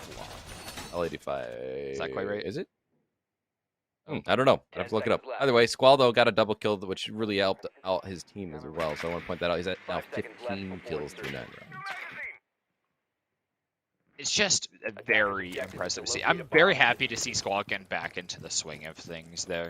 And I'm really happy to see these attacks feel a lot more comfortable as well. And CSUDH is now ahead by this one round. It's been really neck and neck all throughout Villa. But if they're going to keep up this these effective attacks, they're 2 out of 3 for winning attacks on this objective so far, on this map so far, which is a nice place to be at. If they can make this next one, they'll at least be on pace to take it to overtime. So they've got time and rounds on their side. A huge thing I heard him last round was Benner a Kitty dying. He's the opening death, and he's been someone we've seen him clutch up with that SMG-11. Oh, yeah. He obviously has the most kills in general, so clutch and killing potential is something that you can't miss out on. You can't miss it enough if it's gone, and in fact it was last round. So that could have also been something that really helped out. So getting that refrag, even though it was a little bit later, did indeed help Mingus Hills. So MSU, Murray State, gold. They're down a round now. It's not obviously dire at this situation, but another round goes, and then you're on match and map point. So they probably want to keep it close here. Win this round. We're going to see a run out from Noodles. He's trying to net something, but unfortunately the jump just didn't happen in time. Squall's going to have an easy kill because he had so much heads up. Yeah, there's just such...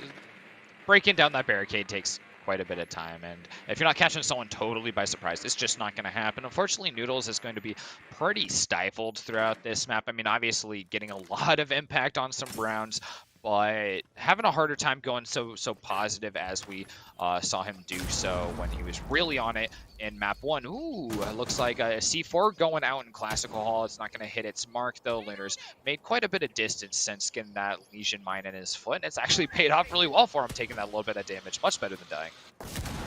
Well, they have the opening kill, but the problem now is they're down to a minute, and so they need to start getting some things opened up. Last time we saw, this vault wall was not successfully opened up, and they were only left with the doorways as their lines of sight. It really hurt them last time. Now we're going to see Lunar does have that hard breach on the Ying, but there's still the mute jammer. They have to clear this, and we see the peaks coming out from Gurkha through the drone hole. So they're going to get their feet shot a little bit. He's going to get flashed now. He's just going to randomly pre-fire this. Frag grenade does clear it, so they're finally going to open this line of sight, but now they only have 30 seconds remaining. This isn't a lot of time to get an execute down. We're going to see there are 2 men playing in the bar area and near the billiards table, and the other 2 are in the other bomb site. So different cross angles working out for the side of Murray State. They get 2 kills there. Squall's going to get another kill, another one, triple kill coming up from Squall. He's going to have Art to help him out. Scuba Steve is trying to clutch up for his team. He's able to get one, but Squall with the quad, able to bring it to map and match point. Against all odds, Squall makes it happen, coming down from that door by Red Stairs into Aviator, while the rest of his team is stacked up trying to get into games, and that's just a death corridor right there. We saw 3 players die trying to get in on that push, but I mean, Squall is just making it happen despite whatever is happening with the rest of his teammates. As long as they distract the defenders for a little bit of time, he can just run away with the round. I mean, look at that quad right there. It's going to be the defense having to go right back to Aviator games again for a second chance at that hold. They're going to need this one to go a lot different. They're going to need to address the Squall problem. Yeah, they were able to address it last map perfectly. They shut him down, but now he's on a tear. He is at 5 opening kills with 0 deaths now. And the other thing to keep in mind too is Noodles.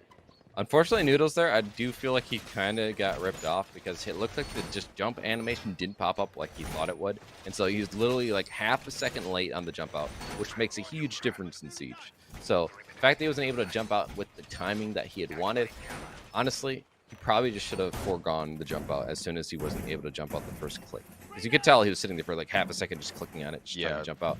And unfortunately, it gave an easy opportunity for Squall, the man of the hour, to get that opening kill, and then he's able to finish the round as well. But I was also going to talk about Noodles. 0-3 on the opening engagements.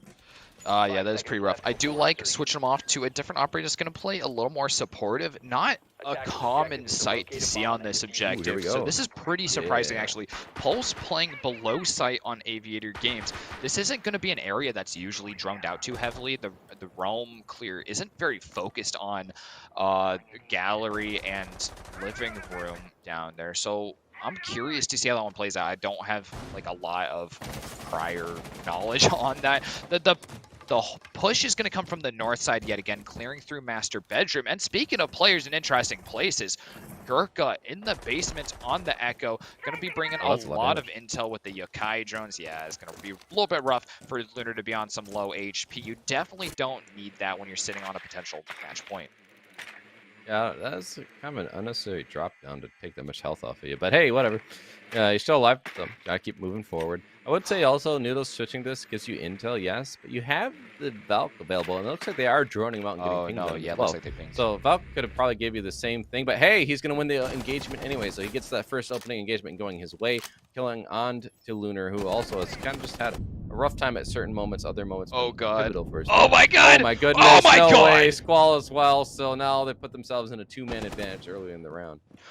2 kills for Noodles there, being pinched, fully impacted out by the Zofia, and it's Squall to say no more. That's a phenomenal pick to get. The 2 highest fragging operators for CSUDH right now taken out. A third one. Oh my God, as Gurkha takes out Kuma, who has strayed too close to the basement. The weird positioning is paying off dividends. MSU doing exactly what they need to keep in this game. They're not going to let CSUDH take it on this round. They just have to deal with 2 more attackers. They've still got those pulse cardiac sensor pings to come out. It's not quite in range, but Noodles is just going to be feeding information to Gurkha at this point. Oh my God, Ben Arquetti, another kill here with that C4 sailing over the hole in Armory Wall, and Arts is all alone. Oh my God, a flawless with another C4 kill to close out the round. Murray State University, have you just been holding this in the pocket waiting to show us? That's a phenomenal round. Well, 3 kills from Noodles, I believe. Gets the opening 2, gets the last one with the C4. So great job. You're being a little critical, and, well, he comes alive. So speak of the devil, I suppose. It's good, but they need 1 more. And then we can go to that overtime. So they're on the back foot. They were able to survive 1 round. They need to survive 1 more to be able to be on even footing. And then that'll be 3-3 apiece. That means overtime. No side really has an advantage. So it's really going to make things interesting. But it all starts here on Dining and Kitchen, if they can make it happen. Otherwise, Mingus Hills, they can win this round. They win the map. They win the match. So it's really up to this team on the defense. Can they have a lockout defense? Last time it came down to the dying seconds, and Squall pushing with Lunar, able to get those kills. Lunar in the 1v1, able to clutch it up with 5 seconds left. Still got that kill onto Gurkha, who was admittedly heavily damaged. So nitty gritty. This is what it comes down to.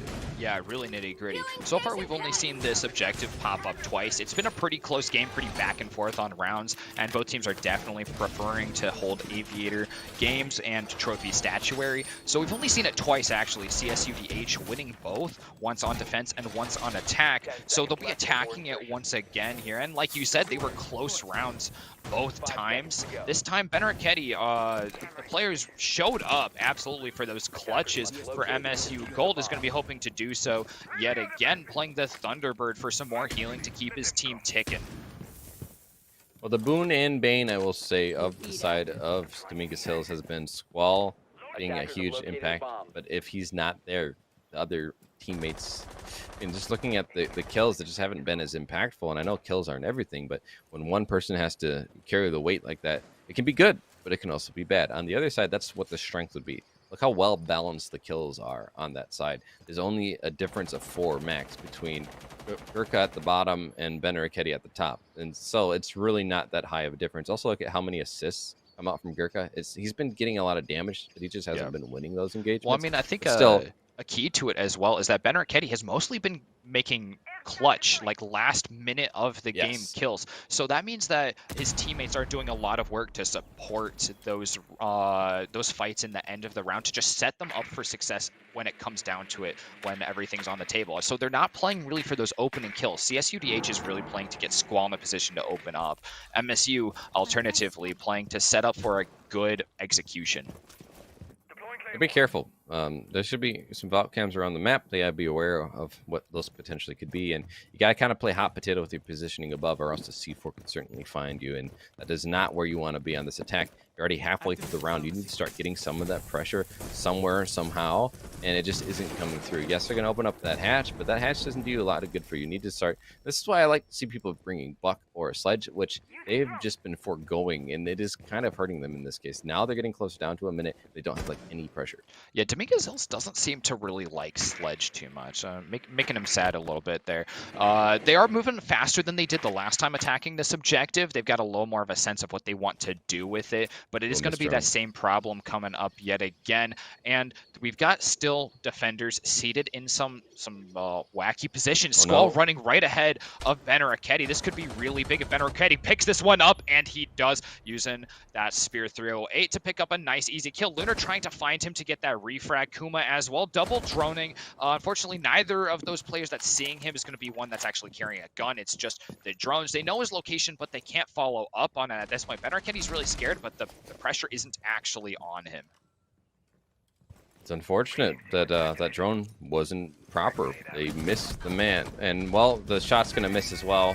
Benaraketti finding a second one now. Playboy off the board, and things are not looking good for Dominguez Hills. They have to win this round if they don't want to go to overtime. They're in a 3v5 situation, 15 seconds remaining. The bodies aren't where they need to be. He's going to be finding the shot Lunar on to Scuba Steve, so that's going to at least allow them to have a chance here. Kuma finding a kill as well, but DNA has something to say. He's going to get shut down by Luna, though. Now it's a 2v2. The plan has to start going down. 3 seconds remaining. It has to be held by the teammate. Lunar can't do it. It's going to be shut down, and Noodles brings him to overtime.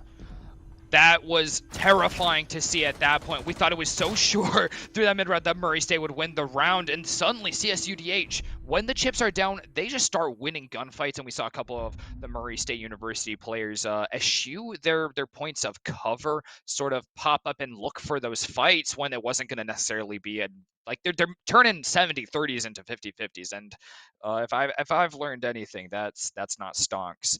So they did lose a couple players there. Luckily, Benaraketti and Noodles, the two who have just really showed up in every drastic hour of need for MSU, were there, and the time wasn't there for CSUDH. So once again, the ticking timer was really their downfall trying to attack Kitchen. No vertical pressure. Yeah. So what's the excuse for how much time they wasted? That's the real question I have. I'm not trying to be mean when I say that, but it really is a problem. You're running in and you're having no pressure, so it means you're just standing around not doing anything. You're droning a bunch of the map, which is not really all that important. And the fact of the matter is, if you're going to take that much time to drone, you need to get efficient droning, and they just droned through living room and missed the man lane thing. They didn't drone properly. So here's my criticism, and hopefully they'll learn from it. You need to drone properly, or you need to start getting vertical pressure so you don't need as much information around the other parts of the map. Oh yeah, that way you can start getting and execute. Like, you just got to make better decisions than that. We were saying just the other day, WeLQ, right, that when it comes to droning, it's not about droning out the wide open areas, it's the corners, because when someone's going to be hiding somewhere waiting for attackers to come through, they're not going to be hiding way out in the open. You have to do really thorough searches. You got to find those stupid little corner spots where someone's just going to be lying down trying to rat for a free kill, and that's what's going to stop you from getting killed off by Benaraketti kind of out there in a wacky position in the living room, right?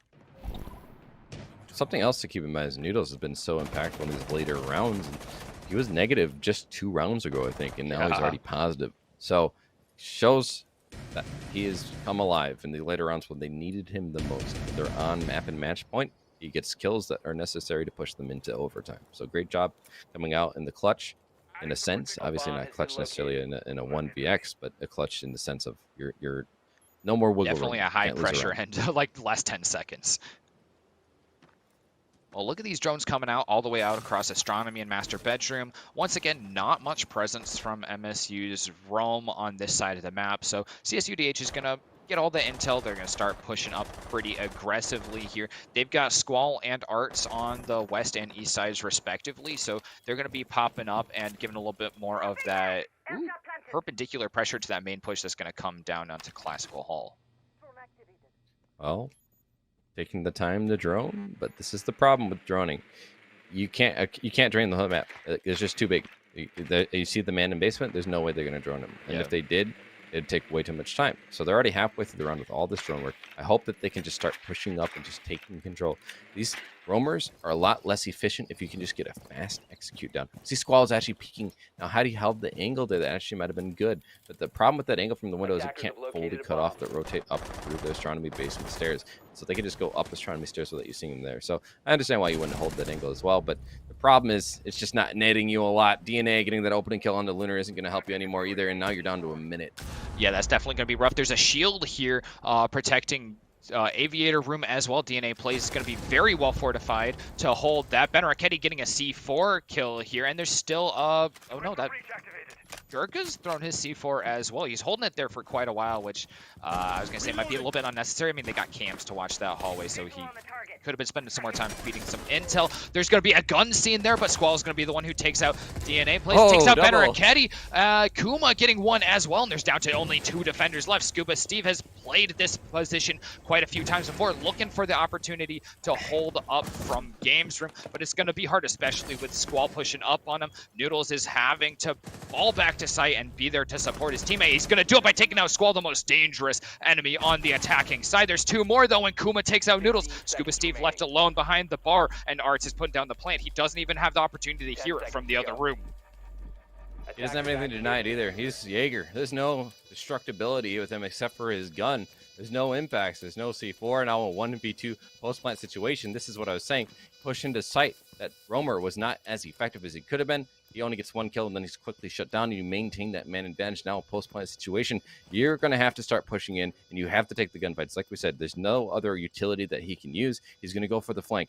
The Maverick isn't watching his direction. There's no cams to feed this information. The Maverick is completely unaware. It's a freebie kill. Now it's a 1v1. He has to find it soon, though. You have only 7 seconds of a diffuser, but it's going to be Art. He's going to clutch up, and Dominguez Hills win the first round of overtime. Wow, that was so close. That was a great flank. It was heavy on the time. That kill needed to happen 6 seconds. He had 6 seconds after killing the Maverick in order to get over to the diffuser and have that second kill in the bag. He almost made it too, though, just an inch away from landing that headshot with the first shot. A valiant try there. There's been a lot of those clutch scenarios that Scuba Steve got forced into on Aviator in games. That's a high pressure situation to be in, especially with so little utility available, and he's played it really valiantly. He's going to need something of that same caliber this time, though, to keep in it, to go to double overtime on this map. Otherwise, CSUDH gets it after this round. Well, Dominguez Hill's trying something different, going to dining and kitchen as their first defensive hold in overtime. Yeah, they can go every bomb site's available. This is the bomb site they opted for. So it's an interesting decision. I think they're really trying to throw them off, because with the lineup they have right now, it makes you think that they're probably going to trophy, because this is the lineup they had in trophy before, I believe. So I think they're just baiting the other team very stickly into thinking that they went upstairs. And if it pays off, it could help them out a lot. Now, the problem is, I don't know how many breaching charges are going to be brought. I see that the IQ probably will have them, but I don't know if anyone else will. So that's the only vertical pressure they can apply. Oh, I think the Ying has been bringing them, Scuba Steve. So I thought they brought smoke. Oh, do you?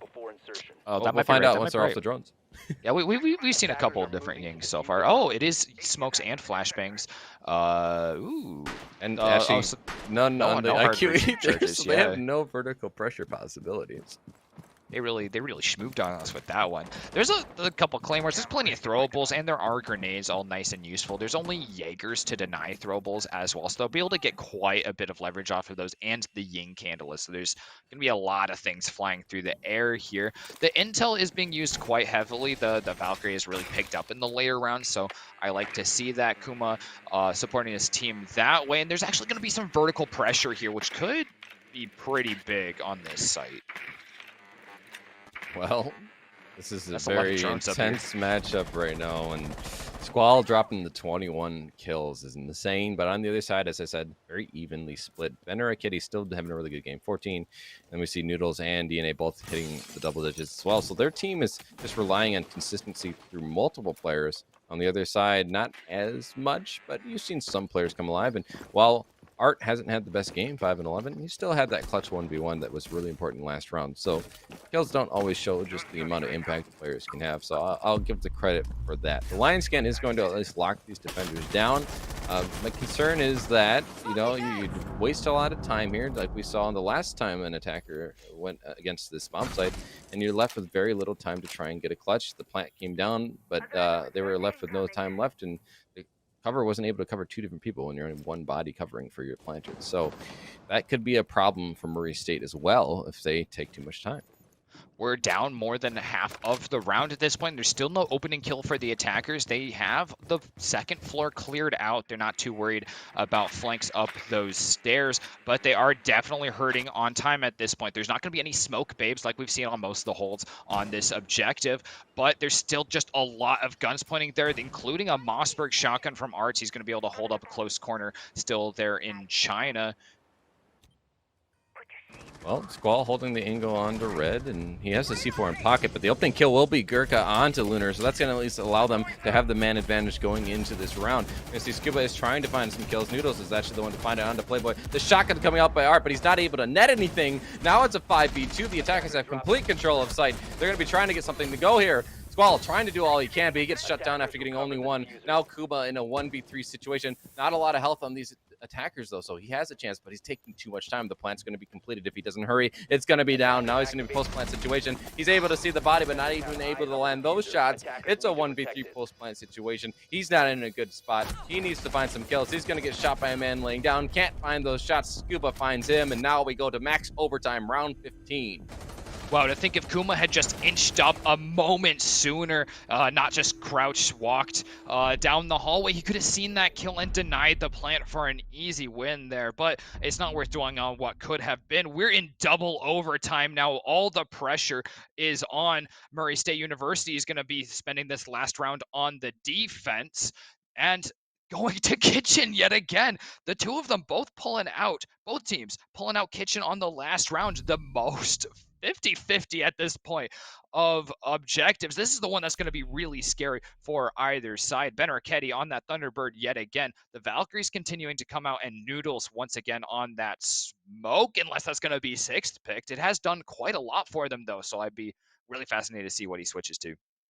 Well, huge is going to be the Buck. They're actually bringing someone who can bring that vertical pressure. It looks like they are aware that this could be a basement held against them, as they just tried it and it didn't go successfully. So I think that they are aware that they need to have some vertical possibilities if they did choose to go down below, and they have. So maybe they read into it. Maybe they're also thinking we could go below and get some pressure ourselves with the Buck if they go upstairs. So either way, that's why Buck is useful in this case. I was criticizing not bringing Sledge before. Felt like the Buck wasn't bringing you all that much, but in this case it actually might just be the right thing because you didn't know which bomb site they're going to go to. Noodles, though, he will be on that roam, and he's been pretty pivotal. We've seen him have some effect on this roam in the Vigil last time, but he wasn't able to get more than 1 kill before he was shut down, and then unfortunately that did seal the deal. His teammate was left in a 1v2 post-plant situation. This time, it's a different bomb site, so obviously won't necessarily play out the same, but my concern with Vigils is always they don't really bring a lot of utility for your team. Yeah, he definitely needs to make some impact with his gun, or his team's going to be hurting without him. And Noodles, I mean, as one of the carries historically throughout this match so far today, definitely is shooting to be firing on all cylinders for this final round of the matchup. So maybe that is the play, to go all or nothing on this, since it is an all or nothing round. He's playing here in the basement, playing hard to find. Of course, his gadget's going to make him invisible to drones. It's going to make it hard to lock him down. The drones are going out on the 2nd floor, picking up plenty of intel. And is that a C4 that's already detonated? That's not going to quite hit its mark. And I think Gurkha might be hurting for that one later into the round when it could really make a difference. Yeah, it wasn't utilized properly there. They do have some other utility in their hands, like impacts, but that's not nearly as good as the one C4 that they brought. So they're really not helping themselves out utility-wise, but Buck's going to start opening up the vertical pressure. This is what they were missing last time on this attack, so this really could make a huge bit of difference unless they're able to take care of this Buck above. They need a roamer to start pushing up on him if they want to have some success here. We're going to be seeing that the pressure is going to just continue on, but they're not netting any kills, and that's a problem. So seeing how this is still going slowly for them, I am still concerned. Yeah, CSUDH has had a little bit more problems with the timer than MSU Gold did. So if they're in the same place then that MSU was in at this time, they might be hurting a little bit more. There's still 5 players on the team on both teams. So this vertical pressure is going to be pretty big, but there needs to be players on the first floor really pinching into that. Noodle's still on the roam. He's not found anything yet, but he might be pulling up on Lunar. They have some cameras that are going to be feeding that intel to him, but Lunar doesn't want to push up too aggressively until his team is ready. Yeah, these Falc cams have been hurting them a lot. You can see the push down. He gets the kill, Lunar! Oh my goodness. Noodles was just not aware, and that's going to open the things up for the side of Dominguez Hills. That's going to help them a lot here. Now, unfortunately, the roam game isn't going to be available really anymore, and that's going to leave everyone on site or near site, and that actually could hurt them a lot if we see Dominguez Hills have the same kind of pushes that they've been able to do in these last second pushes. So Gurkha gonna have to get aggressive here. We see Baron Kitty, who's gonna be trying to find something, but Art is able to shut him down. It's a 5v3, but only 30 seconds remaining, so the defenders still have time on their side if they're just able to buy a little bit more. And Scuba Steve being in the closet here in bikes could be the one to buy that time. He's gonna find one, he's gonna find two, and in fact, Kuma's down as well, so now it's a 2v3. Everything is flipped on its head. These attackers putting themselves not into a great position. A kill being found by Playboy, though, so 2v2 in the last moments. We're gonna be seeing a heck of a gunfight coming out. We're going to be seeing the kills from Squall, the kills from Gurkha. He's able to buy the time and win. Murray State taking the last round, taking the map, taking the match, and what a one it was for the ages.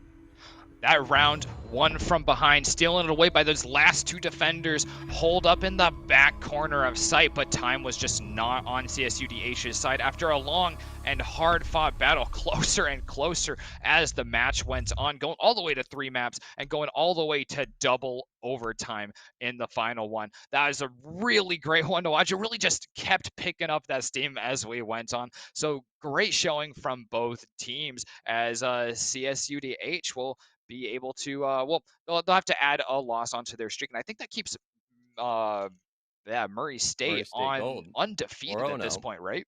Yep. Now their perfect map streak will no longer be in the case, right? Because they did lose one map, so they went 2-1 instead of 2-0, which they've been doing every other game or matchup. So they did have 6-0 map. Now they'll be up to 8-1, but still, I mean, nothing to be disappointed in. I mean, you still won. Still so that's what really matters. Securing that top spot very well. And on the other side, something that came back to bite them, which we had seen a couple times, lack of drone work at the end, but also just not checking corners. That bike room is a common spot for someone to be playing, and they were not aware of it at all. And the problem also is that they all really did push through that one side. They all pushed their moto at the end there, or memo. I think that might be memo on that map. I always get them mixed up, memo, moto. Yeah. But either way, it's not very similar. You gotta at least check your corners if you're gonna do a complete push from one direction like that. And it lost them the round, it lost them the map. So something to learn from, of course. But great job from Murray State continuing their perfection, and they're really getting close to securing a spot in playoffs if they haven't already. Yeah, great things to see from both teams. A great match to get to commentate. Thank you guys all for being here in chat, watching it through. Thank you to our observer and producer, McAfee and Unnamed Gamer. They've been pivotal making sure that this can all happen. Big shout out to Wielku, actually, the manager of Rainbow Six here at NECC. Big part of putting this all together. And of course, for being my co-commentator here. We like to have some fun on the mic, and I think finally I'd just like to give a shout out Kickstar. We saw a little bit of mentioning that in that last round. There a couple of the players saying we'll do it for Kicks. He is unfortunately gone, but he will be well remembered in this community. So I just like to I don't know, dedicate this last little bit of our stream to him.